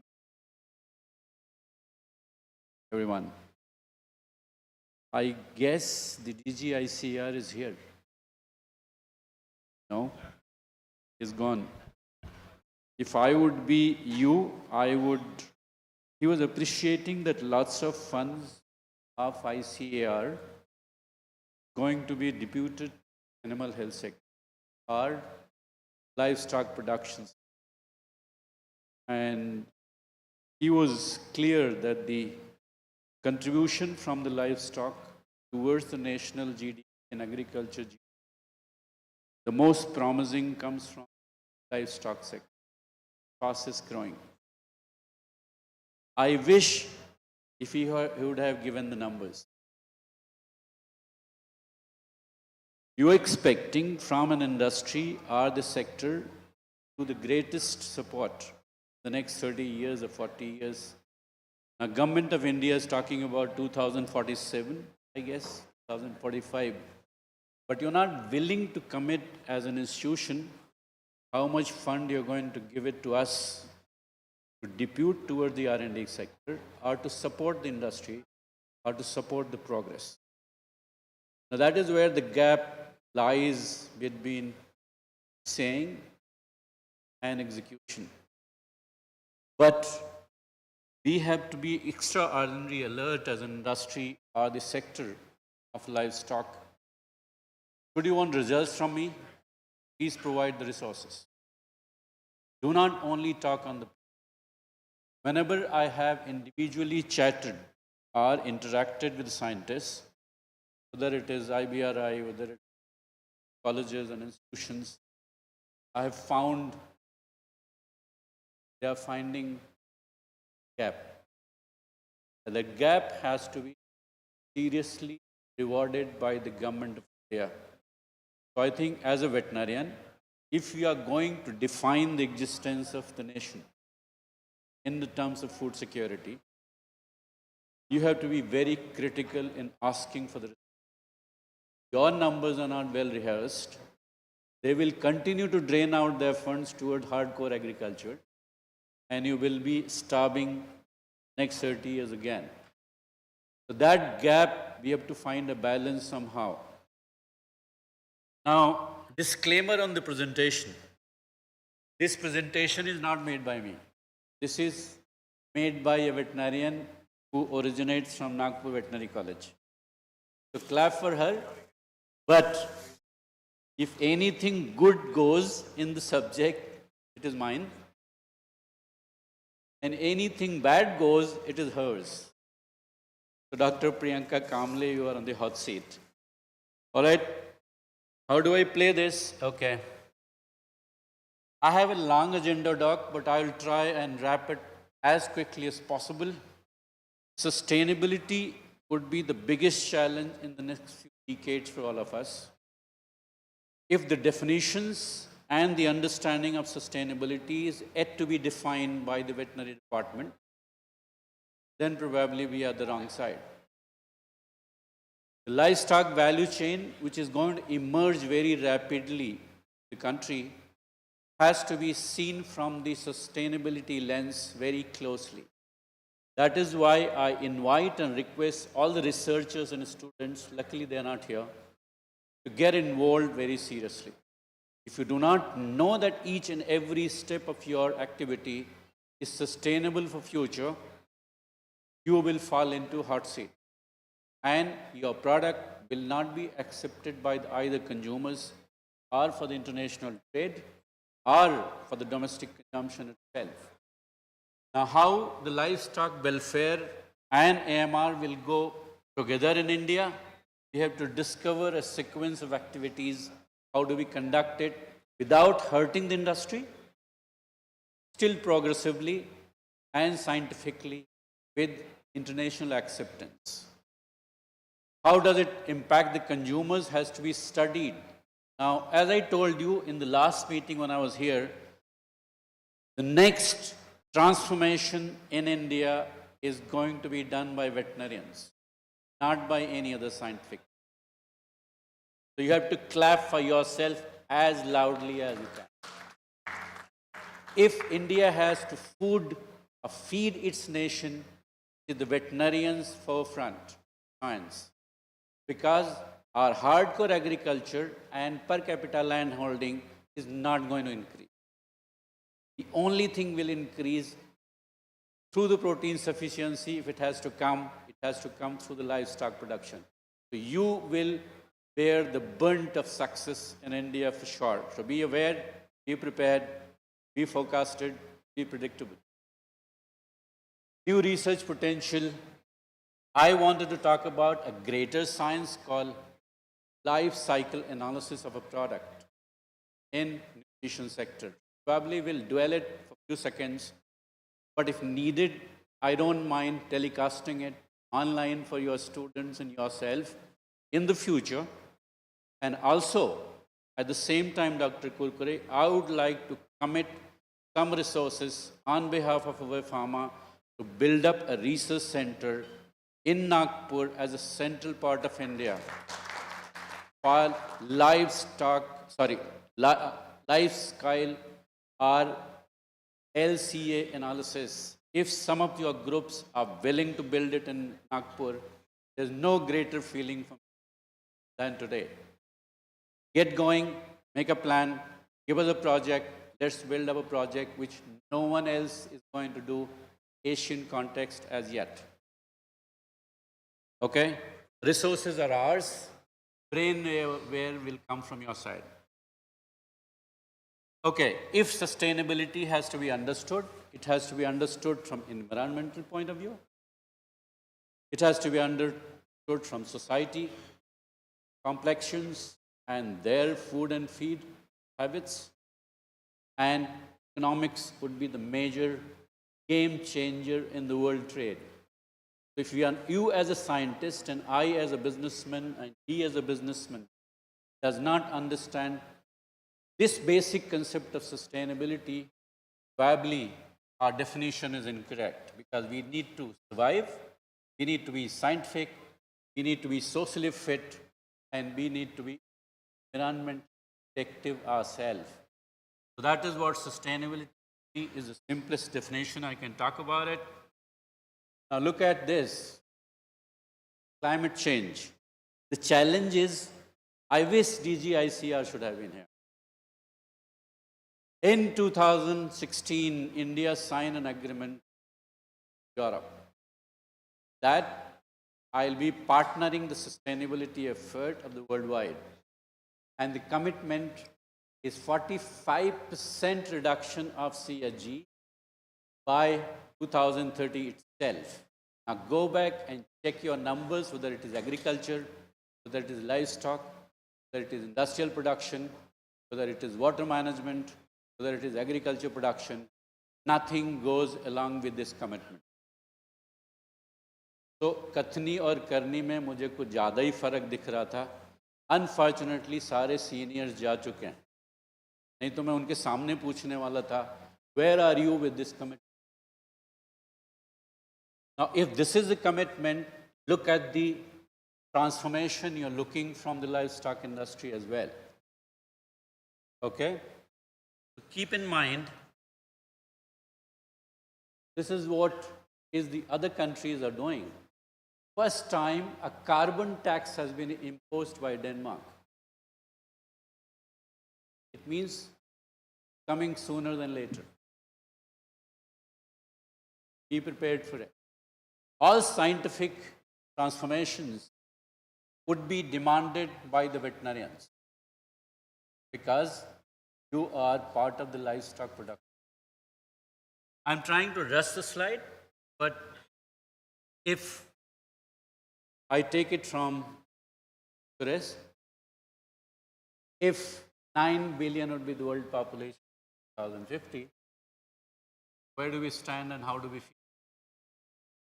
And India is on a greater challenge because they have committed by 2030, you have 50% emission intensity gross domestic,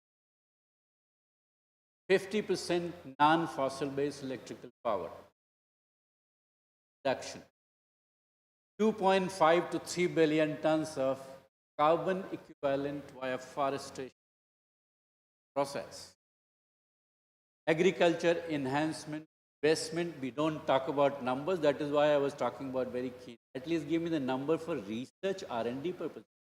Forget about commercial translation. So write to your DG ICAR. Hello, if you have got this number, give me this. And 2070, you seem to be going to net zero level. Is it possible at this speed that you are working with? Look at this. Wow, the world is changing towards yourself. I do not want to take time too much, but every international food producing company is going to pitch in this direction, and the kind of complexion in our society emerging for the engineers and the qualified people coming into the sect of living, they will demand more quality, more sustainability, and more food safety. Are we ready to give it? I have no idea about it. But the companies who are involved into it, they're talking about it. This is the European commitment. Now, Europe is the only continent as yet shifting itself where sustainability and livestock production going hand in hand directly with the audit system. All the European companies who are auditable as per the commercial norms are also audited for sustainability certificate every quarter. And public listed companies have to publish their ESG report every quarter. So it means challenge is mounting. And on 7th of this month, I happened to meet with the European parliamentarians who are visiting India for negotiation with business houses and the government. They are more critical about Indian productions. They are challenging that whatever we are producing in India, I cannot take it to Europe, including grains, because of pesticide consumption. So it means you are going to have challenges in the food sector much more greatly than I can imagine today. Now look at this. If I talk about organic production, my cost goes up by 200%.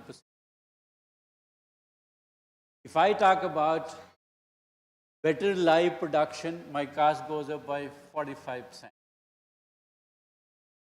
This is where you are veterinarian or nutritionist, forefront study and research. Give me a solution which gives me a good transition package, not in one day, in 10 days. That is why I keep telling consistently to all the scientists and the bureaucrats together, please do not make decisions in the country in a hurry. It can impact your productivity. Have a transition model. When the question like AMR going to be challenged in India, I would classify those antibiotics which are of human use, they should be avoided.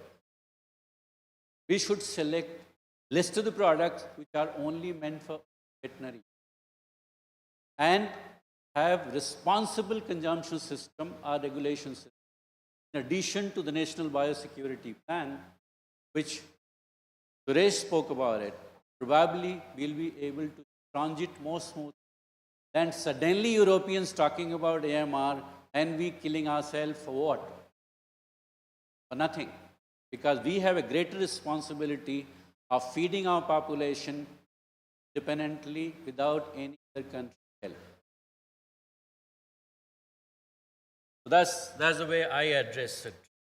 These are some of the examples how they have classified their products. It's challenging greatly to our existence. I mean, luckily there was somebody talking about in the morning from Amul. I wish you should have been in the crowd. I wanted to ask him. Toxin management, Dr. Bhoer spoke about it. There are plethora of issues. Grandmother recommendation is the first product for a child for consumption of milk. Have you classified fitness for consumption to a 6 months old child? If you have not done it, please sponsor the studies through the veterinary science and give me a solution whether I can pick up your milk, pasteurized, and feed it to my child who is just 6 months.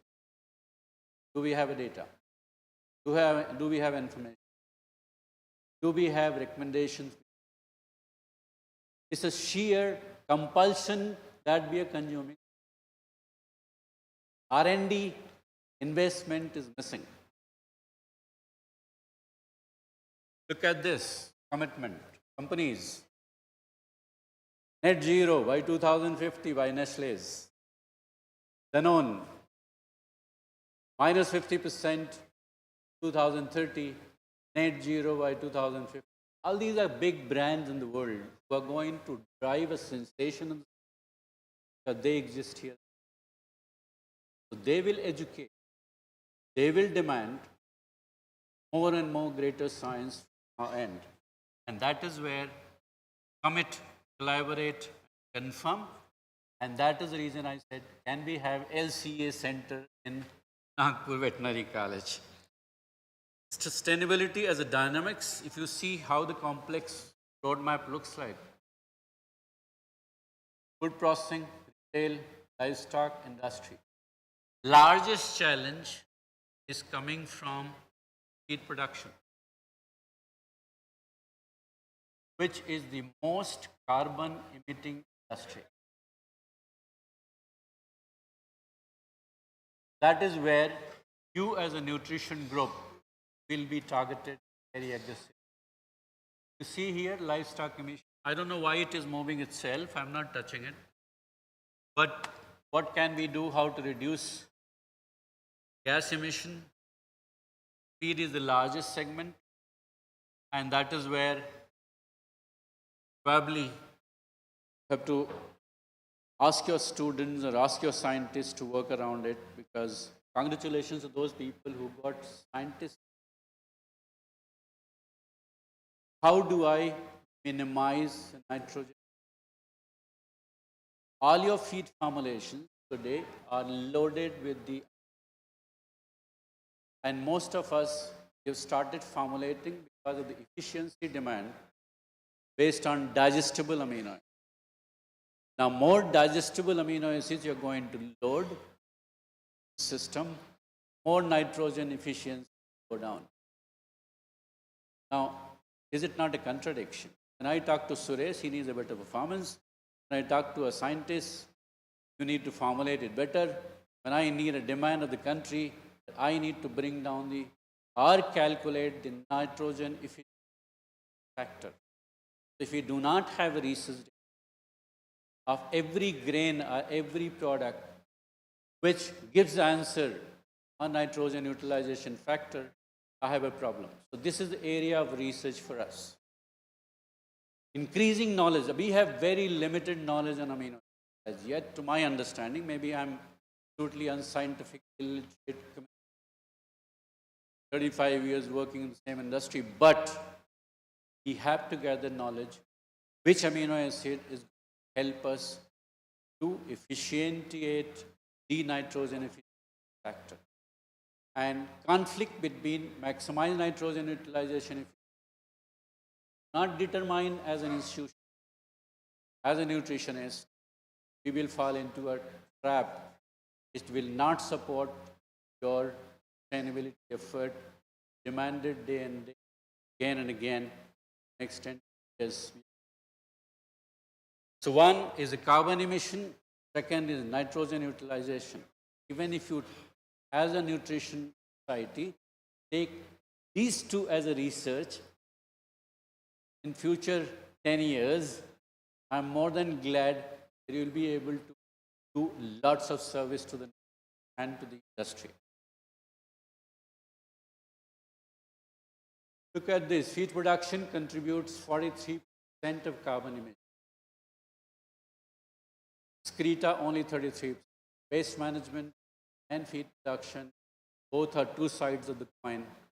So lots of researchers, if they're going to focus in this direction, probably will be able to define where do we go, how do we control on these areas.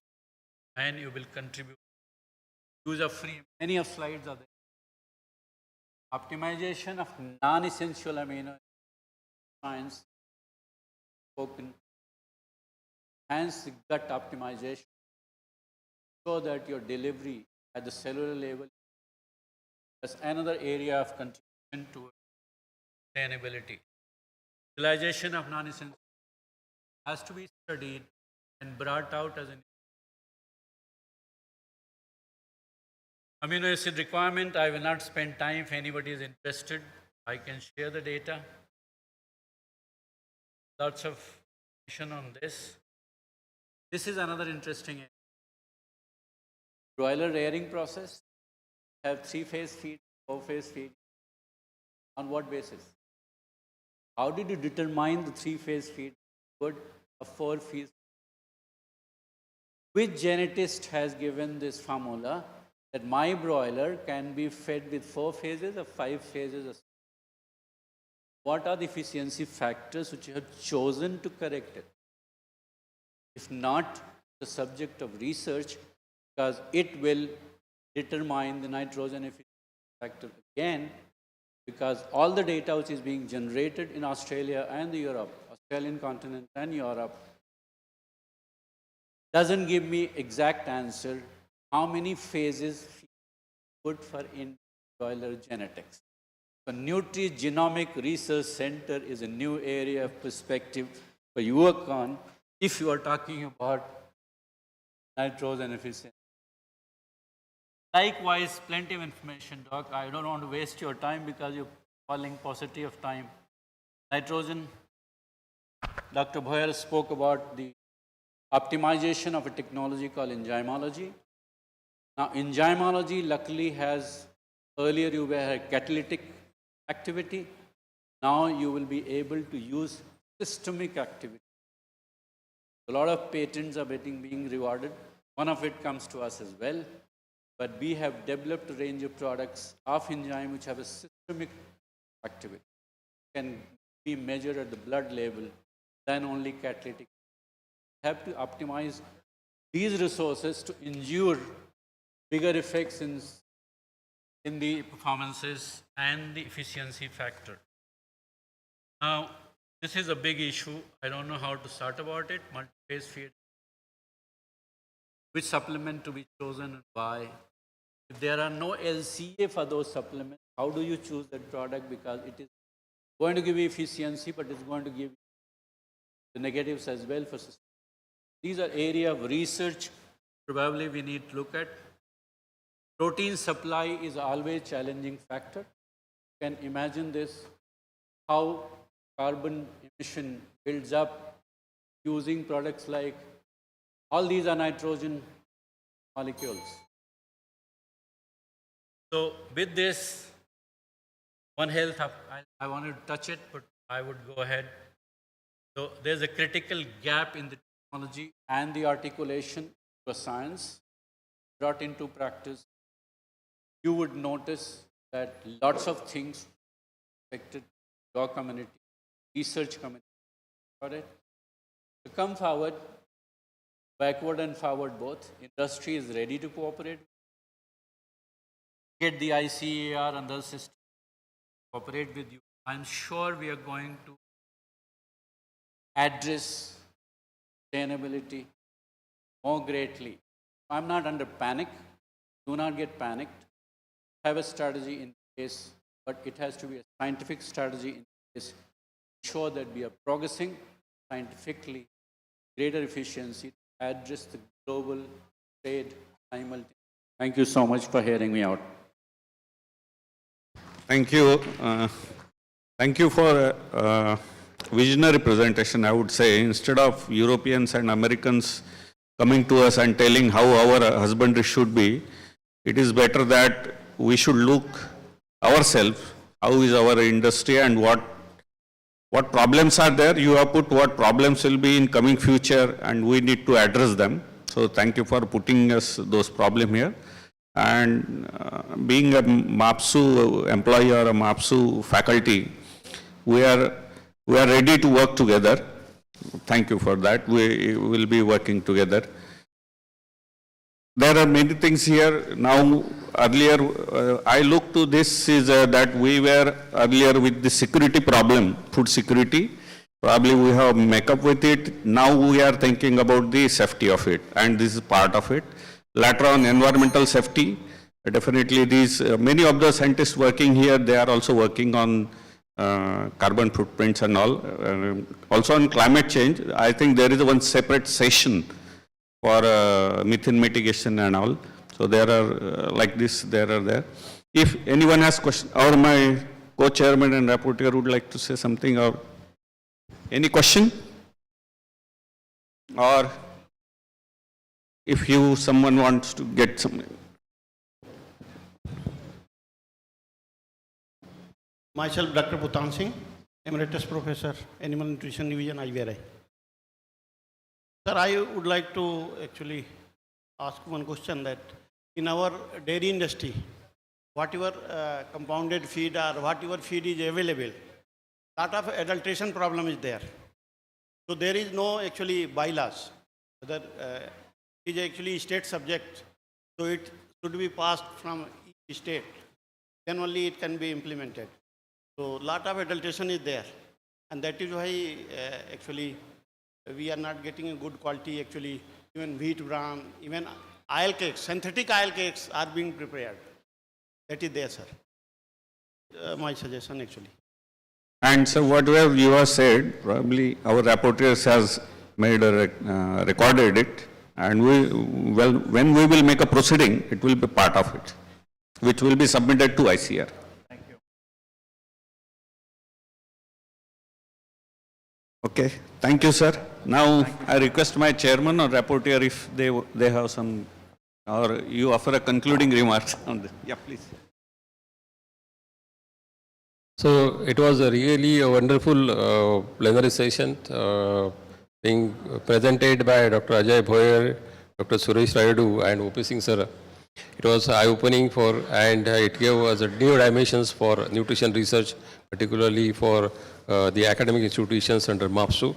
We hope we will take into consideration all those points and proceed in future for a new type of research which is essentially required. Thank you. Thank you so much.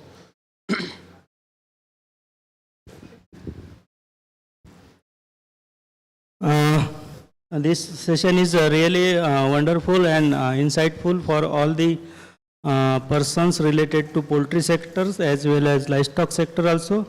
But my humble suggestion is that there should be grassroots awareness among the stakeholders or even farmers, we can say the poultry producers and livestock farmers, that there should be some awareness from government side as well as from university as well as from industry side also, so that they can aware what are the different challenges before us, right, from this AMR, then global warming and this carbon footprint, like that.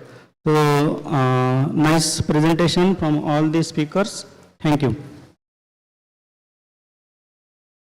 So, I would like to congratulate all speakers, Dr. Vijay sir and Mr. Suresh sir and Dr. O.P. Singh sir. Nice presentation and informative. We are ready to collaborate with you all because we are having more collaboration work regarding amino acid digestibility and precision nutrition. Actually, precision nutrition, you have to focus on the even dairy animals or in even poultry, you have to work on that. We'll work on it, sir. Thank you, sir. Thank you.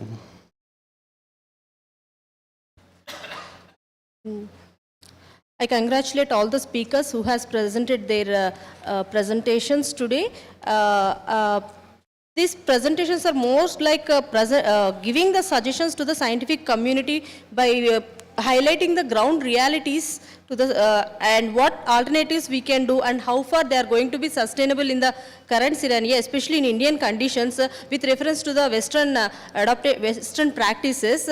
Congratulate all the speakers, and once again I thank the organizers for providing me this opportunity. Thank you. Thank you very much from the organizing team of WANACON-2025. We express our deep sense of gratitude to all the speakers who have presented their excellent presentation, and as well as the chairman, co-chairman and rapporteur. So before we come to the flag end of this particular plenary session, may I request the speakers of the next session, Professor McFadden, then Dr. P.K. Malik, Dr. Hari-Om Pandey and Dr. Satish Raju, to please bring your presentation to the team that is left side of my, I'm standing here to my left side team, so that they can upload the presentation and it will minimize the time in the post-lunch session of technical program. So before we come to the end, may I request for the felicitation, the speakers to come on the dais. So may I request Dr. Boyer sir, Suresh Raidu and Upi Singh be on the dais, please. And we have with us to grace this particular technical program, Honorable DDG Animal Science ICAR, Dr. Raghavendra Bhatta sir. So please, sir, we want to felicitate all the speakers at the hands of you, sir.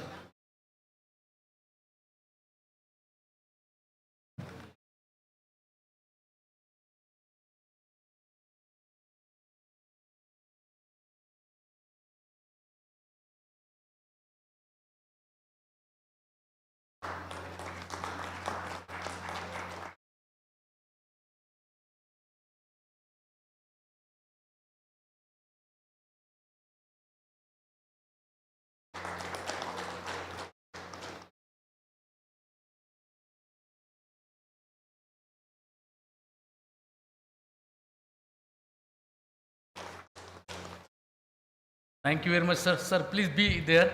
Again, we want to felicitate chairman, co-chairman and rapporteur at the hands of you, sir.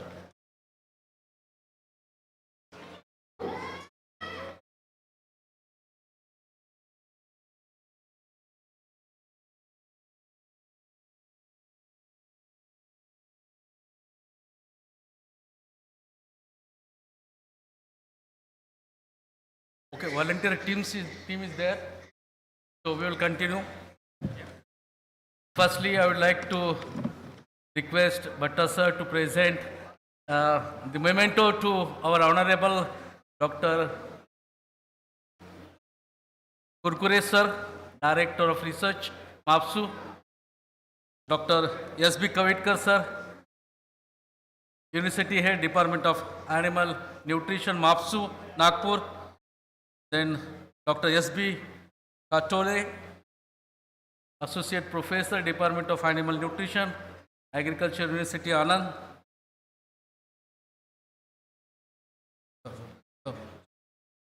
Then Rapporteur Lakshmi Madam and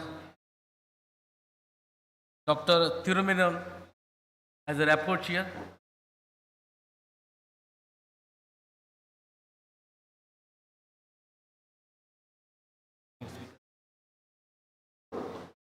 May I request lead speaker to be here so that we have one photo with all together. That will be memorable for everybody.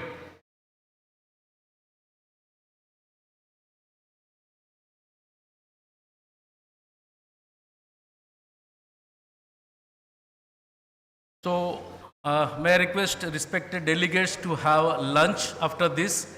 Of course, some part of our mob has finished. Delegates have finished their lunch. So within 15 minutes, we will back to this house. So next session, chairman will be Bhatta sir, then co-chairman Neeta madam, then Manoj Kumar Aware, two co-chairman and rapporteur Dr. Sonali ma'am and Dr. Ajay Rawal. So I think they are all there. Or here. So with the permission of chairman, I declare that the plenary session is over now.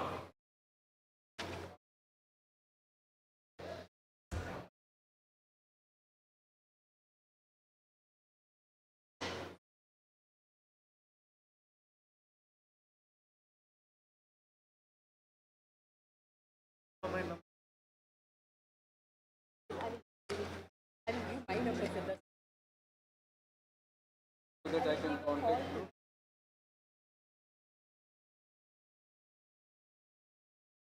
Violation of 942 5315.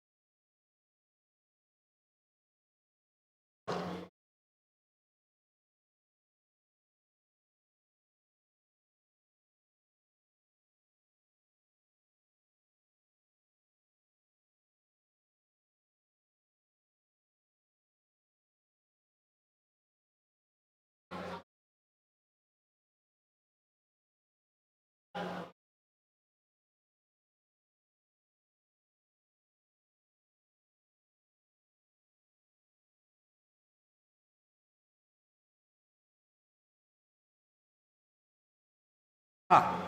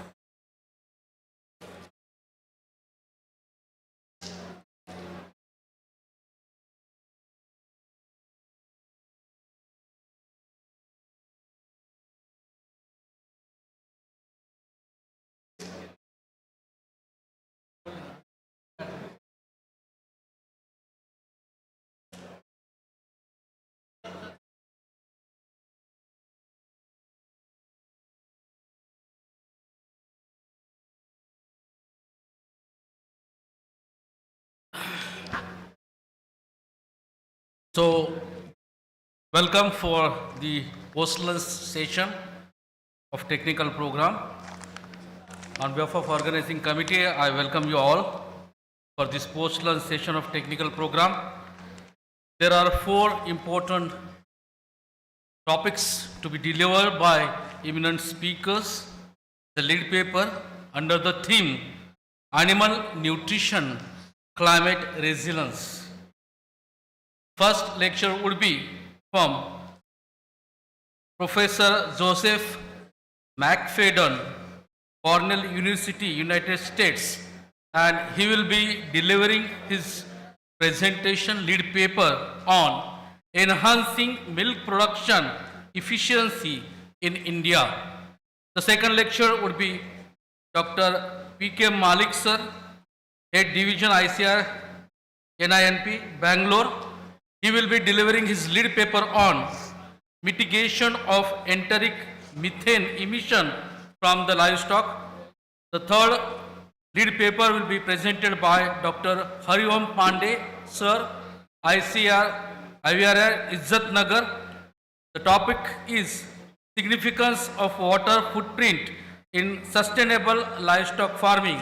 And the fourth and last lead paper will be presented by Dr. Satish Raju, CEO, MLDB, Nagpur. So, his title will be Maharashtra Methane Emission Towards Sustainable Dairying. For this session, we have Chairman Dr. Sahu sir, Director NNP. May I request sir to be on the dais, please. Then Co-Chairman Dr. Neeta Agrawal, Scientist IVRI. May I request ma'am to be on the dais, please. Second Co-Chairman Dr. Manoj Kumar Aware, Head Animal Nutrition Division, BIF, Urali Kanchan, Pune. We have 2 rapporteurs for this session, Dr. Sonali Prushetti and Dr. Ajay Rawal. May I request both the rapporteurs to be on the dais, please.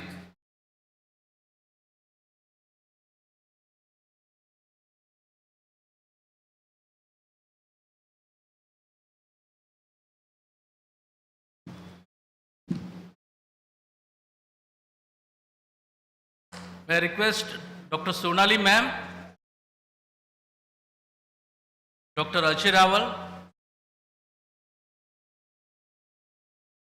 Okay, if they are coming, we will start. So, over to Chairman Dr. Sahu sir for this session for further proceedings. Sir, please. Thank you, sir. Welcome to the post-lunch session. This is an important session as mentioned by the. So this is, as you know, we have animal nutrition, climate and resilience, and all you must have felt at Nagpur. Now we are not feeling cold. So whatever. So in this regard, animal nutrition has a bigger role to play, and everybody will not ignore this fact that unless we have nutrition and proper feeding, we cannot resist the adverse effect of climate change. So in this regard, we have 4 important lectures. Already it is mentioned. So without making any initiation of this topic, we must listen first to the speakers, then we'll discuss further. So enhancing milk production efficiency in India, Professor Joseph, please.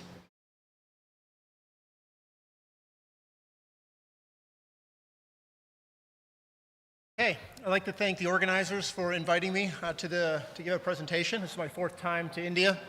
I've had a chance to visit many different states across the country. I do recognize that the prior chairman said that the one thing we don't want to do is listen to an American when it comes to feeding dairy cows. I do apologize for that because I am an American. But that said, we have several projects in India that I hope to share with you today. You know, one thing I do believe in is that, and I say this to my lab all the time, and that the problems of a specific country are really going to be solved by the people in that country. So challenges and problems of India are going to be solved by those in India. I really worked hard to try to build a team of people from India. So I want to give special recognition to Dr. Shambhivi. She did her graduate training at NDRI at Karnal. She's been a key leader on this project. Dr. Ashish Kumar, IIT Bombay, really helpful in terms of thinking about this from a policy perspective, helping to connect the dots. And I met Dr. Therapathy Asmira from CSRI in Hyderabad. He's a chemist in my lab that helps us develop and test on novel methane inhibitors. We also have representation from other regions, including Nepal and Sri Lanka. That really helps us make sure that we're in touch with sort of the practical aspects of dairy production in those regions of the world. I will mention a little bit about what we lead. I lead this program called Accelerating Livestock Innovations for Sustainability. It's really focused on trying to develop next generation methane inhibitors, enhance efficiency for the global south, advance manure management strategies, think about methane sensor technologies and sort of how they can be rolled out at low cost and high throughput, and better integrate data using AI. I did see that this said 25 minutes. Do I have 13 minutes or do I have 25 minutes? Is it 13? Started early, okay, so I'm going to stick with my normal timeline. Okay. So why India? Why am I here? Well, there's no question that India and other regions, other countries in this region are a real powerhouse in terms of dairy production. It's also a real challenge in terms of the number of animals that we have to think about and how to best manage them using contemporary practices. And so I also think about this from a perspective that regions of the world, like in Denmark and Netherlands, where you're decreasing the population of high-efficiency animals, and there's a greater percent of the population, the herd population, of potential low and moderate efficiency animals. I also see scenarios where in Michigan's now looks like they're partnering with a mule to start selling Indian dairy products in the United States. So the efficiency story now has more of a global sort of connection. We have to think more closely about efficiency of cattle beyond our country. And so that's certainly a key priority for us. There's also projected growth in the country, which is, for us, represents a lot of potential opportunity and also a real challenge. There's a lot of finger pointing. There's no question if you look at the popular press in America and Europe, look at regions of the world in South Asia and Africa in terms of saying, hey, there's a low efficiency animals, like what do we do about it? It's a real problem and you got to depopulate. Well, depopulating cattle populations is ignorant, it's naive, it's not a solution, and it doesn't really reflect the practical sort of considerations in different regions of the world. And so I've tried to be a strong advocate for thinking about these scenarios from different perspectives. Also, when it comes to defining efficiency and looking at the metrics of efficiency, I think we can do a better job. We typically think about efficiency as milk energy intake, that kind of relationship between the two. I like to think about it as there's other components to think about, whether it be specific nutrients, protein, prosperity for farmers. And so as we have this sort of debate about the relationship between dairy production and environmental impacts, we should really redefine the efficiency from different perspectives. This said, efficiency has been classically defined as increased milk per unit of intake and its dilution of maintenance energy requirements. These are some maximum values. I see all kinds of values across the country, but the general concept is that if we can enhance nutrition, enhance genetics, enhance management, we can improve these efficiency values, which has been done already considerably over the last decade in this country. But efficiency is more than just feed intake, it's more than just energy intake. We have to think about energy loss, the urinary energy loss. We think about fecal energy. Now methane energy is a key player. And methane energy could represent 3 to 12% of gross energy intake. So there's a possibility there that we could be pushing that energy or that extra hydrogen into milk or potentially accelerated growth programs. We also need to think about all these other social economic impacts that influence efficiency. One thing I noticed, and I had this conversation talking to dairy producers in New York State, when you look at efficiency values in the United States, you really want a 2-to-1 kind of relationship. So 2 kilos of milk per kilo of intake. That would be optimum efficiency value. That efficiency value could be something quite less, like 1.5 or 1.3. That's sort of what this figure shows. At a certain level of maintenance energy intake, whether it be at 1x or 2x or 3x, you look at this figure from top to bottom, you can sort of see some herds that are in the high category at the 50% efficiency value, and some herds that are at the 10 or 15% efficiency value. Why is that? Right, if intake is not really changing across those herds. So what we're doing at Cornell is really trying to think about the use of AI technologies to identify what are those factors that really influence efficiency in the specific herds and really push herds into those higher efficiency values. Cornell is the home of the Cornell Net Carbohydrate and Protein System model. This is an advanced model entering version 7.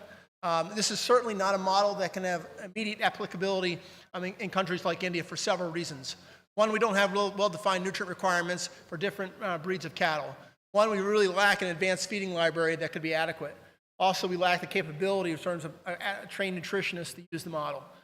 There's certainly capabilities to do this, and we think we need to think about this a little more closely, since this model is used in over 45 countries, and it's used to feed 70% of the cattle in North America.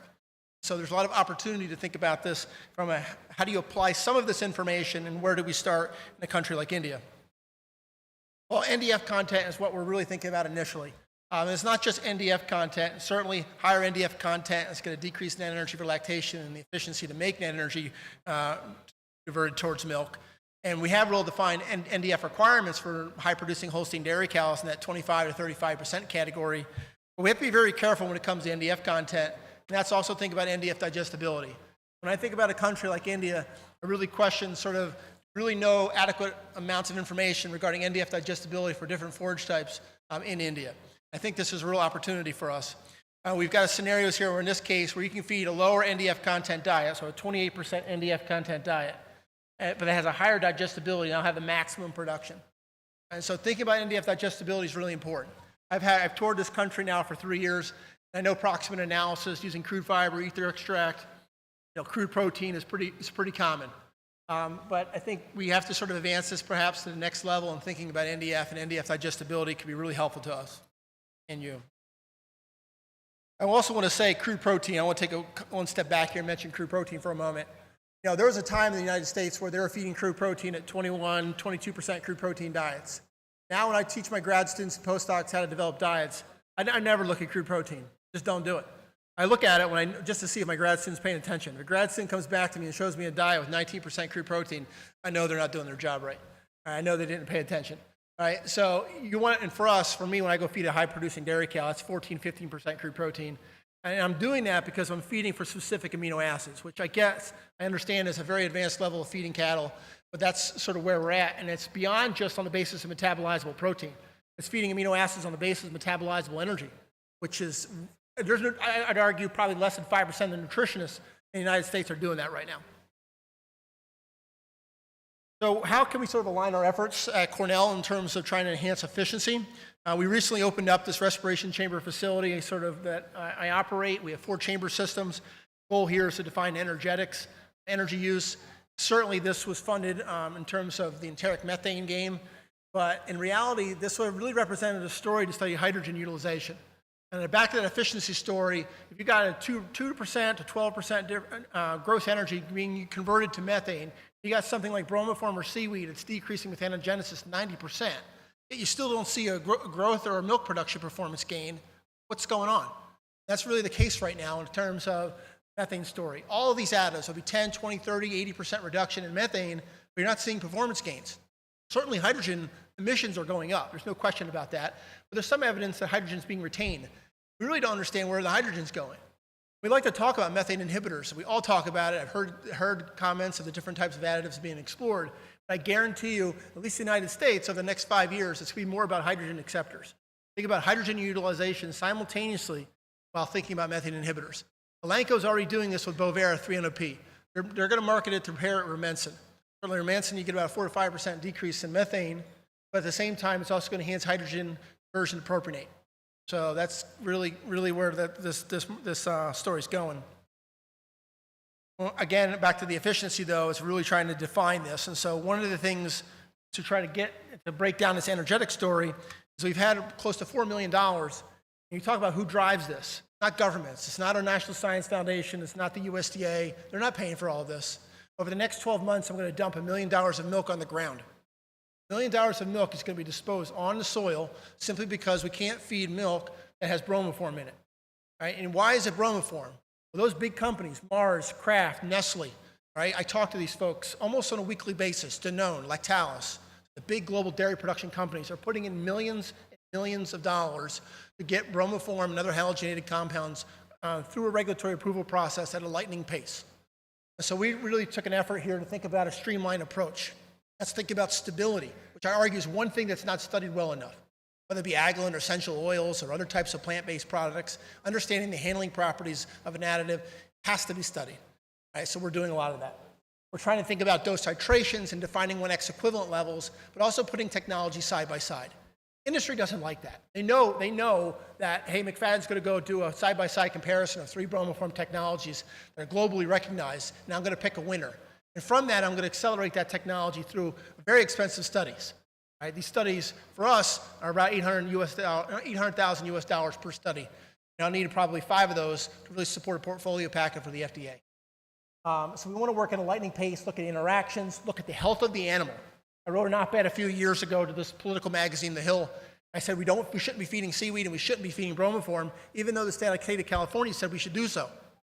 The reason why bromoform and iodine, especially in seaweed, or potentially arsenic too, real toxicity concern. Hopefully, things like pasteurization could really solve the bromoform issue. It's just things we want to try to examine. But these things are going to happen because the big dairy manufacturers are paying for it. Right? They're not necessarily paying for the aglins of the world. They're paying for things that are going to inhibit methane beyond 50%. They have aggressive GHG reduction goals.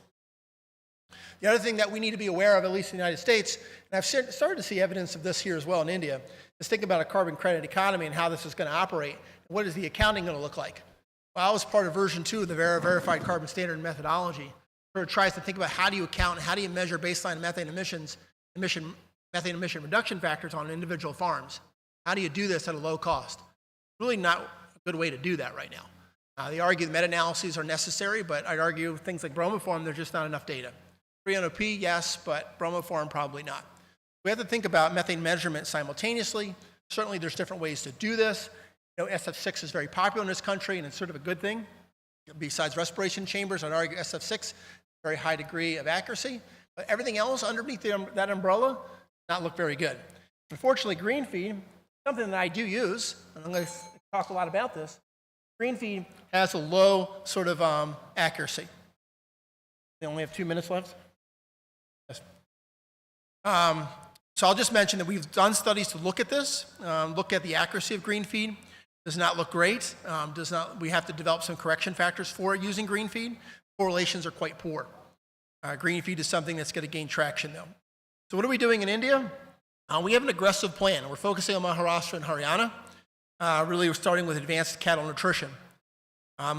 Interestingly enough, there's 9 million dairy cows in the United States, and there's 9 million cattle here in Maharashtra, supposedly. Quite similar. The biggest thing we aim to do is to have 7,000 feed samples collected over the next 2 to 3 years. The goal is to, and then I would say 95% of these are coming from India. There are a few other countries involved here, but over 7,000 feed samples representing over 300 ingredients are going to be sent back to the United States, also in labs here in India, to find the wet chemistry analysis. That's amino acids, fatty acids, NDF, crude protein fractions, you name it. We're spending a lot of money to be able to develop this library. All right, this library is going to serve as a cool tool to develop enhanced ration balancing models. We're working with Digital Green, UC Davis, develop cell phone applications. Anybody can have access to this. I should say the library itself, anybody wants it, email me. We're not hiding anything back. In real time, that data becomes available to you.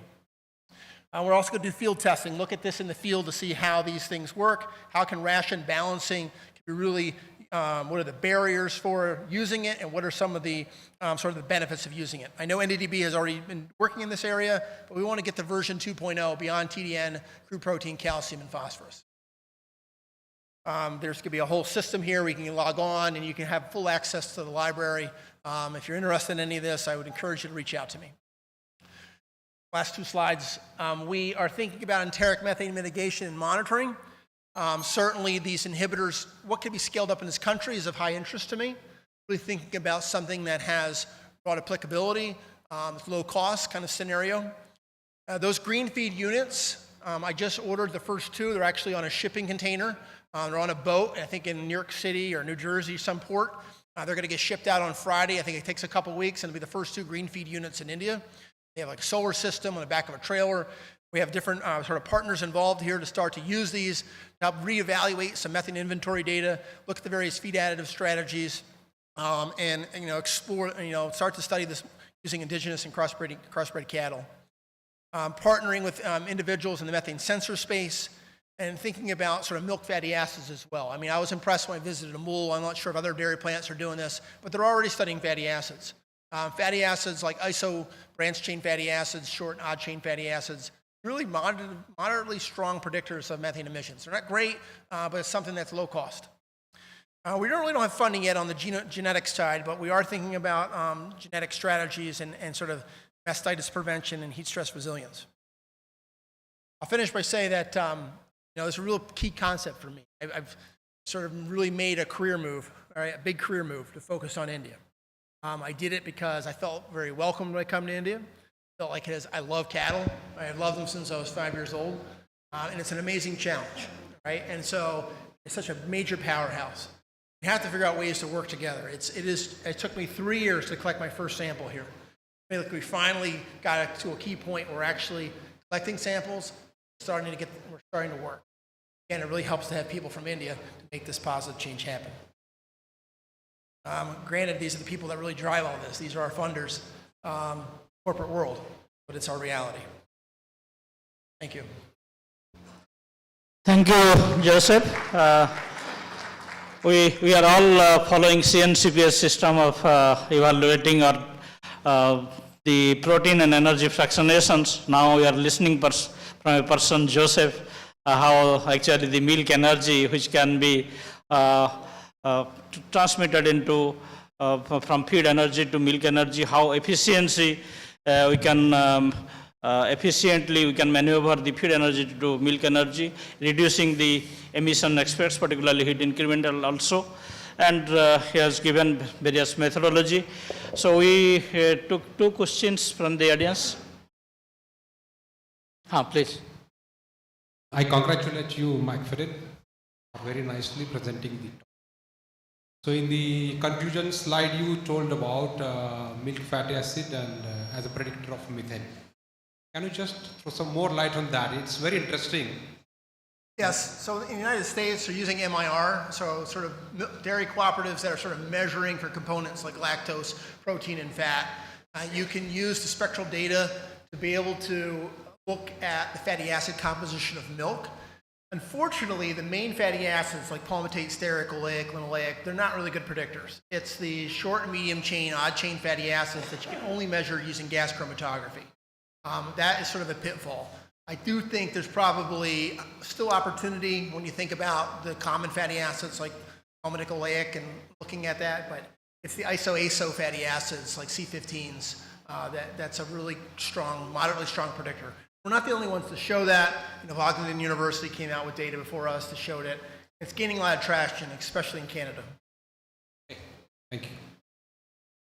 Yes, please.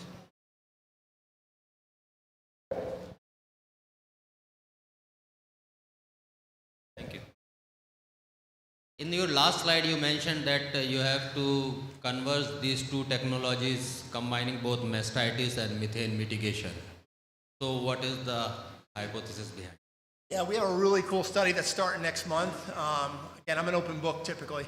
We're going to basically induce clinical and subclinical mastitis. We're going to put these animals in chamber systems for 6 months in different intervals. The goal there is to look at antibiotic therapy. But really the question that we're getting from the funding agency is to think about, okay, if you can prevent mastitis, which could be relevant like crossbred animals, animals that have HF genetics kind of scenarios, where do you get the gains the fastest? Is it a better veterinary health, or is it a particular feed additive? And so from a national perspective, and I don't know what that looks like in India, it would be great to know if any exercises have been done in this space, to think about things like enhanced efficiency, improved veterinary health, enhanced breeding strategies. Of those sort of 3 categories or others, which is the one that's going to get us to our targets fastest? In the U.S., that's what we're thinking about this. So our milk processors are, we have to deal about milk quality quite a bit. Quite a bit of mastitis, especially in the summer months. So that is, for us, a potential strategy to get to methane reduction targets. Right now in our space, it's really just additives, and 30% decrease to 300p is only going to be applicable in about a dozen states right now because of the incentives that make it profitable for the farmer to actually use it. So the additives don't really look great right now, so we need other solutions. Thank you, Joseph. I think it's just one. Yes, please. So Joseph, what you have given the new dimension, like fat acid are getting proportionate to the methane production. Actually, we are using the CNCPS model while working on the cattle nutrition, and there also the predictions are available for methane production through the diet composition analysis. So, and that is also given by the Cornell. So what exactly is the differentiation between these new predictions, what you are talking about from the milk fat acid? No, it's not going to be in version 7, I tell you that. So first of all, one thing, I don't control CNCPS. Dr. Mike Van Amberg does. We're fully aware of this. I don't think that science is quite where it needs to be. I think it absolutely needs to be there. And we're getting a lot of pressure to do it. I mean, I'd argue from taking the complete diet and looking at methane emissions, the CNCPS model does it quite well for enteric. Unfortunately, companies and NGOs of the world want the whole farm system, and that's not what CNCPS does. It just does enteric. But you're absolutely right on fatty acids. So we have done now 4 or 5 studies on looking at oils, salts, and saturates. So looking at those feeding strategies, we have a ton of milk fatty acid data that's getting processed like right now. That would be a great addition to CNCPS, 100%. Okay, and second question, is there any differentiation like the fatty acids coming from the dietary sources and ruminal synthesis of the fatty acids? So in India, we are getting more dependence on the rumen fermentation than the supplementation. Supplementation, of course, giving us the good responses, but it is majorly the rumen fermentation driven approach. So how do you see that as a differentiation between US data and Indian data? Just so I hear you correctly, because getting extra energy from supplemental fats is not as common here as it is in the States. Yeah, I understand that. I think that probably represents a bit more opportunity, because those commercial fats are highly saturated, they're highly expensive. I mean, actually, there's a company called Pelican Solutions. It's supposed to be the largest provider of palm fat. His son's now in my lab, just got accepted to Cornell, and I suspect I'm going to be doing a lot of palm fat work. And most of that, I think, is coming from India. There's a unique story there, because the palmitic acid influences NDF digestibility. That's something that hasn't been told. But in terms of India, we have natural grass, natural forages that have higher levels of unsaturated fatty acids. As a percent of the diet, there's opportunity there. From our perspective, there's really not a lot of interest in oleic. Oleic doesn't seem to be having much of an effect. We do a lot of work on linolenic. Yes, probably. But that's all about feeding level and effective fiber and not compromising butterfat, just to reduce some methane. Thank you. Really, thank you, Professor Joseph, for initiating the talk. When we started working on GHG, particularly methane mitigation approach, everyone are questioning why you are thinking of only environment. Now he has related to milk production, and in that line we invite next speaker, Dr. P.K. Malik, who will be deliberating on mitigation of enteric methane emissions from Indian livestock. Dr. Malik, please.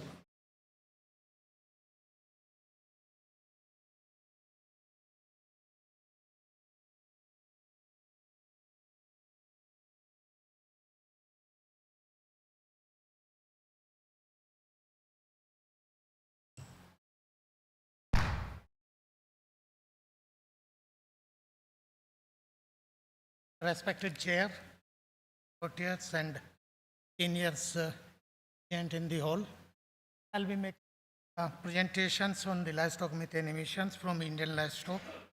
What are the challenges associated with the estimations and the mitigations, and where the opportunities exist as far as the methane emissions, particularly enteric methane emissions from Indian livestock is concerned. So, my talk I'll be covering methane emission status worldwide as well as in Indian scenario. What are the methodological issues in terms of the predictions or the estimations? What are the mitigations options available and the feasibility of those options under Indian conditions? And what should be our future approach for the mitigations, and how to convince farmers particularly. So what we should do in that line in terms of the carbon crediting and how it has to be modelized like MRV systems and conclusion. So if you look at the overall atmospheric concentration of the greenhouse gases in the atmosphere, it is almost 470 ppm irrespective of the GHG. And out of 470 ppm, 440 ppm is only carbon dioxide. That means remaining all GHGs are hardly 30 ppm. So why we should bother about that? We need not to. So here you see the methane is almost 220 times less than the carbon dioxide concentration wise, if you see that. But when you consider the global warming potential of the methane, it is almost 27 times higher than the carbon dioxide. So if you consider the global warming potential, is hardly 9 to 10 times less than the carbon dioxide, the methane emissions overall in the air. So that means it is equally significant, greenhouse gas in the atmosphere, and you cannot neglect it. The overall emissions is almost 558 teragram per year, out of which 548 teragram is being removed through various things. That means there is a net accumulation of 10 TG methane worldwide. And if you see the India as well as Brazil, these two countries have been, identified as the hot spots for enteric methane emissions, particularly worldwide. And this emissions of enteric methane and the dairy cattle, including the dairy as well as non-dairy, the aggregatively they constitute almost 72 to 73 total methane emissions, and around 19% is coming from the buffaloes. So at NNP we have done some work, and we have not used the IPCC system. Why we have not used those IPCC systems, that we'll see in the later slide. Here you can see NNP approach, basically we use the primary data on the methane production potential as well as the secondary data on the livestock census. And our estimate says that Indian livestock is emitting 9.25 TG of enteric methane annually, and the species-wise contribution, if you see, 6% is from cattle, 29% buffaloes, and there are some minor species like yak, mithons, camels that we have not taken into consideration. So apart from global warming potential and its role in the global warming, the methane is also carries another equally important energy loss, which is very crucial. We have worked out a figure and arrived on this that from the dairy cattle in the country, around 38 into 10 to the power 8 gigacalorie of the energy is being wasted because of the enteric methane emissions from dairy cattle. And this is state-wise estimate. So if you put all the losses, starting from consumption till the productions in one frame, and consider including methane, almost 40 to 50% of the energy is being wasted. And if you put this into, or convert this into monetary terms, almost 150 to 160 rupees equivalent energy is being wasted every day. So here we tried to correlate the production of different states as well as the methane. And you can see these two items are highly negatively correlated. So these states like Haryana, Punjab, where the production for milk yield is more, production is. On the other hand, the states like Madhya Pradesh, Maharashtra or UP, where the production potential is less, the methane emissions is very high. That means methane emission is subjected to the intake as well as the production efficiency of the livestock. So this is the issue what I was talking about, the estimates. But in tier 1 system in IPC, what we do generally, we simply multiply the number of animals with one emission figure. Let us say in case of dairy animals, it is 55 kg. So all the dairy animals in the country, we are multiplying with 55 kg. So that gives completely erroneous picture. In tier 2, it is far better than the tier 1, where we consider the take as well as the emission factors. And of late in the country, some of the researchers has started using the tier 2 systems for predicting the anti-methane emissions from Indian livestock. But still, do we have our own emission factors, or are still we relying on the Western countries' emission factors? We do not have our own emissions factors, and probably we need to derive them based on the regions, based on the feeding strategies, or the feeding practices, which keeps changing across the seasons in the country. And most of the estimates, either what we are trying to do based on the in vitro studies, we are trying to extrapolate the emissions for the whole year. Or there are some other techniques like SF6. My guest speaker was talking about climate chamber or the green feed.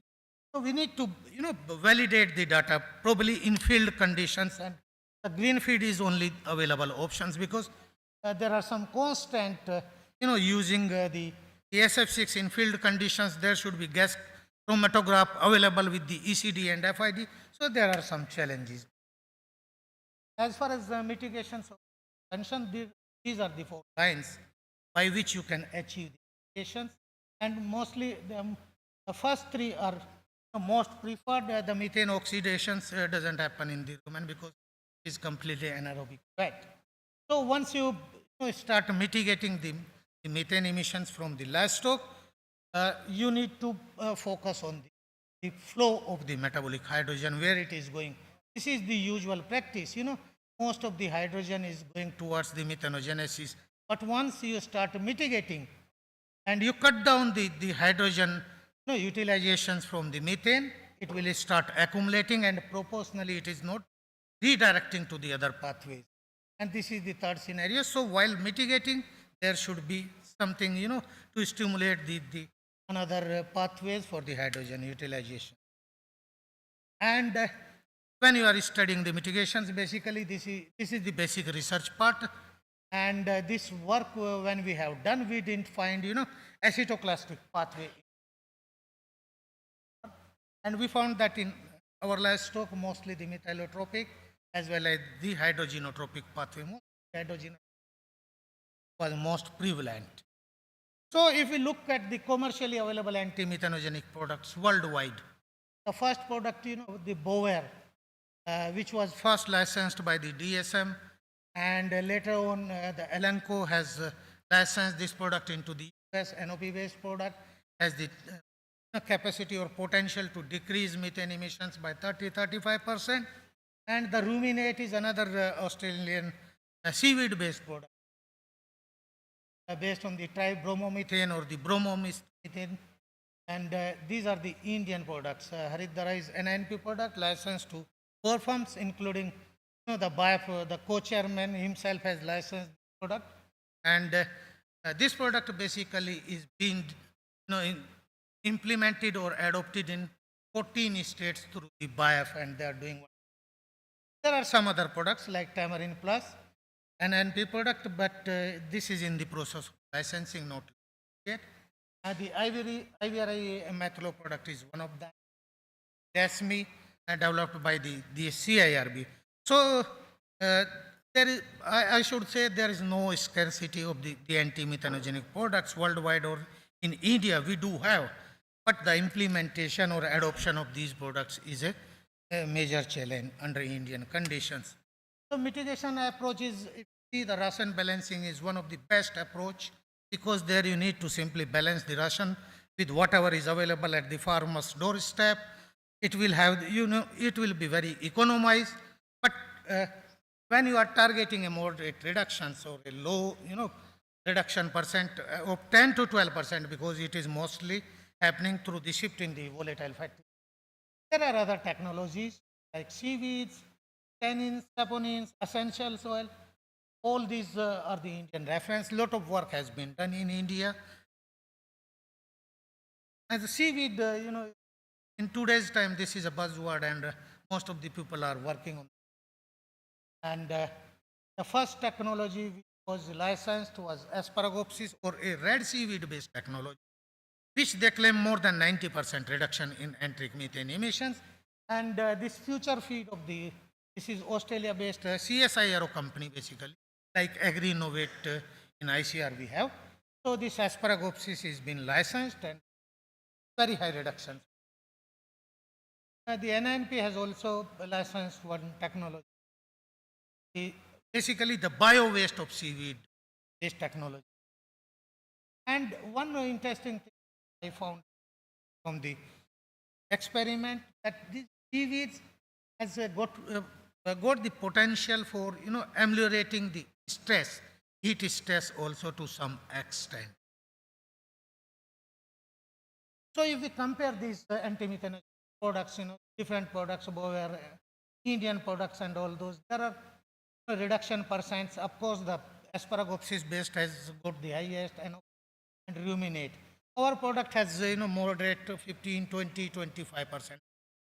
And that's, I think, is a desirable reduction, because beyond that, a lot of metabolic disturbances will happen. So nitrate and sulfate reduction is, of course, the promising technologies, and a lot of work has been done, and some work also been done at the NDRI also. There are certain issues also associated with the use, particularly the end products, or the conversion is the issue in case of the nitrate to nitrite. So if we need to, we need to investigate it thoroughly. So while studying the enteric methanogenesis, its formations, all these, it is all associated with the microbiota, and that's all we are studying in the present time.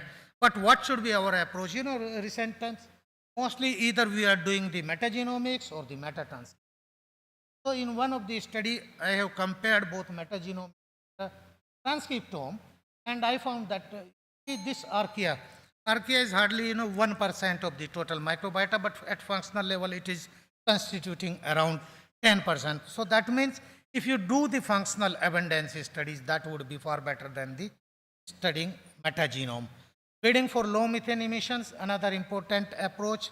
The proof of concept is already been proved, but there is not a single study in India. And if we have a large herd, we can focus on that also. The residual feed intake, again related with the feed conversion efficiency. The archaeophage therapy, very effective. They are natural denizens of the rumen, but there is no work on. The approach is already been proved. The concept is already established in Australia, but thereafter no work has been done. So if you look at the economic impact by adopting the methane mitigation technologies, how the farmers are. This is the environmental benefit. If you target 20% reductions from the Indian livestock, it will have almost 2,000 gigagram less methane environment, which can shrink, the carbon footprint of livestock production equivalent to the 54,000 gigagram CO2. And the energy about 75 to 10 to the this much gigacalorie, which can fulfill the energy requirement of it. 7 million cattle and can produce 16 million metric ton of the milk, provided there is sufficient supply of the protein. So apart from that, the carbon crediting is one of the way by which we can incentivize the dairy farmers, particularly in India. So almost one carbon credit, and this one credit can be sold $15 US. So yeah, only two. So the small countries, they are selling the carbon credit. Sri Lanka, they get Bhutan, but unfortunately there is no carbon crediting in India. So when we talk about the carbon crediting, what should be our approach? We need to focus on the MRV system. Monitoring, reporting and verification are the workflow, how it will go. And there is a clear mention in A6 Paris Agreement about the MRV system. So in conclusion, we need to focus, we need to consider the global warming potentials, and its importance should be measured by its global warming potential, not merely by the concentrations. We need to develop the enteric methane emissions factors if we really want to use the tier 2 or tier 3 systems for the estimations. The country and our focus should be towards the development of region and season specific mitigation strategies. Mitigation should be linked with the productivity. Otherwise, the farmers are very difficult to convince them for the adoption any methane mitigation technology. And that demonstration should be essentially displayed at the farmer's doorstep and at the multiple locations. And at the same time, we also need to focus the basic mechanism like unraveling the sinks for unaccounted hydrogen. Once you mitigate, hardly 1/3 of the hydrogen is recoverable, and remaining 2/3 where it is going in the room and where it is getting, we do not know. And until unless we do know that, we will not be able to tackle the methane emission effectively, and ultimately we need to chalk out the framework. The Ministry of Agriculture, Government of India is in the process of chalking out the framework for the MRV in livestock and the carbon credit trading. Thank you very much. Thank you, Dr. Malik. We started with milk production efficiency and some of the approaches by Professor Joseph. Then Dr. Malik has elaborated some of the approaches that has been practiced in different corners of India.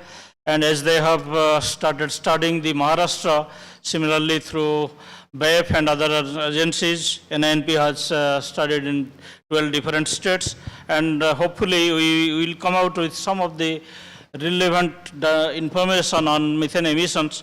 And when we relate it to production, as in his last carbon crediting point he has emphasized, then definitely giving emphasis to people who will be reducing methane emissions and benefiting in terms of milk production, that will be the ultimate.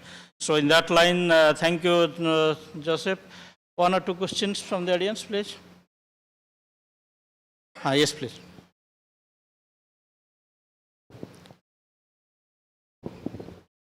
Hello. Thank you, Dr. Malik, for the nice presentation. What is the plan to convert this emission into money that you have calculated? That this methane to money, you have given this that. Okay. This energy loss or the economic impact. We know how much energy is being lost, and we know the energy conversion efficiency for each and every steps like milk production hardly 5%. So that 40-45% we taken into consideration. We also consider the feed cost, prevailing prices, and the market price of let us say the milk, which I have considered here almost 40 rupees per liter. I think now it is quite high, more than 450. So all these factors we have taken into, and this is just an idea. There may be 10-15%, but it's simply estimation, because until unless you prove it on the pilot scales, I cannot say it is 100%. Actually, unless we give emphasis on economics, how actually we are saving money in terms of reducing methane emissions, we cannot make it an impact, particularly economists. Next, please. Sir, very informative, sir, presentation. Actually, I want to ask you can say that when we use the different products like seaweeds and others, there is mitigation from 20% to 90%. So there is any level we can set or scientists set that we can mitigate only that percentage, or we can, it's depend upon a wish and something else. Thank you very much. In the Indian scenario, if you see, we never target beyond 20-25%. More mitigation you achieve, there are chances for the hydrogen will start accumulating. And in one of the slides I have shown, there is no in total redirection of hydrogen to the other alternate sinks. So there are chances that hydrogen will accumulate. That is one. And the variation in the seaweeds, the reduction extent, as you said, from 20 to 90%. It depends. Like in case of asparagopsis or the red seaweeds, basically red seaweeds are most effective, and then the brown and then green seaweeds. Basically red seaweeds, mostly they contain a compound, bromoform, which target at the penultimate steps in the methanogenesis, and it completely inhibit that pathway. In other seaweeds, it is mostly through phenolics, flavonoids and like that. So basically this is the difference because of the mechanism of inhibitions. And desirable is of course around 20 to 25%, not beyond that, because our livestock is not highly productive and not have that high genetic makeup. First of all, I will like to congratulate First of all, I would like to congratulate you for your nice, excellent presentation. My concern is that we all of us know that majority of methane reduction experiments don't show any improvement in the production potential of the animal. So what you think, how farmer is going to adopt these technologies which have developed at different places? Because farmer will not accept any technology which is not showing any improvement in the production. When you see, when you are mitigating and looking at the product,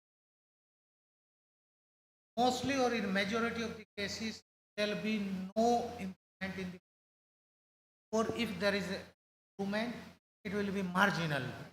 Okay, let us say not beyond 200, 300 ml per day. Don't expect miracles, 1 liter to only 200 ml. Why it is? Because the energy you save is not very big. Per liter of milk production, what energy is required and what you save from the methanogenesis, maybe it's enough to reduce or increase milk production up to liter, but there comes the translation. Efficiency of energy. Our case. So maybe if you keep continuing quite low, that productivity, I don't. Yes, sir. Thank you so much, ma'am, for highlighting this very important issue. Because you know that since last 1 year, we could have supplied more than ultimately 400 metric ton of this Haridara anti-methanogenic feed supplement into the field conditions of BIOF, particularly in 16 different states. So absolutely her question was right, because how to convince the farmer? because that is what the challenge in front of us. So instead of just showing that, reduction effect of the antimethanogenic feed supplement like Haridwara or any product, we should value add that specific product with the supplementation of other ingredients, which will automatically enhance the milk productivity up to a certain extent. Unless and until we are not going to do that, no one will show that show their interest. So that is what we are doing for promoting Haridwara. Thank you so much. Thank you. Crediting is also one additional incentive. 15 credits. Like if you are saving, let's say 20 gram and convert it into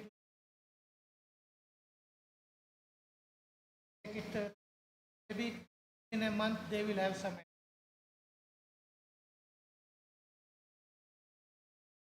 Not very huge. Additionally, they will also have to see the capturing of and potential use renewable energy. Take all.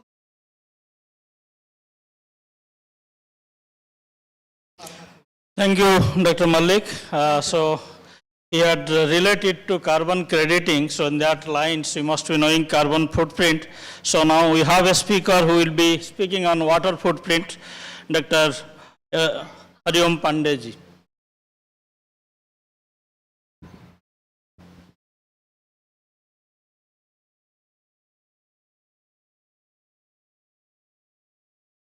Thank you very much. Good evening. Warm welcome. Honorable Chairman, sir, co-chairs, rapporteurs. It is cliche to mention the significance of water food. We think of our blue planet, that is beautiful, blue and probably living planet in this galaxy, is blue and living essentially because of water only. Almost 71% is surrounded by water. Still we have a challenge. More than 2 million people are water stressed. And it is estimated that in 2050, it is likely to increase around 7 billion. So to feed 9 billion people, which is expected in 2050, we need to increase this. And probably we are about to increase, but indeed we are reducing. So the challenge is here.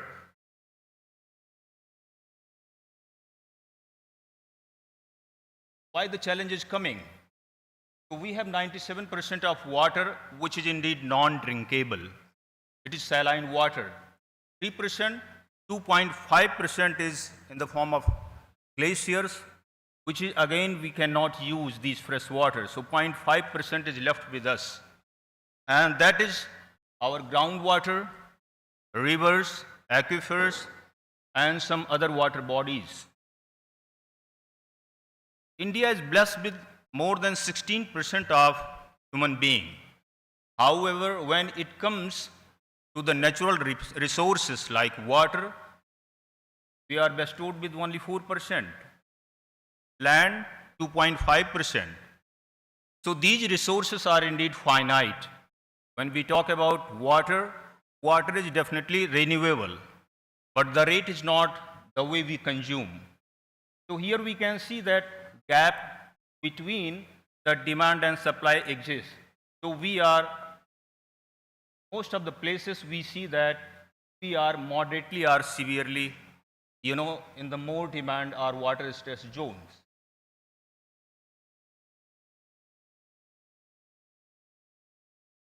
The water distribution, it is highly determined by the economic activity of any nation.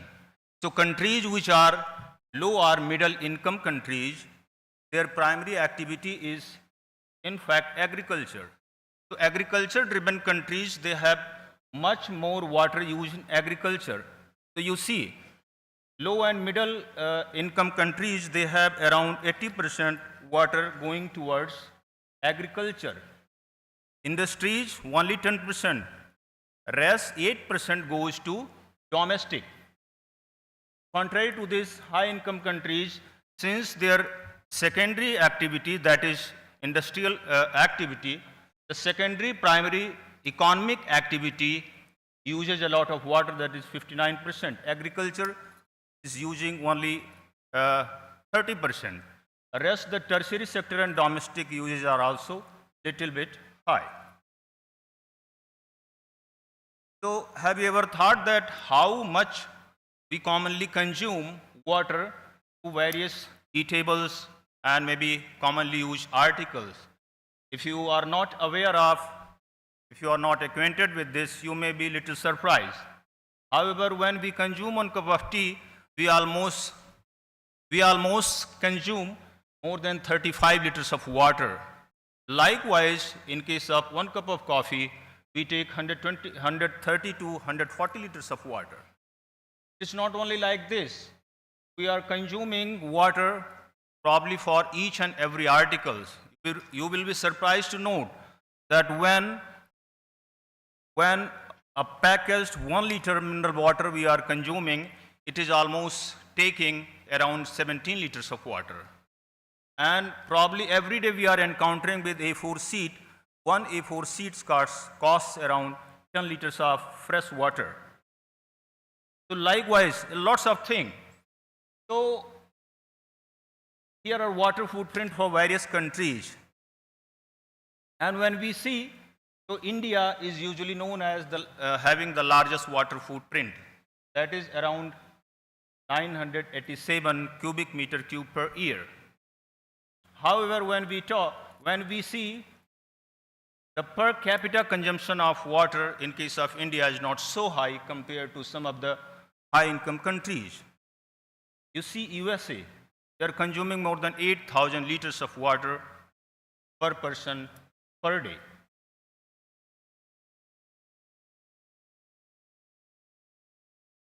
So water, fresh water, where it is going? So most of the fresh water demand has been seen that in the last century it was around 90%, which if we take average, the report says that it is around always 70%. Out of this, around 30, and recent report says that around 41% it goes to the animal production. And it has been estimated, reported several of times that particularly this meat and dairy industries are quite water intensive dairies. So why the water demand is increasing? It's increasing because of increasing increment in the population. It is also increasing because we are increasing our food choices. Like 1 kg of chocolate, it demands around 24,000 liters of water. However, you will see that some of the natural products, they hardly seek some water. Expansion of irrigated agriculture is also one of the reason why the water, fresh water is going towards agriculture. And like several of time it was discussed that climate change is also the reason. So here, some of common products, and many you will find that they are livestock produce also. They carry certain water footprint for their per unit production. So if you see, the global average for milk is around 1,020 liters per kg of milk production. In case of eggs, it is around 3,000. Chicken meat, somewhere 4,000, and the highest goes for the bovine meat, which is more than 15,000.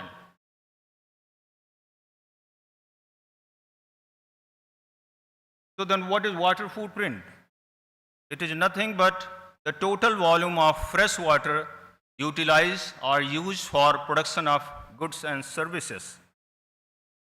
So Hoekstra gave this concept in 2002, and he simply divided into blue, green, and gray water. Blue water is the amount of surface water and groundwater required to produce goods or services, and green water is the rainwater, whereas gray water footprints are the amount of fresh water required to dilute pollutants. The scope of water footprint assessment in India is highly needed, since whenever I review, I find it is undermined compared to the other footprints. So why? Because India is full of biodiversity. We are bestowed with more than 136 breeds, like 53 cattle, 20 buffalo, likewise. And we have 15 agroclimatic regions. But depending on those, we hardly know that how we can reduce the water footprint for livestock production. We have also seen that several organized farms, they have provision of non-optimal use of waters.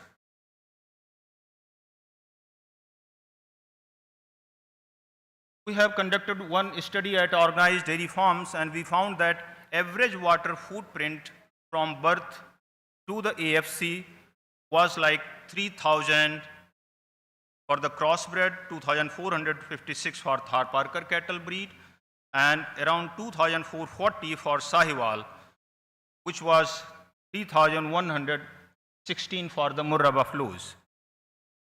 However, total water consumption, which comprised direct and indirect water, we found that it was more than 6,000 for crossbred and somewhere between 4,000 to 5,000 for other breeds and species. This is per animal per day. Interestingly, we also calculated that, from birth to the day of first calving, I mean, when we get the first drop of milk, until then, these dairy animals, they consume almost 3 million liters of water. So it's 30 lakh liters of water. And how it is distributed? So we found that most of them goes towards feed. So it's more than 90%. And the second goes towards washing of animals, and then washing of sheds, sprinklers, and likewise some for milking powders, and least is the water intake. For organized farming conditions, we have calculated that the water footprint for per kg milk production is, in case of crossbred cows, 657 liters, whereas for Thar-Parker and Sahiwal cows, little higher. This is for organized farm condition. Actually, if you calculate, the total water is less, however, because of per animal productivity, the water footprint for native animals goes towards higher side. Water for various countries are also being usually reviewed and calculated.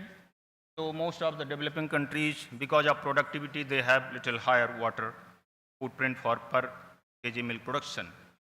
If we do little interventions, in case of management also, we can see that we will find significant reduction of water footprint. Here we change some of the customary practice at organized farm condition, reducing the cleaning frequency. Looking at that in the summer seasons, it was not required indeed to clean the open and standing stall the way it was done, the way it was practiced. And we found that by doing that, we could save almost 1.45 lakhs liters of water yearly for 10 animal sheds. So you can think of, and these water, this was blue water. So blue water is like blue gem. And we are also calculated that there were no SCC count compared to the control. It was not significantly higher. And we also recorded that there were no incidents of mastitis. So in case of India, I think that we need to determine the feed composition that results in the best livestock water productivity.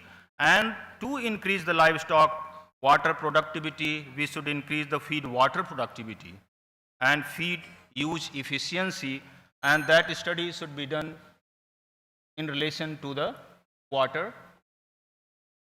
So definitely for reducing the water footprint in case of livestock production, we need to apply 3R, that is reduce, recycle, reuse. And the fourth is not being mentioned usually when I review the scientific article, but I think that the replacement is also possible. Particularly in case of cleaning, we can replace the blue water also. Utilization of agricultural byproducts, since some of the byproducts like wheat straw or paddy straw, they do not carry any water footprints, since the primary product, that is grain, it is going towards human consumption. So here we can conclude that increasing in human population and food choices followed by this climate change will likely increase our water demand.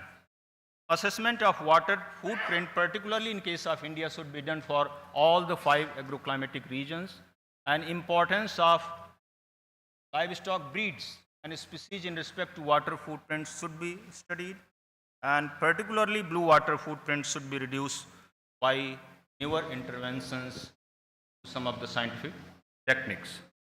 Thank you very much for patient listening. Thank you, Hariam Pandeyji.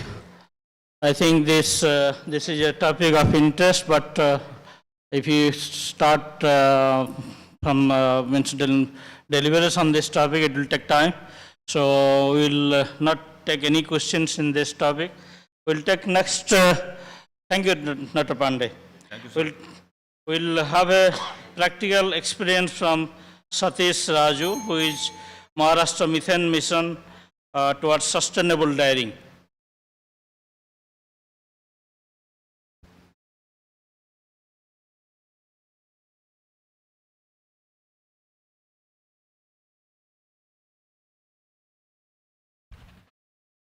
Good evening, everyone. Good evening, Chair, Co-Chair, Rapporteurs. Myself, Dr. Satish Raju. I am the Chief Executive Officer for Maharashtra Livestock Development Board. And today's topic, after Joe and others in the those who have delivered their presentation, it becomes very easy for me to go forward, just because you understood what methane is, what are the impacts of this methane coming out, and what mitigation activities we need to take. Now, when the scientists have done their work, it's up to the department. Basically, every work from lab to land, it has to go somewhere, otherwise it will remain in the lab only.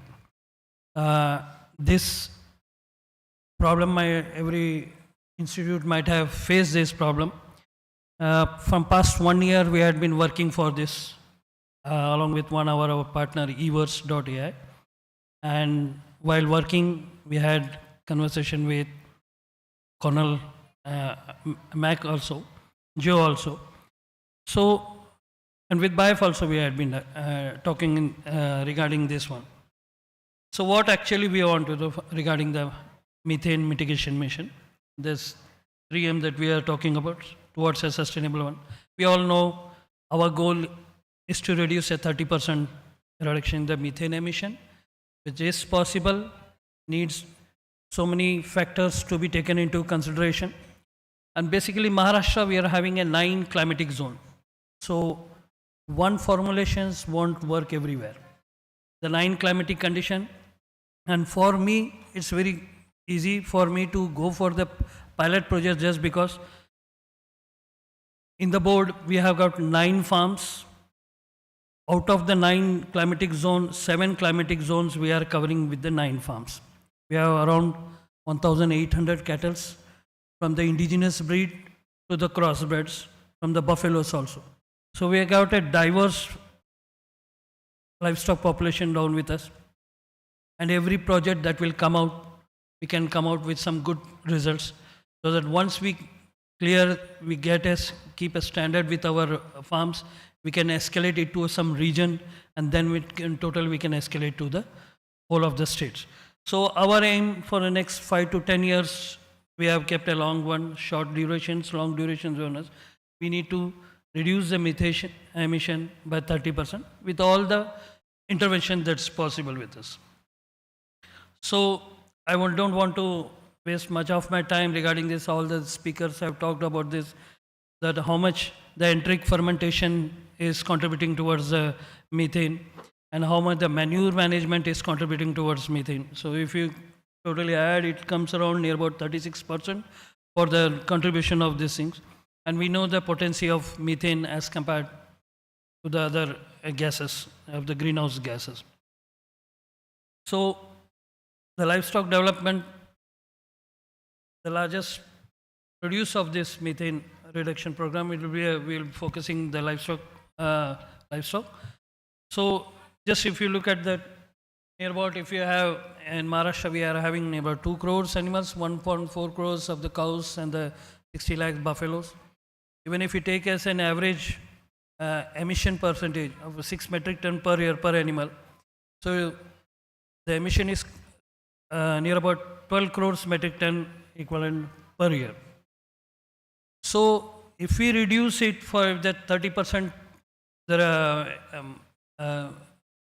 30% with this one, we can reduce near about 4 crore metric ton of the methane emission. So ultimately, when I want to go towards a farm level, once it is in the field, once it is in the lab, and if I want to introduce it in the farm level, I need to convince my farmers. As Madam had already told it, convincing the farmer is not that easy.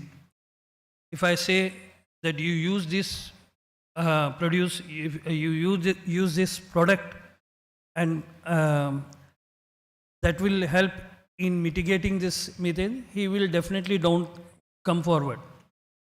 But then, if I can give something in return to him, whatever way, if I can increase his milk, the production of his cattle, or if I can give something in kind or in form of a credit, there is where we can intervene. Working in the field, we have got near about 4,850 veterinary dispensaries in Maharashtra, in 42,000 villages. So in one dispensary, it will be covering near about 8 to 9 villages. So if we start in that way, along with my departmental schemes, if I can go with this pilot project for a scalability one, I can definitely, I am sure, with the secretary being an animal nutrition guy, luckily my commissioner is also a veterinarian, so the win-win situation is there with Maharashtra State Government. So this will be a very good project for us, not only to put forward, because institute level, everybody will be having a issue to have their projects.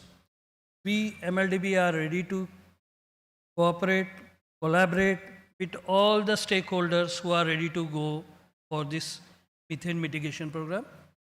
And definitely we can have a good consortium down there, because field level, if we can definitely use these technologies, for example, the main thing will be ration balancing program. We are talking about ration balancing program from the past 6 years. Vidarbha Marathwada Dairy Development Project was one of the project that, as a project director, I had started it in Maharashtra. Started from 2016-17 onwards till 2023. Now the second phase is coming out with this. So previously in the first phase, we covered only of the 11 districts wherein farmer suicides were there. There we had come out with this one. So now we are covering near about 19 districts of the Vidarbha and Marathwada. So the RBP program we had already initiated in that first phase also. And there was excellent result, because the farmers were unaware of the balanced diets. Whatever were there in their bunds, the grasses that were available in the bunds, that was the green fodder that they thought. And the cakes, cotton seed cakes, and the GNCs, they were using it as for the protein sources. So it was a little bit on the lower side of the nutrition aspect. Now with the Vidarbha Marathwada Dairy Development course, first course, it has definitely changed the perception of the farmer towards animal nutrition. Now they have come out with using green fodder, TMR machines, silages, everything is now in place. I'm definitely sure that phase 2 will make another big impact with NDDB collaborating with us. So it will be a total 21,000 villages we are having in that project. And MLDB also coming into picture. So this definitely will be a very good platform wherein every institutes can come forward, can help us, can use our platform for their researchers also. Now, what we are going to do, that's what. The first intervention that we are thought of was for the baseline study will be definitely there. We'll take the, we are taking the inputs from Cornell University also. We're taking the input from MAFSU also. And once we have these inputs or in line, then we can come out with a measurement of the methane. So already Joe is having in collaboration with BIF with his green feed machine. We will also be like to have that collaboration with them and use the green feed machine. And the second one is while working with, since Everse.ai is an artificial intelligence making company using the artificial intelligence, they are into sensors for methane estimation. Once we have the sensors in the for this methane estimation, we can collaborate. We can have that calibrated with the green feed machine, and then we can use it at the field level also. Because each and every time passing on these things will be a difficult process. So if we have some other instruments, equipments that can help us in estimating this one, because with 7 different kinds of indigenous breeds, it will be difficult for us for estimating the methane, how much it is emitted through enteric one and how much we are getting it from the cow dung. So this will be the very first year we will try all the possible formulations that we can go for this, at least calibrating of this handheld portable devices. Then once it is, then we can go for the rest of the biogas digesters, ration balancing program, feed additives. We have a Haridhara, we had inquired with National Institute for Animal Nutrition and Physiology. They had given us some context for the Haridhara. Now BIF will be there for us for this one. And exploring seaweed, red seaweed is also in our program, so that the next 1 year or so we will explore that one also. That is also into consideration. And while doing this, we will definitely think that besides the reduction of methane, the productivity enhancement program needs to be also done. Once the ration balancing is there, just as they were discussing, the farmer will only adhere to these types of interventions only if he gets some profit from those. If I can increase his productivity, the productivity of the animal, and reduce his cost, and if I can pay back in some or the other form, in the form of carbon credits, what I am saying, that needs to be in a policy making also. The department, since our department is now with the climate change, the minister is also holding the climate change department and animal husbandry. So she had also given us a assurance that we will include both the departments and we will convert this department for the betterment for this within project also. So these things, keeping in these things in mind, we definitely will go forward in the near future. All these steps that we have started will, now this is first identifying our objective has been done with the baseline service will be done in another 2 months. Then what are the opportunities that we are going, collaboration with the different agencies, different institutes, then the implementing thing. Then all this, before doing that, we need to calibration of whatever we are working. We will be working with Vera so that they can calibrate our process.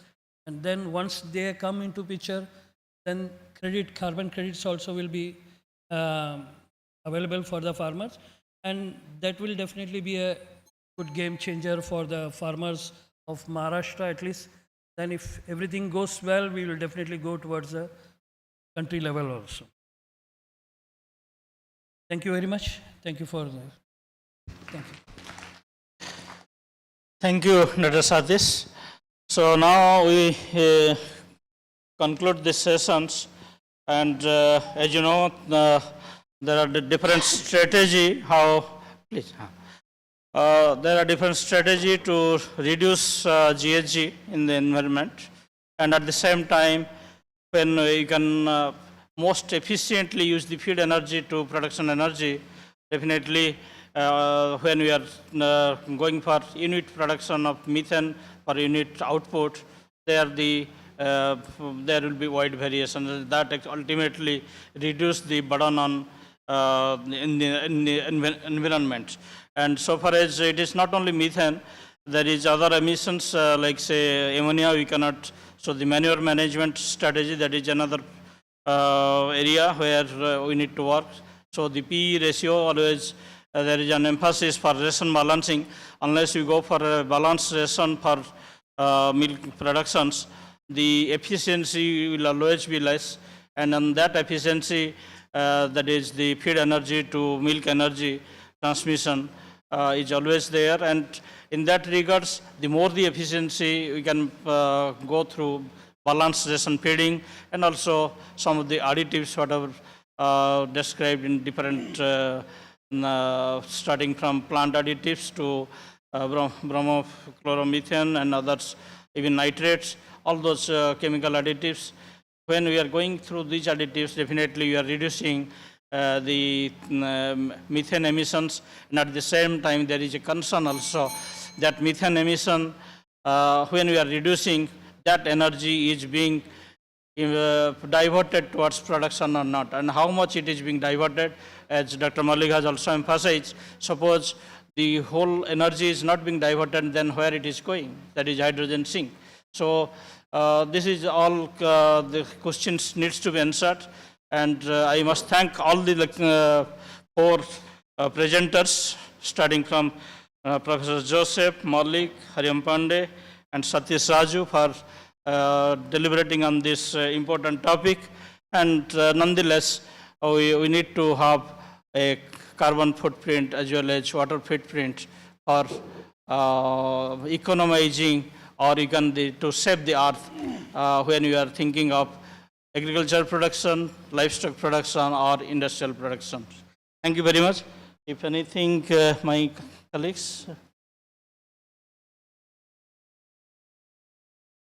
Okay, since time is less, I hand over the mic to my coordinator of this program.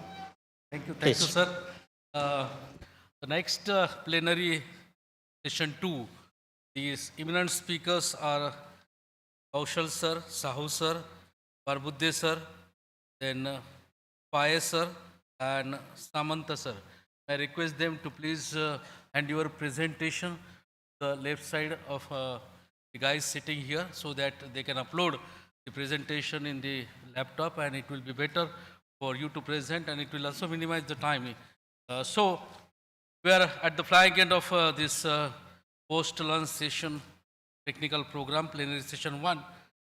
The organizing committee wishes to express deep sense of gratitude towards all the speakers and the chairman, co-chairman, and rapporteur, and just to express our thanks and to felicitate all of you, the speakers, chairman and co-chairman, and rapporteur. I would like to request Dr. Kaushal sir to please come over here.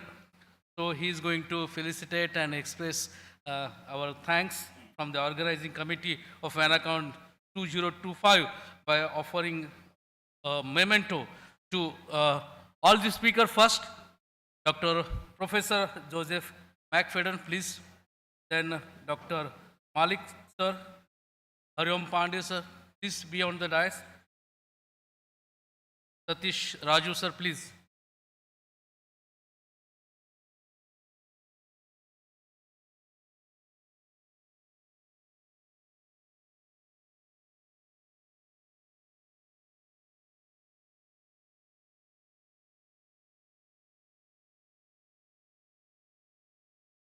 PK Malik, sir.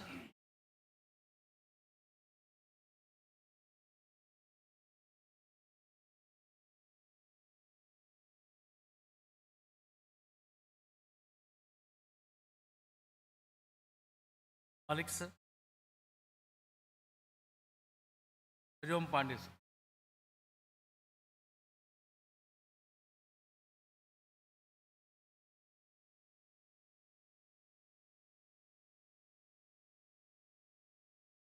Respected Kusumakar Sharma sir, former ADG ICAR is with us and would like to express our thanks and also want to felicitate the chairman, co-chairman and rapporteur of this particular session. So may I request Kusumakar Sharma sir, be on the dais please. Thank you sir for your gracious presence, and I would like to, I would like to request him to felicitate the memento. Dr. Sahu, sir.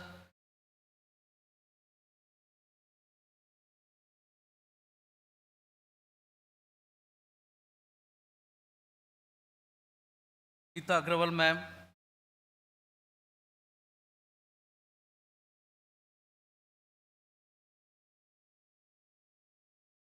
Dr. Manoj Kumar Aware.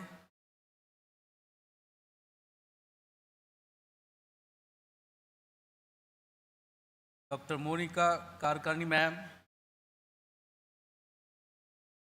Dr. Monica Karnani, ma'am. Dr. Ajay Rawal, sir.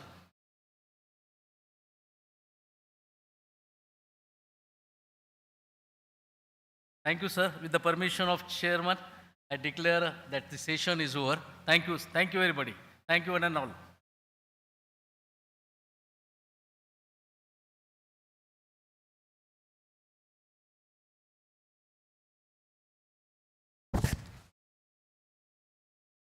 The plenary session second will just start in a while, and may I request Dr. Karambale, sir, to proceed for the plenary session 2.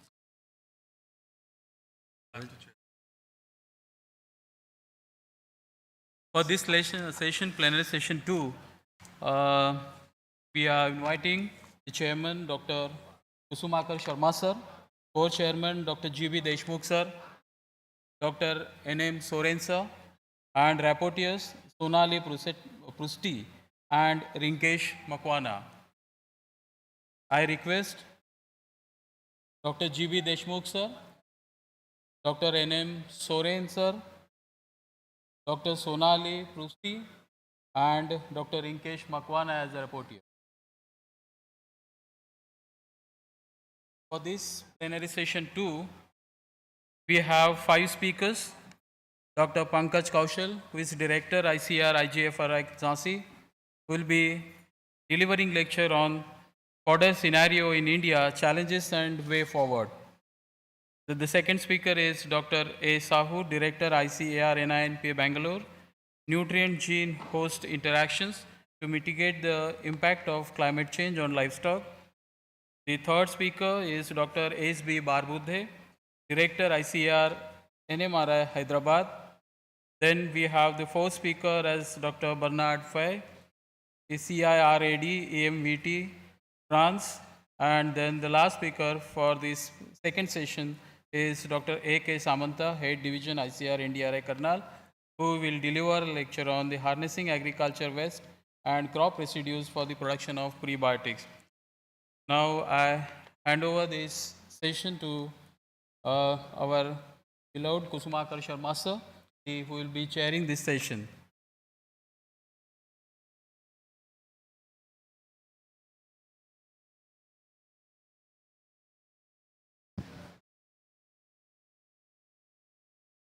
I thank the organizers for this beautiful opportunity to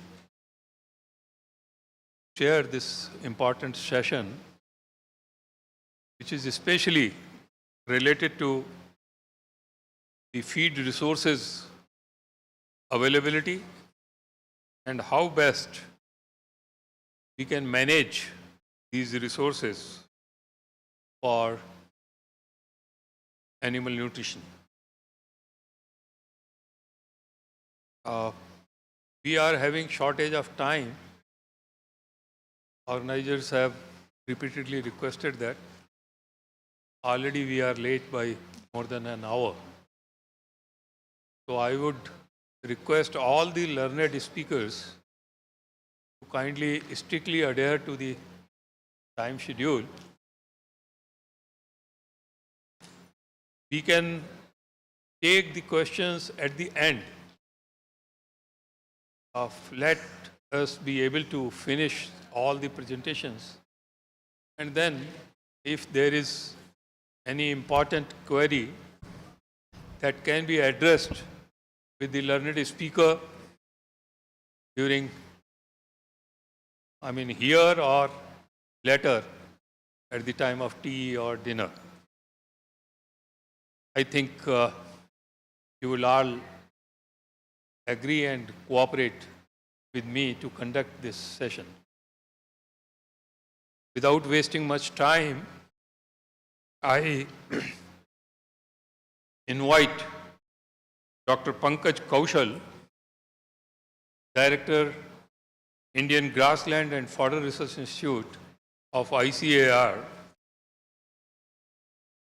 His topic is highly relevant for today's function and this seminar. Fodder scenario in India, challenges and way forward. I hope Dr. Kaushal will be able to address all the concerns as well as the challenges and how best we can meet them considering our socio-economic condition. Thank you. Please. Respected Chair, the dais, my senior colleagues, ladies and gentlemen. Since morning we have been listening to the various aspects of animal nutrition. But the major aspect of animal nutrition, which underlies the importance of availability of fodders, is perhaps the responsibility given to me. So let's have a choti si sham chara ke naam. So these are a couple of statistics well known to you, that what is the contribution of Indian livestock. Also, the low productivity of livestock, the major responsible factor is given to feed and fodder deficiency amounting to about 50% in India. The major sources of forages include crop residues, cultivated fodder and grasslands. Now this ratio, 28% of cultivated fodder and 18% grasslands, is really important as we scroll through the sites. Now this is something very important. We have been always asked, what is the deficit scenario of India, and there hasn't been any documented evidence or documented report of that. In 2019-20, we made a survey and have identified that presently the deficit of green fodder pan-India is 11.24 and the dry fodder deficit is about 23.4 pan-India deficit. Of course, there are states.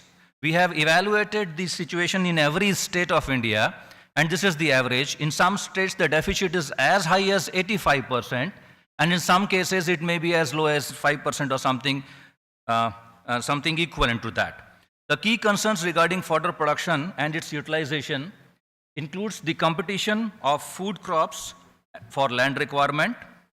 Cultivation is labor intensive, time consuming, and less valued. Human resources are limited. The varietal development in forage crops is very, very difficult. So my friends, any friend who is breeder, he may appreciate that breeding legumes, for example, the king of fodders, barseem. How do we breed barseem? For breeding barseem, the small ball, white-colored flower, you need to lie down on the ground, use watchmaker's lens to emasculate it, and next morning, again the same process to pollinate it. Similarly, when we talk about grasses, you cannot breed grasses by conventional techniques because of polyploidy and apomixis.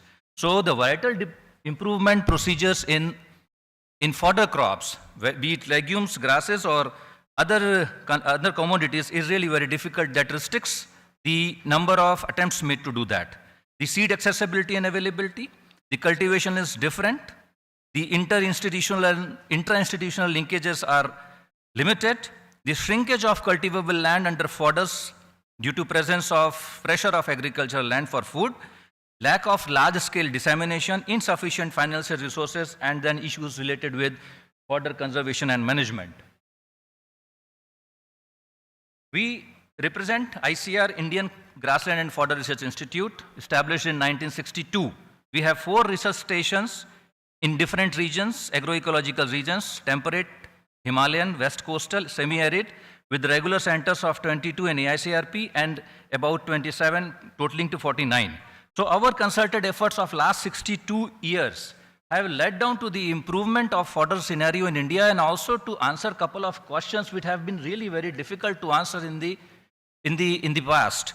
For example, we started with biodiversity, and just to give you an appreciation of that, we have about 245 genera and 1256 species of grasses, and out of those, 1/3 Indian grasses are considered to have fodder value.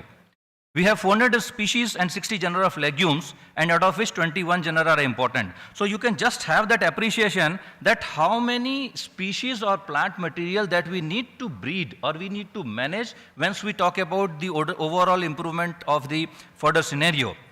For this, what we need to have, or what we had in the past, is an integrated approach to fodder resource development in India that included potential of using plant breeding in improving the crop, the crop production modules, the farm mechanization and post-harvest technology, because handling fodder crops is not as same as handling other crops. So because of the diversity in the plant architecture, the biology of the crops, that make us a little difficult to make a universal model or universal machine for post-harvest and mechanization of the fodder crops. Also the seed technology interventions are really important. The seed shedding, indeterminate seed setting, and also the biology of the seed development makes it really difficult, and we are answering those questions. Another 2 special approaches that we have is grassland and silvipasture management, and the plant-animal relationship and social sciences. So these two disciplines, grassland and silvipasture management, is also very important when we have that information available with us, that how can we go ahead with the overall management of fodder resources that only are not the cultivated fodders, but also for the grasslands. For this, we have developed state-specific fodder plans. So this is one of the major documents that we have developed during last years, that out of pan-India, 29 states, we developed individual state-specific fodder resource development plan for 29 states, looking into the available resources and the deficit. And we have given a roadmap how those state governments can develop or be deficient or complete the deficit of the fodder in their state. We also mapped the grassland of India. We recently developed a grazing and grassland policy, and also other things. So just these are our potential technologies and the strengths that we have. We handle about 13,000 accession of forage genetic resources. We have high-yielding varieties, about 434 and 42 crops. We have production technologies, protection technologies, seed standards, silages, grasslands improvement, silvipasture, horticulture, goshalas, and novel gene discovery. What I want to emphasize here is that give us any agroecological zone, give us any category of farmer, give us any piece of land, we are able to make it green so as to give some output of biomass from that. We always say that grasses grow there where all other crops refuse to grow. And this stress tolerance nature of grasses make them very important, because where there is nothing, we can grow grasses and have some green portion lying there. So these are major utilized crops utilized for fodder purposes. You will appreciate we are handling 34 crops.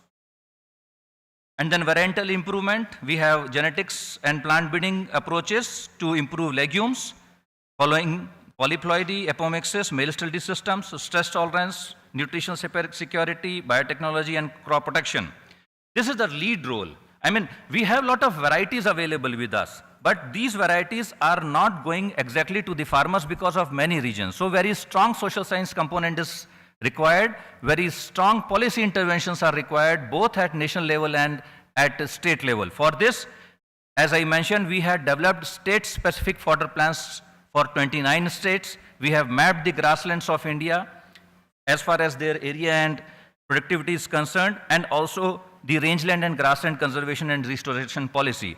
If we are having audience from different states, these are available on our website of IGFRI, that can easily be downloaded, and we are in constant touch with the state governments for implementation of these policies. Now, something very important is that you would like to appreciate these figures. Sir, we grow cultivated fodders in 8 million hectares. We have grasslands in 11.5 million hectares. We never talk about this 11.5 million hectares, which are ignored portion, which have great potential for improvement of fodder scenario. In addition, we have 150 million hectares of degraded land. So these two, 11.5 and 150 million hectares, are the potential sources whereby the fodder or the grassland systems can be implemented so as to improve the soil health and also the fodder scenario. So this is the distribution of grasslands in India that we have mapped, and these are two important policy perspective papers, the area and productivity of grassland and the policy for rangeland and grassland conservation. Now, these grasses are very important because in addition to food, grazing, fodder, soil binders, and other properties like essential oils, paper making, lawn, medicinal, and bioenergy, they become very important. And since they are they are a reservoir of desirable genes, we use these grasses to identify genes for stress tolerance, for climate resilience, for perenniality, multi-cut ecosystem services, and apomixis. You can just have an idea that looking into the demand or to improve the breakthrough in fodder scenario, we have used pre-breeding, and you can see that in maize and teosint hybrid, we have enhanced tillering, we have 5 leaf berseem, and we have 1 bajra squamulatum hybrid, and then tri-species hybrid, whereby using apomixis and hybrid vigor, we have developed a lot of important material and released at the national level.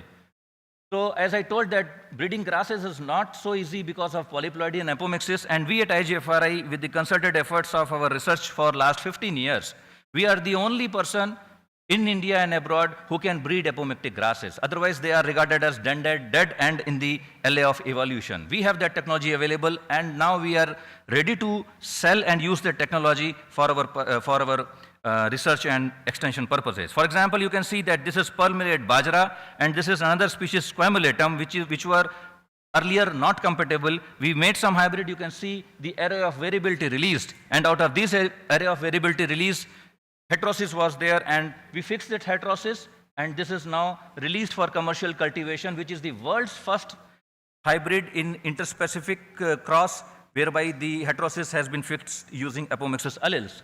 Similarly, this is now something important, that perennial grassland enhance biodiversity and multiple ecosystem services in bioenergy landscapes.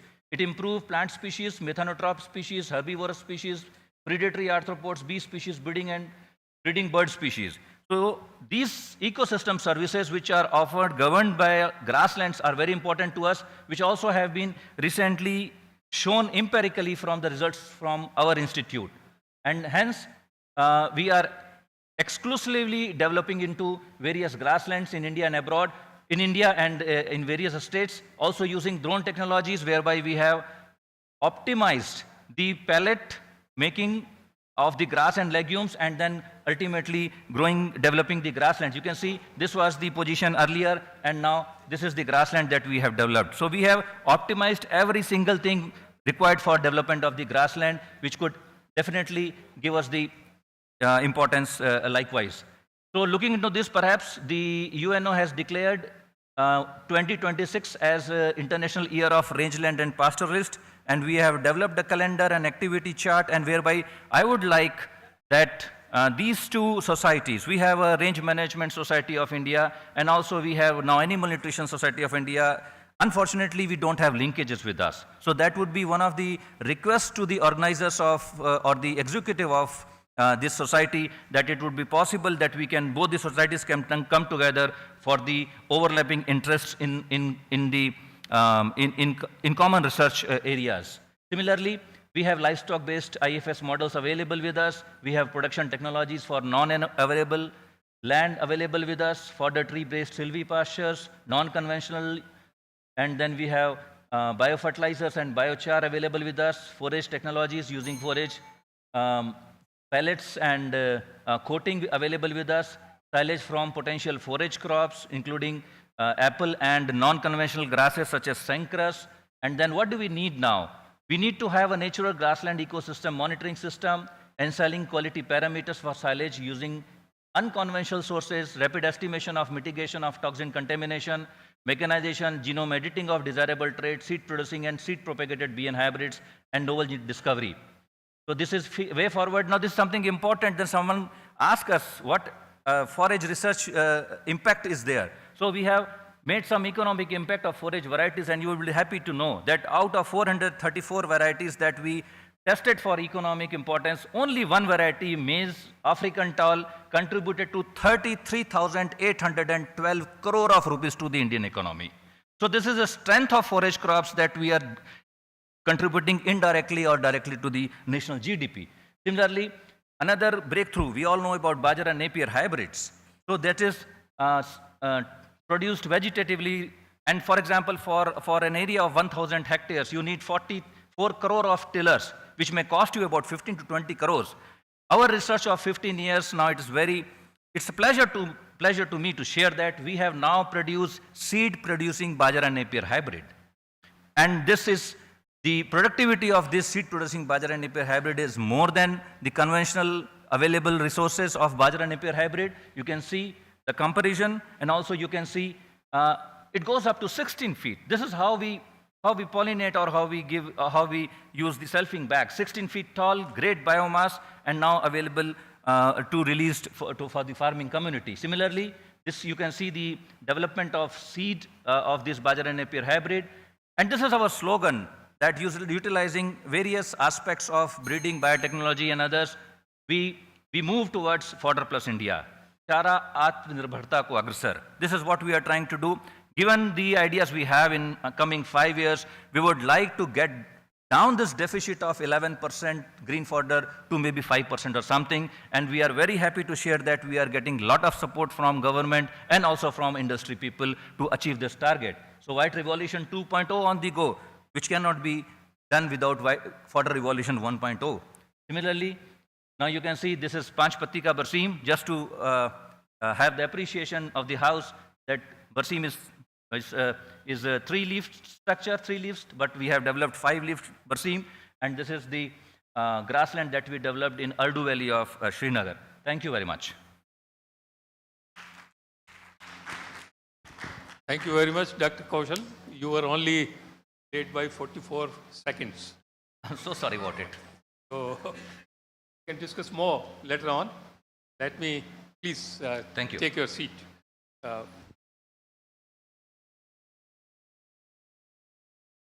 Next presentation is by a very distinguished nutritionist and director of ICAR, National Institute of Animal Nutrition and Physiology, Dr. A. Sahu, on nutrient-gene-host interaction, mitigate the impact of climate change on livestock. You all know it's a very emerging, exciting field for research, and I hope that Dr. Sahu will be able to throw light possible areas for future research work. Thank you, Chairman, sir.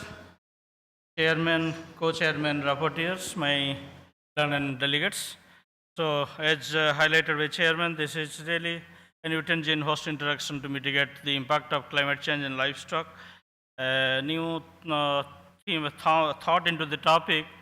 Here, I will not go mostly into details of the nutrigenomics or the genomic nutrition era. Rather, I will just give you some emphasis on how we can actually think on that line when climate change phenomena is occurring continuously, or it is going to be adverse in times to come. Here you see the A and B part of this food crop production and animal productions. Here you will be surprised to know that the results in the lower half of the globe,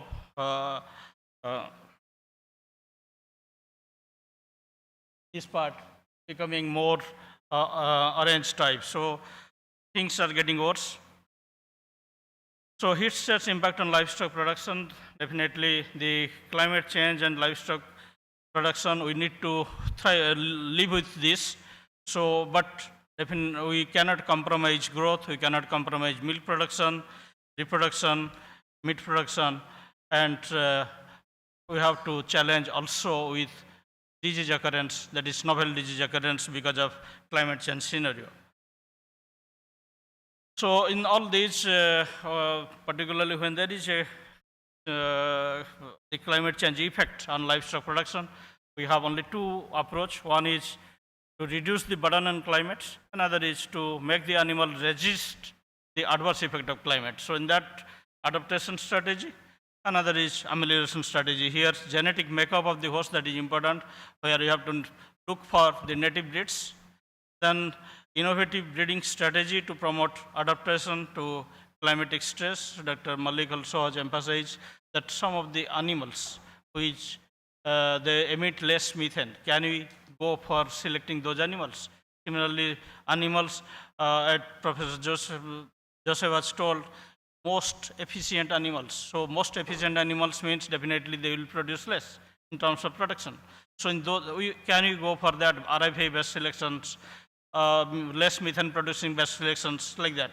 The nutrient interactions for increasing resilience and sustainability. Here we have to think of what are those animals, like we are working on heat shock proteins, 60, 70, 80 and 120, like that. Many heat shock proteins here, and similarly cold shock proteins in different arid and tropical and temperate climates. So is there any nutrient interactions? I will show you some of the research which has been conducted, and these animals, they resist to climate change adverse effect.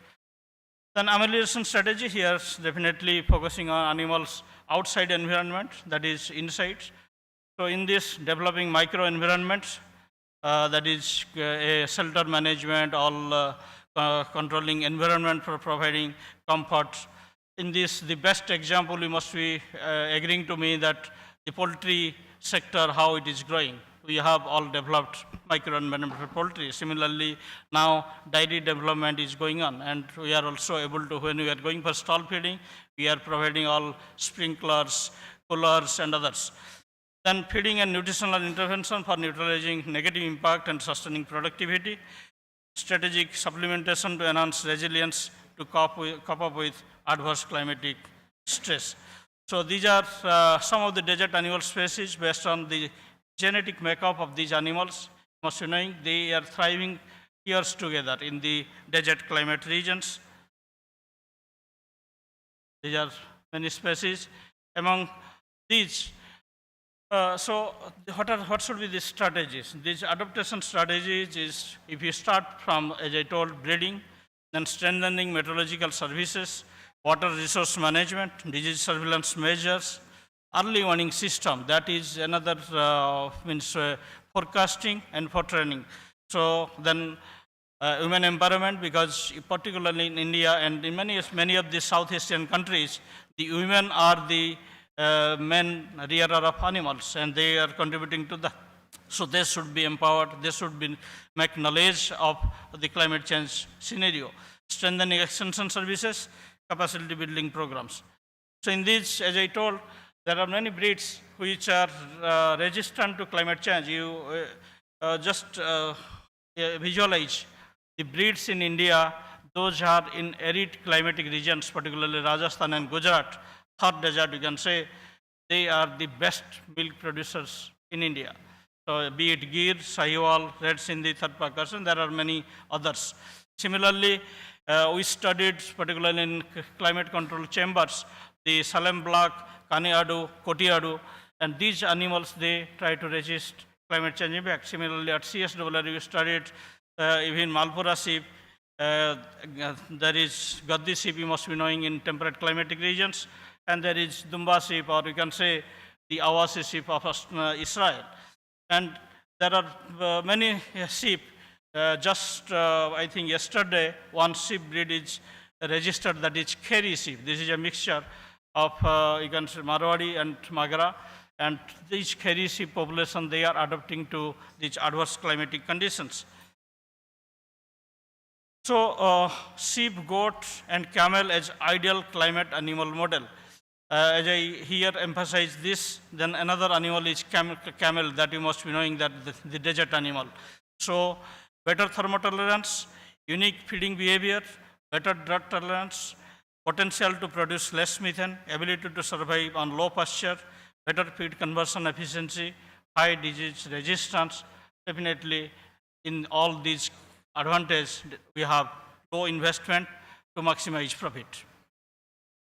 These are some of the behavior plasticity you must be observing. In the earlier session, we are going for methane reducing some of the additives, plant phytochemicals. So, goat itself select the plants and browse. Similarly, you can say camel.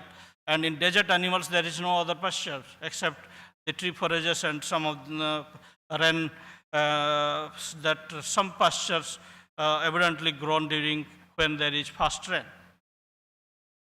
So, camel, and also here the environmental sustainability, there is no second thought or second opinion on that. And if we calculate the methane emission potential, it actually produces 46% methane, 50% of cattle. So, we need to have different methane emissions data from different type of livestock, be it geographical regions, be it species, or be it breeds. So, you need to understand host environment interrelationship, nutrient-gene interaction, epigenetic variations due to climatic change, regulation of stress and immunity, and microbiota host interactions. So, in this, we need to lower the load of GHG on the environment through optimizing livestock production. That word is a very vast word. If we go on to talk on, means discussing on what is optimizations. So, optimization of not only one thing, optimization of animal environment as well as optimization of the animal external environment. Now, targeting host nutrient metabolism, reducing GHG emissions. We need to prepare the animal that can resist climate change effect, selecting climate resistant breeds, as I mentioned earlier, strategic managemental intervention for resisting adverse effect of climate change. So, as I told, I will not go in detail of this, but definitely the feed efficiency, which is most important, how much feed is being consumed for unit energy productions, that actually determines the effect on climate change as well as the resisting the climate change effect. So, feedomics and nutrigenomics, that you have to understand what is the relations between these two. So, the epigenetic pathway, that is, you can say this is not a gene pool which is changing, it is the whole sorts of environment as well as the gene pool. So, non-gene pool is also changing. We have to work on those lines. So, this is just giving you an idea that how the DNA and RNA, they are responsible in this protein metabolism, proteome analysis, analysis of polymorphism, transcript analysis, and how they are being regulated by different gene pool.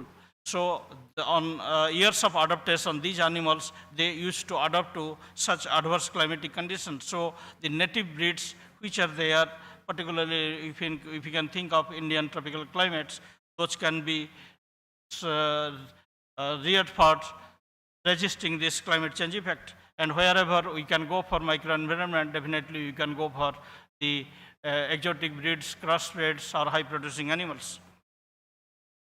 So, epigenetics seeks to understand the inheritance of traits mediated by mechanism other than DNA sequence, largely through changes to the DNA structure due to external environmental effects. And these alterations are non-genetic modifications induced by environmental factors, thermostress, pollution, scarcity, difference in nutrient supply, and winning, which can be transmitted to future generations. This is just a nutrient metabolism pathway. I have just peptide hormone, thyroid hormones, and catecholamines, how they are being affecting the protein kinase cascades and the availability of nutrients to the cell. So then, and GHG and methane, need not to already, Dr. Malik has elaborated on this topic. So what are the policy options for refined breeding strategy? Prioritization of species and breeds most adaptable, suitable for each bioclimatic zone in consultation with the livestock owners, animal selection based on molecular genetics and biomarkers contributing towards high tolerance, selection for low methane emitting with high RFI scored animals, incentives to farmers for active participation. There is one suggestion that carbon crediting, similarly water footprint, carbon footprint, those things can be taken into consideration. Revisiting the breeding policy with the amalgamation of production, adaptation of low methane emission traits, establishment of mother bull farms of prioritized breeds of cattle and buffalo in major climatic zones with public-private partnership. So the key initiatives, sustainable annual nutrition and feeding management, definitely we cannot ignore balanced feeding, and similarly climate smart fodder. Many of the examples were just listened from Dr. Kaushal. Then efficient use of feed resources, feed formulation and quality, that is again important. When and how we will need to formulate the feeds for what regions. So based on the local availability of feed resources, based on now there is pushing for soybean production. Similarly now use of say DDGS, dry distillers grains. So these things will come up. When more and more crop will be diverted towards human food chain, then definitely different sorts of wastes will be generated. And those wastes needs to be utilized, optimized in an optimized ratio with the feed for balanced feeding.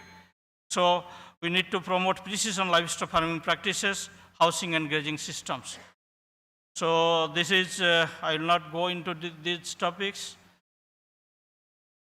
So anti-methanogenic feed supplements, already it is being told, but the cost-benefit ratio, you see, if you can reduce 15 to 20% methane, the cost-benefit ratio on lactating cattle buffalo 1:3, growing 1:5, sheep is 1:4. So that we need to keep in mind.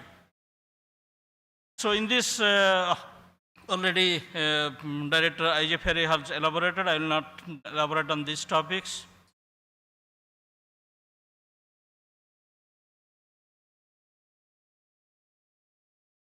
So the urgency of climate actions. Climate change poses significant challenges to animal agriculture in India. So animal nutrition, definitely it plays a crucial role in mitigating climate impacts and ensuring sustainable livestock productions. So effective policy strategies are essential to address the challenges and promote sustainable practices. So the key focus will be developing policy and programs to mitigate climate change impacts to sustainable livestock. So the priority research area, generation of authentic data inventory, as the CNCPS Cornell University is doing some work here, PEF is doing, or NNP is doing. So this we need to have a generation of authentic data inventory, molecular markers, allele mining for gene insertion, deletion for heat tolerance, then gut ecology, studying that, simulation models, training in animal climatology, policy implementation challenges. This is what actually I want to share to the House, some of the thoughts, whatever there in my mind. Thank you, sir.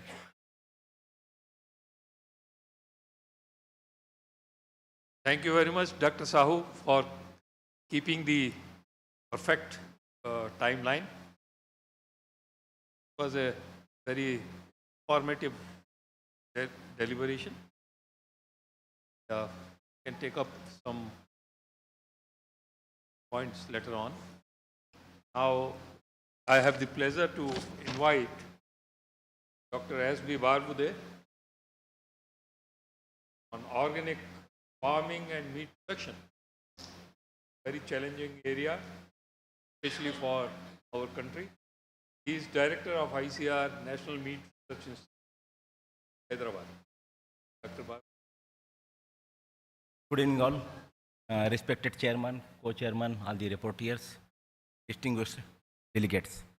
I will be sharing our thoughts actually and what exactly we are doing at our National Meat Research Institute on organic farming. So before going to the topic itself, just let me share about the meat sector in India.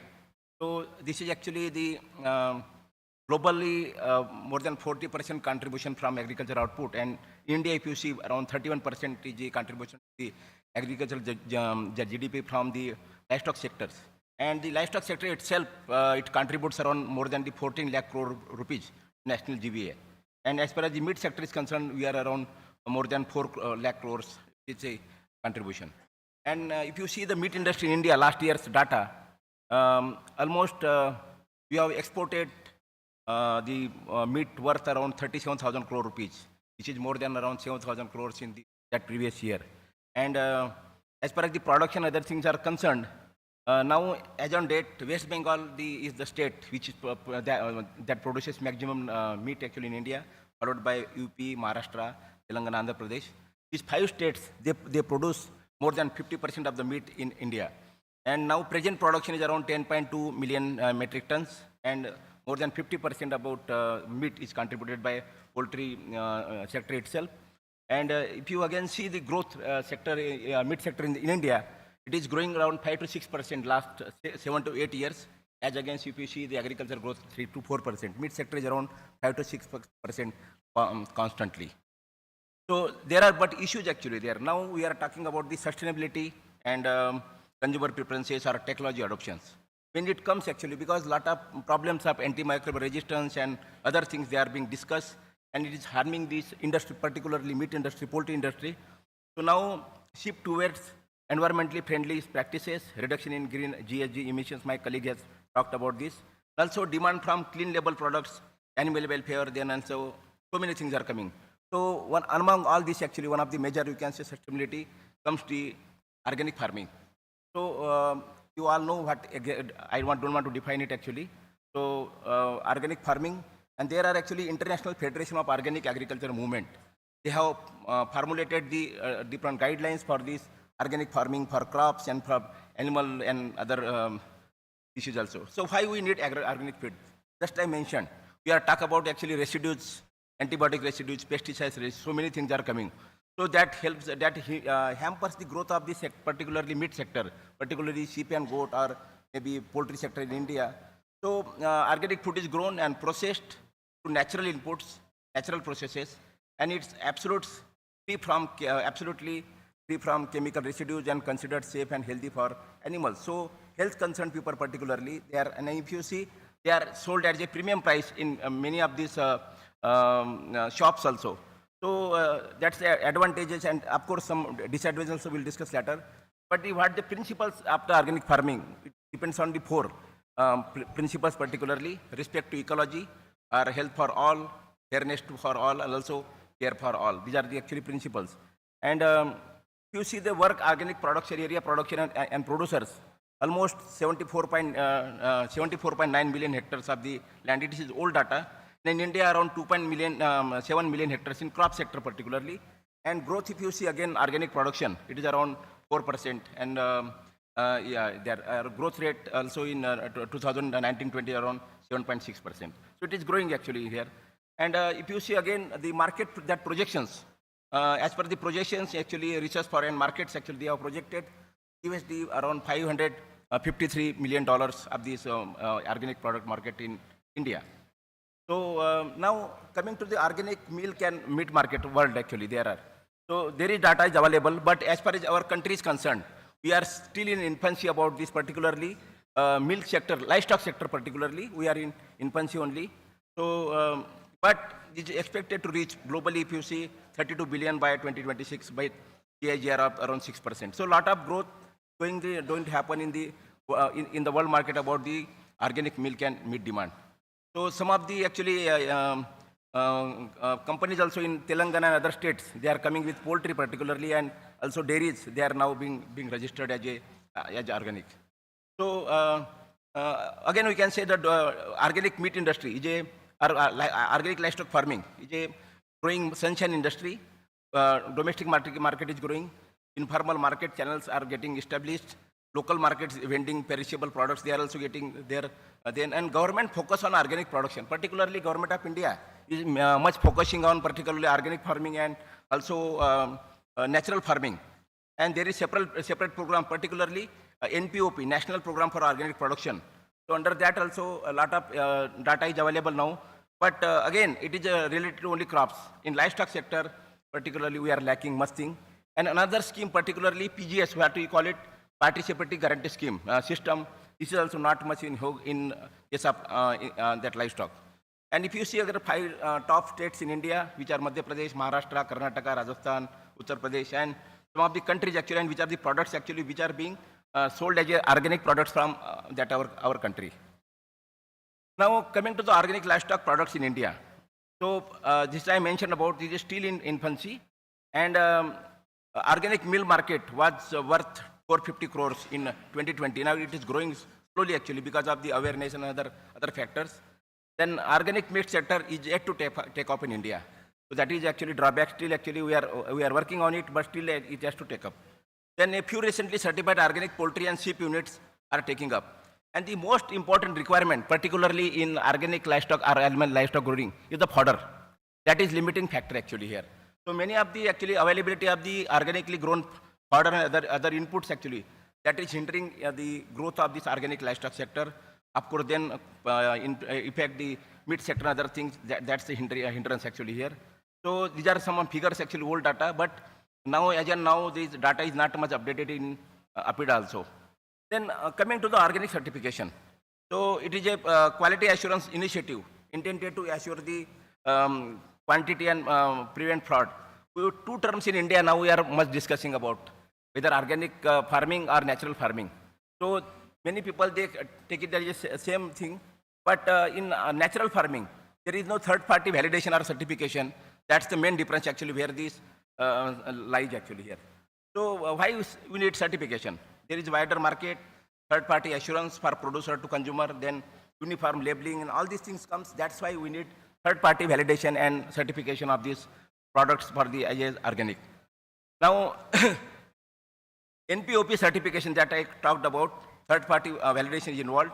And many of the firms actually, these are actually already notified by APIDA. These are APIDA certified firms. And crop production, wildlife, wild harvest, location collection, livestock, apiculture, aquaculture. So they have different type of actually the specialization. So we can hire the third parties, actually these auditing agencies, who can certify as an organic product. Now there are 4 key steps in the organic certification: accreditation, standards, inspection, and certification. So most important, just I want to tell the house that many of the stores actually particularly, maybe supermarkets, they are selling organic products. Whether the product is organic or not, many laymen may not be knowing, but they have to display certain logos actually on that. So whether it is through PGS or through it is conversion or through it is organic de facto. So that based on the logo, we can easily find out whether the product is being sold, whether it is organic or not. So labeling, that's very important, easy recognition of the organic quality, then confirm the fulfillment of label of regulations, then also help to achieve the better price for organic products. So there are general principles of livestock standards, particular organic standards: natural breeding, protection of animal health, fed with organic feed and fodder, freedom to express the natural behavior. All these things are there, which are mentioned in the standards which are developed by the IFOM. So again, the central theme of the is of animal welfare, where we need fear and distress free, hunger and thirst and malnutrition free, thermal and physical discomfort free, and also pain and injury. All things should not be there when you maintain the livestock, particularly under organic certification.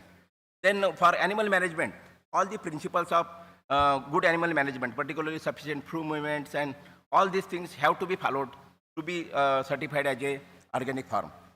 Then for organic livestock standards, we can have choices of breeds, sources or origin, animal identification, and record keeping. Record keeping is very, very important if you want to have organic certification.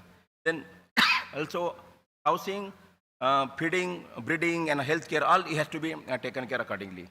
Then disposal of manure, urine, and then transportation, and of course that processing facility. we cannot process the organically certified any poultry or any sheep and goat in ordinary slaughterhouse. You have to have that slaughterhouse also has to be certified as a organic slaughterhouse. So then we have some other principles like conversion period and all these things. For meat and products it is 6 months.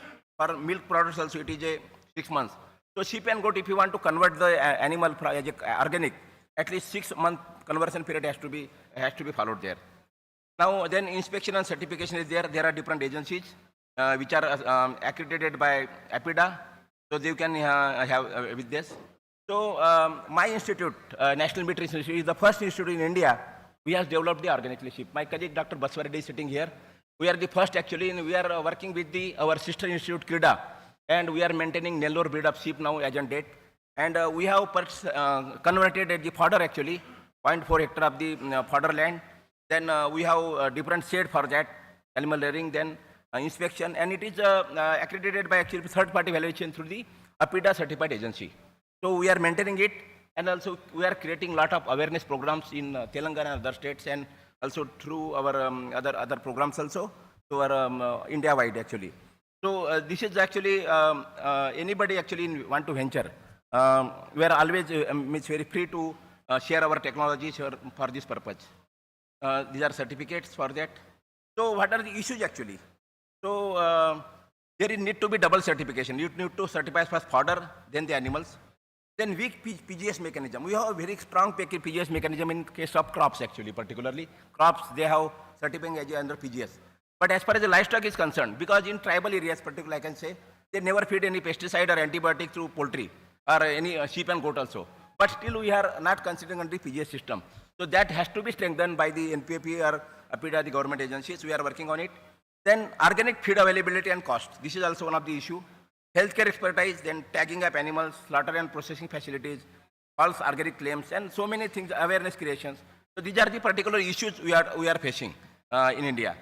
And then at producer level also, lack of awareness, just I mentioned, and feed availability, fodder availability, these things are coming. Lack of financial support and low yields periods, all these things also, there are some issues are there. Then food marketing also, of course. We need actually in a very cheaper products actually. So organically, when they are growing under certain system, there will be cost will be more actually. That's why. So only elite group of the public, they can purchase those things. So you have to pay extra percentage to the retailer. Expensive storage method and supply demand change. All these issues are there. So we have to take care of this. Then entrepreneur and employment opportunities are there. Particularly, I can say the universities or the ICAR institutes. We have a lot of land actually, which is not under cultivation or something. So they can convert their part of the farms actually. At least you can fodder and other things you can grow easily. And then entrepreneurship opportunity, particularly organic livestock production itself, or organic feed production, certification agencies, inspection agencies. So a lot of entrepreneurial opportunity for veterinary graduates also, they exist within this organic farming system. Then we have different schemes from the government of India. Paramparagat Krishi Vikas Yojana, and then all these things. And there is separate institute dedicated to organic farming and natural farming in Ghaziabad, National Center for this organic farming and natural farming. So there are also a lot of lectures and awareness programs, and they are conducting. So just I want to conclude, organic is a product. It's not a product, it is a process. So many people, they say actually organic product, but it has to go through some process. But still a lot of scope in India, but still say actually we talk about natural farming and organic farming. But particularly as far as livestock is concerned, still we are in infancy and a lot of scope exists in this matter. So thank you for giving.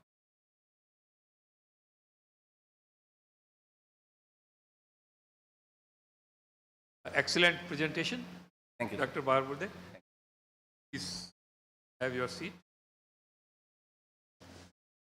Now, you all know that trace elements play a crucial role in climate change adaptation of animals, and I invite Dr. Bernard Fay from CIRD, Montpellier, France, to present on the specificity of trace element metabolism in camel. As Dr. Sahu pointed out, this is one animal that has got a lot of adaptability to various types of climatic hazards. I request Dr. Bernard to give his presentation. Okay, thank you, and thank you to invite me for this conference. I will speak about an animal which a species which is not too much, we don't speak too much today. So now I will rehabilitate this fantastic animal which is a camel. And I won't speak only on the specificity of this animal regarding the trace element metabolism. And, okay. Just to recall that the trace element in nutrition is not so important for the nutrition, but it's very important for the role of the trace element in the metabolism, especially they play in physiological activities, they play an important role. Of course, myself, I work on the epidemiology of nutritional disease, and especially I work on the mineral deficiency and mineral toxicity. For that, I was interested by trace elements. We have some data, of course, in many countries, including in India, but globally, we have very few information regarding trace element in camel. I will show you some results regarding the trace element status in the blood. Of course, we can use other substrates like milk, like urine, like organs, also liver, for example. But I will speak myself only regarding the blood status in trace element. Yeah, the most important. Sorry, is the copper. If we see in the literature the comparative values between different species regarding the copper status in blood, we can see that in camel it is little bit higher. It's little bit higher probably because the feeding behavior of camel is different. It is an animal which is a browser, it's not a grazer, and it can use a very large variety of floristic species that it is in the environment. And we know that, for example, the trees are richer in copper than the grass. So it's not a surprise. But what is a surprise that, in fact, if we compare camel and cow in an experiment, it's been with animals with the same weight, the same diet, and the same supplementation, you can see that the camel has a lower regulation of the cupremia than the cow. There is no, at my knowledge, there is no swayback in camel. It means the copper deficiency which has been described. But in China, in Bactrian camels, they have described a sway disease close to swayback and with a low copper status. And myself, I have found very low level of copper status in Djibouti, in camel feeding mangrove. And just to record that the requirement is between 45 and 90 micrograms per day. But the most interesting thing is the relationship between copper and celluloplasmin. You know, celluloplasmin is an enzyme which include two or three molecules of copper inside, and the relationship between celluloplasmin and copper usually is linear, like in the cow, but in camel it's not. And you will see that when the cupremia is low, there is a maintenance of the celluloplasmin activities. And you will see that it is not only for copper. So it means there is a metabolic activity which is maintained in case of low copper in the blood. There is no copper intoxication except one case of experimental intoxication. And I just want to, because I have to go fast, go to see the zinc. For zinc, it was reversed to copper. If we look the literature, usually the zinc in camel is lower than in cow. But if I make the same experiment that I have shown you before, it's an experiment I do in Morocco some years ago, you can see the level of zinc is very, very low compared to the cow. There is no clear description of zinc deficiency in camel, but we know that the camel is very sensitive to skin disease. And normally, if we make a determination of zinc in camel skin with one of my students in Morocco, and we have found very low level of zinc in the skin of camel.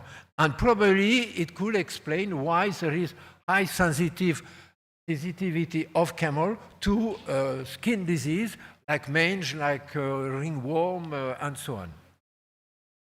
And also, there is another enzyme which is important. It is zinc superdismutase, which includes some zinc molecule inside. And on average, the SOD activity is lower in camel compared to cow in a similar feeding condition. And also, the copper and zinc supplementation has no significant effect on camel SOD activity. And also, we have seen some low SOD activity in bacterium in China affected by emaciation ailment. So it means the zinc status in camel could be very low compared to the cow. We don't know why, but it's interesting to run some investigation regarding this aspect. And another trace element which is very important, it is the selenium. So selenium deficiency is known in cow. It is a white muscle disease with degenerative myocarditis. It is exactly the same for the camel, and especially in Arabian Peninsula, you have a lot of problem of white muscle disease in camel, especially in racing camel, with sudden death sometimes, especially for the young animal. And I work with a colleague from Emirates on selenium in camel, and we make recently a review regarding this trace element. Why I'm interested by selenium? Because I make an experiment some years ago regarding the same, it was the same frame, it's mean with cow and camel the same weight, the same diet, and the same supplementation. And you can see that after supplementation, the quantity of selenium in the blood of camel was multiplied by 10, while in the cow it's multiplied by 2. So it means the camel is very sensitive to a selenium complementation.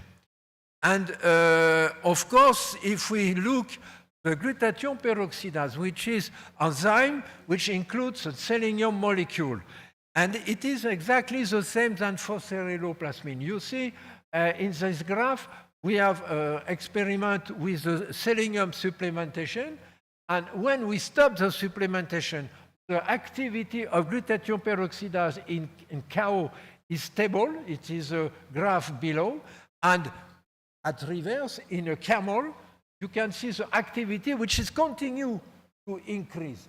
That is due to the self-life, to the lifespan of the red blood cell, and probably there is also a role of selenoprotein, which is carrying the selenium. But unfortunately, we don't have prolonged this research activity, but we have published some paper regarding this aspect. Well, and also, so it means that the camel is very sensitive to the supplementation. Even in the milk, after the calving, we can see the high level of selenium in milk for the camel who has been supplemented during the gestation period. That is also a paper that we publish on it. And selenosis, we have made some case of selenosis. You know, there is some plant which has selenoaccumulatories, and you can have some problem with selenium intoxication, with necrosis of the soil, renal necrosis, and so on. And it is here in Emirates, in racing camel, we receive a supplementation which was too high. And as you see that the camel is very sensitive to supplementation. If you give too much selenium, you can have some problem. And I published this paper in an Indian journal some years ago. And just because it's very stressful, this 4 minutes, 57 seconds. So I will go very fast for the last trace element. I just mentioned the camel water, which is due to lack of iodine in continental areas, but also due to goitrogenic plants. For example, here in Niger, in Africa, it is a Brassicaea, Chouva thebaica, which is known to contain antithyroid factor, and you can have some case of goitre. And just to mention the cobalt, which is important for the vitamin B12, the cyanocobalamin. There is no clinical disorder which is attributed to the possible deficit of cobalt in camel diet, but in Mongolia, for example, they have found very low level of cobalt with animal very emaciated. So it means the case of cobalt deficiency could exist. Fluorosis, it's also very important in some places in the world, especially where there is mine of phosphate mining, because the phosphate contains a high level of fluor and fluoride, and this high level could provoke intoxication with affection of the teeth and the bones. It was described in Morocco in the phosphate mine, but it was also described in Egypt, not due to mining, but due to industrial area affected by airborne emission of fluoride particles into the environment. The molybdenum is very not common trace element which is studied, but myself, it was in Ethiopia and in Djibouti, I have found a plant which concentrates the molybdenum on volcanic soil. It is Salvadora persica, which is eaten by the camel, and it provokes some diarrhea to the animal, and also it can provoke sign of liver and kidney poisoning, so you can have intoxication of molybdenum also. And sulfur poisoning is also described especially in polluting area and also in Saudi Arabia, where you have a chronic symptom of polioencephalitis in case of high sulfur content in well. And also, I recall that the sulfur could play an important role in the secondary copper deficiency, because copper, molybdenum, and sulfur can make a thiomolybdate, which is non-absorbable by the animal and provoke a secondary copper deficiency. I just mentioned here some other trace elements, like nickel. There is some poisoning case. The lead poisoning, which is, for example, in Kazakhstan, has been done, and some rare elements like strontium, chromium, and aluminium that you can find in camel meat, and one case of cesium-137 contamination in an area where there is nuclear activities. So here you can see some trace element normal value, but the most important message that I want to say, it is in my conclusion, it is first, you can see on camel an increased absorption in case of deficiency. I have no time to speak about it, but when the animals are deficient, have a deficient diet, they increase the absorption rate. It's the case for calcium, for copper, and for magnesium, for example. And also they have a high storage capacity of certain minerals. That is a question regarding selenium, because as you can see, the reaction of camel when they are supplemented, it's very important. And you have high tolerance in certain electrolytes, for example, in sodium, and you have a maintenance of enzyme activity in case of deficiency. That is the case of ceruloplasmin and glutathione peroxidase. So it means, in fact, the camel is an animal who makes anticipation. It means he knows that it's exactly for the same for the feeding and for the water metabolism. He knows that maybe one day he will have no food, no water, no mineral. And he has the physiology to anticipate this time. And I thank you very much, and I will stop at 0.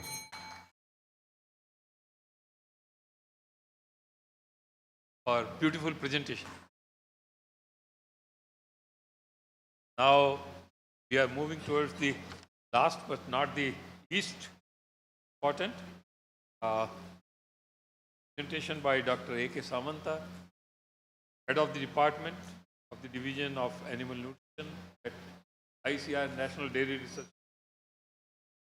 Harnessing agricultural waste and crop residues for the production of prebiotics, very emerging, exciting field for research. Dr. Samanta, please. Respected Chairman, Co-Chairman, Rapporteur, and honorable delegates of the present session.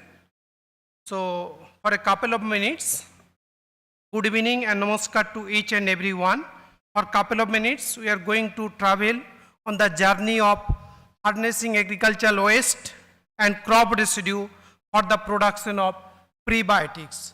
So, a couple of minutes back, you have come across how to produce the safe food by Dr. Barbude sir, and we are going to see how to keep this environment safe and keep it free from the waste, and how to harness the potential of the agricultural waste and byproducts. And as you know, one of the greatest trash deposition in nearby Delhi, you are seeing in the picture number 1, and these are the greatest challenge currently faced by not only India or Delhi, by the entire world. Because this causing the environmental pollution, it is the state problem, health hazards, national problem, regional problem, and it is a global issue. And it is also at the same time causes the loss of resources, climate change, managemental issue, and issue for the policymaker or the chief of the state of the country how to address this issue, as it is happening in India, the Swachh Bharat Abhijan, it is, and Swachhata Pakwada, what is happening in the entire nation. And if you see this agricultural waste, and this waste, they are basically from the fruits and vegetables and crops, and why it causing or the telling the waste, because the harvesting, the value of the product from the agricultural produce or the processing industries, when the cost of that particular is less than the cost of collection, transportation and processing.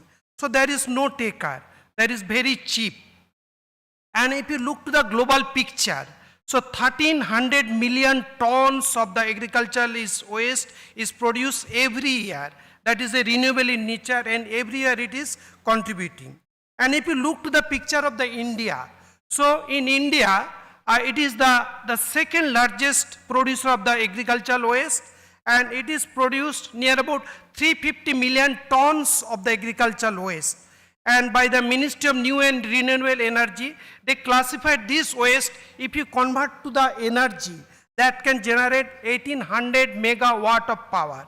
That means it has power, or the certain bonds are there that has potentiality to satisfy the needs of the human. As a livestock caretaker, we can harness those agricultural waste and products in the form of different nutraceutical.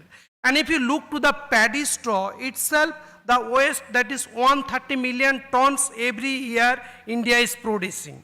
130 million tons. And 50% of this paddy straw going for the livestock feed. And rest 50% they are causing to the different kind of the problems to the entire nation and leading to the global, state as well as the particular local problem. On the other side, the positive side, these agricultural waste, they are the rich source of the different categories of the macromolecule or the biomolecule, which is very, very precious. What are those? These are basically cellulose, basically the hemicellulose, and next is the pectin. And these biomolecule, they are at the same time precursor for the nutraceutical or the prebiotic that can take care of the health of the animals, or that can act as a gastrointestinal health guard, that can act as a nutraceutical, and that can part of the program of the One Health by reducing or the curbing the uses of the antimicrobial compounds in the livestock, which is one of the greatest consumer, and that can contribute in that journey or in that partnership or in that activity. And what is the process that can turn this agricultural waste or the harness this biomolecule to have the nutraceutical or the prebiotic or the gut health carrying biomolecule, which can address the challenges of either the AMR, antimicrobial resistance, or uphold the principles of the One Health. So one of the prebiotic, that is the pectic oligosaccharide, which is essentially gives the several benefits like the prebiotic effect. It causes the apoptosis and the bifidogenic. At the same time, it reduces the fat accumulation in the liver. So how it could be produced, and these are the different fragments are there. This pectin could be harvested different from the agricultural waste, like the apple pomace, like the orange peel, like the citrus fruit pulp. So that could be harvested as a raw material used for the isolation of the pectin, and that could be again hydrolyzed in the consumer friendly process, because chemical nobody will going to take. If you take the enzymatic hydrolysis, that can allow to produce the pectic oligosaccharide either by applying the esterase enzyme or the pectin lyase enzyme.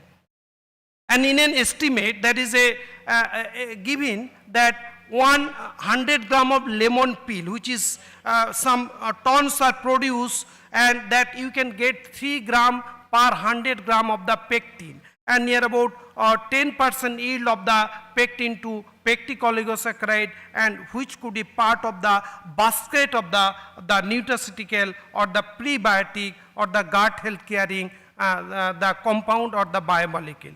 So another prebiotic which could be also sourced from this agricultural waste, that is popularly known as the cellulo-oligosaccharide or the cello-oligosaccharide, commonly known as the COS. So what are the advantages? These are the beta-1,4 linked glucose oligomer. These are soluble in the water, easily utilized, inhibit the pathogens, improves the digestion, improves the immune function, reduces the total cholesterol, and promotes the health positive gut microbes. And how it could be produced?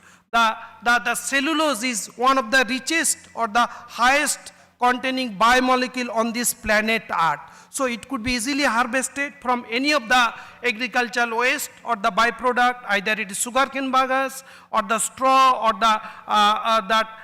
the pulse wastage or anything, and that could be turned into the cello-oligosaccharide either in the form of the cellobiose or in the form of cellotriose or in the form of cellopentose or the cellohexose. And this could be done either by the physical process or by the hydrolysis at the higher temperature, or by the process of the supercritical treatment or the supercritical extraction process, where the temperature of hydrolysis is achieved as high as 374 degrees centigrade, and that could lead to the production or the hydrolysis of the cellulose into cello-oligosaccharide in the form of cellobiose or cellotriose, and that can act as the gut health carrying. And there is the report that 42% of cellulose, the cello-oligosaccharide could be generated out of the cellulose by the application of the supercritical extraction process. Besides that, this cellulose molecule could also be hydrolyzed, which may not be acceptable or the consumer friendly. That is also called as a scientific point of view, that is the acid hydrolysis process. And that the DP range, again the problem that may higher DP range, they may not have the higher potentiality, because when the higher DP range, they are going to the less potentiality in terms of the mimicking or the promoting the activity of the probiotic. So we have to target the either C2 or C3, not the C7 or C6. They are not so much efficient. So by this, the temperature 45-25 minutes acid hydrolysis, particularly the H2SO4, that leads to DP 7 to 20, that is the degree of polymerization. 7 molecule of the glucose will be entangled by the beta-1,4 glycosidic linkage. Another method is the temperature 22 and 4 to 6 hours. That is also produce DP 3 to 11. That is also not much desirable. The proportion of 2 or 3 should be higher. If it is a more than 3, that is a chances of less potentiality.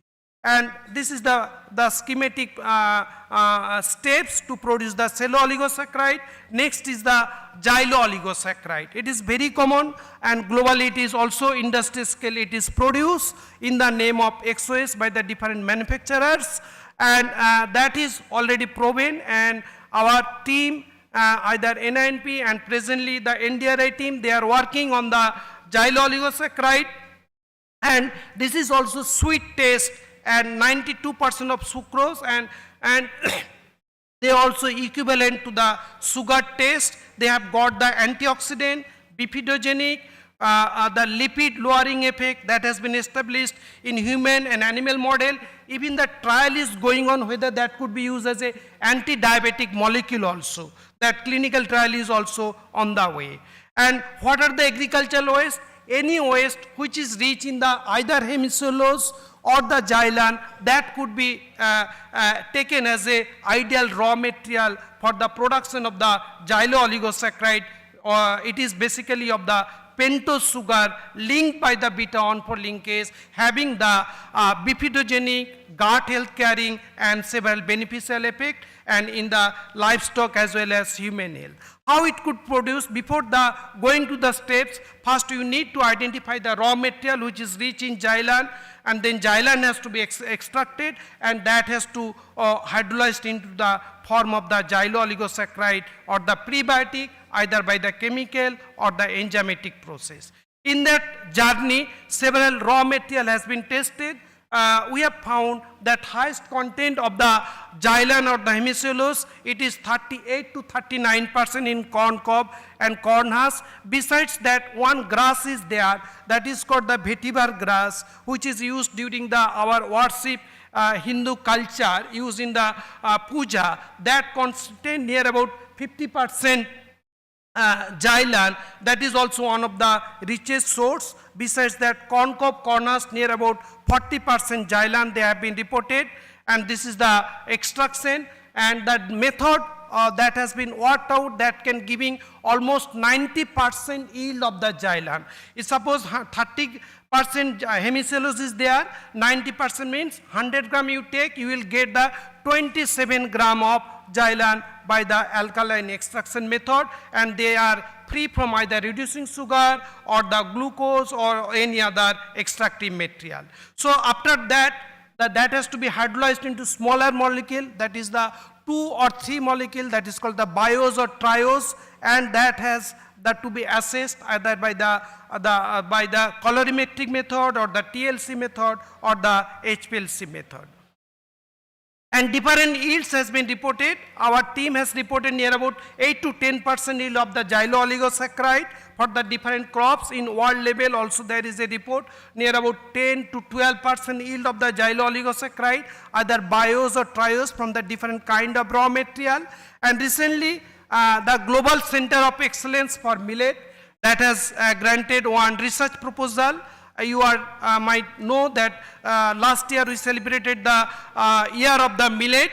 That Global Center of Excellence on Millet, they have approved a new proposal to work on by the National Dairy Research Institute, Kernel, that is valorization of pearl millet straw for the production of gut health carrying nutraceutical.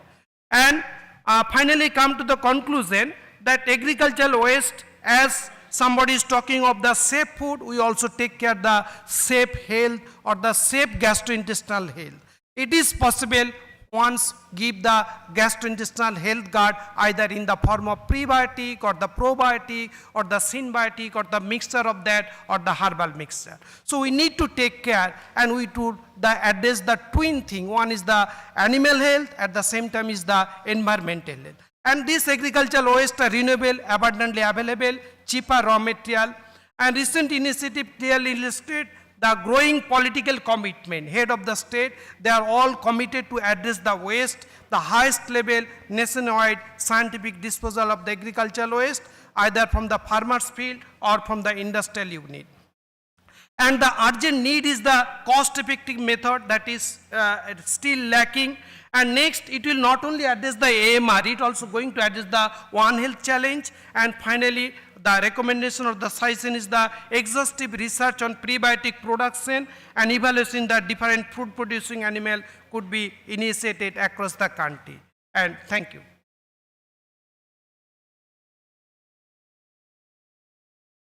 Thank you, Dr. Samanta, for adhering to the timeline and giving such a beautiful presentation. Please. So,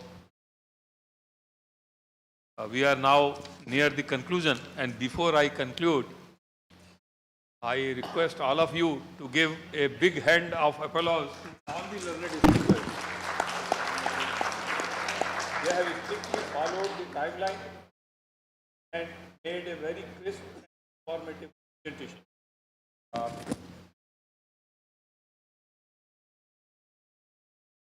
There must be several questions in your mind because these fields are relatively new and emerging. But I have been told by the organizers that this hall had to be vacated at 6 o'clock. So we are already late by 1 hour. It's 7 now. So I would request the learned speakers that if any delegate approaches them with a clarification or the question, kindly just try to satisfy him. Please, all our speakers will be available at your disposal at lunch time or dinner time. You can just clear your queries. I thank all the speakers again and also the audience that despite a busy schedule from the morning, you are here to listen them. They are reputable experts in their own fields. With this, have you got any comment to make? My co-chairman and rapporteurs are generous enough. They are not encroaching any time. So I now hand over the mic to the organizers. Thank you very much for this opportunity. Thank you, sir. Now, on behalf of the organizing committee, I request the chairman of this session, Dr. Kusumakar Sharma, to felicitate the speakers, the distinguished speakers. The first name is Dr. Pankaj Kaushal, sir.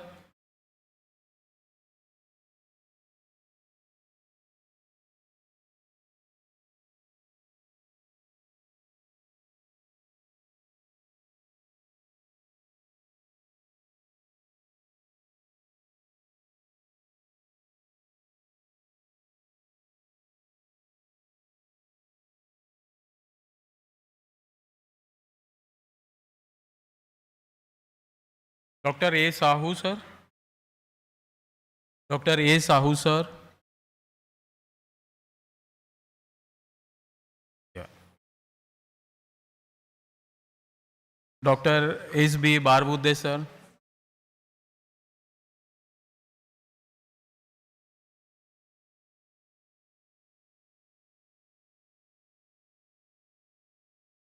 Dr. Bernard Fay, sir.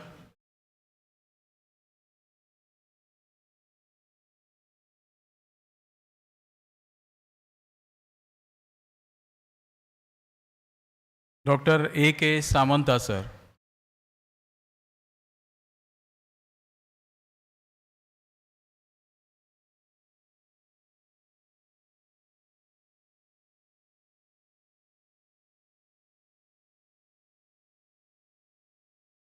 Now I request Dr. Kavitkar sir, retired professor of animal nutrition, Nagpur Veterinary College, to felicitate our chairman, co-chairman and rapporteurs of this session. Dr. Kavitkar sir.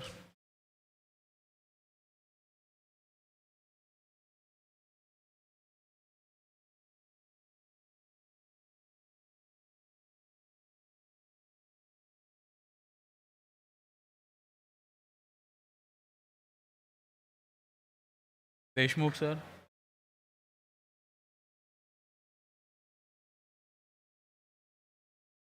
Dr. N.M. Soren sir.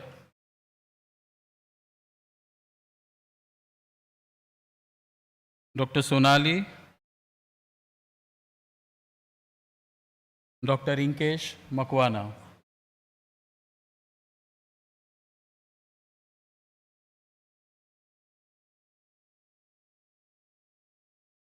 Now I request all the distinguished speakers of this session to please come on this stage so that we'll have a group photo with the chairman, co-chairman and the reporters of this case.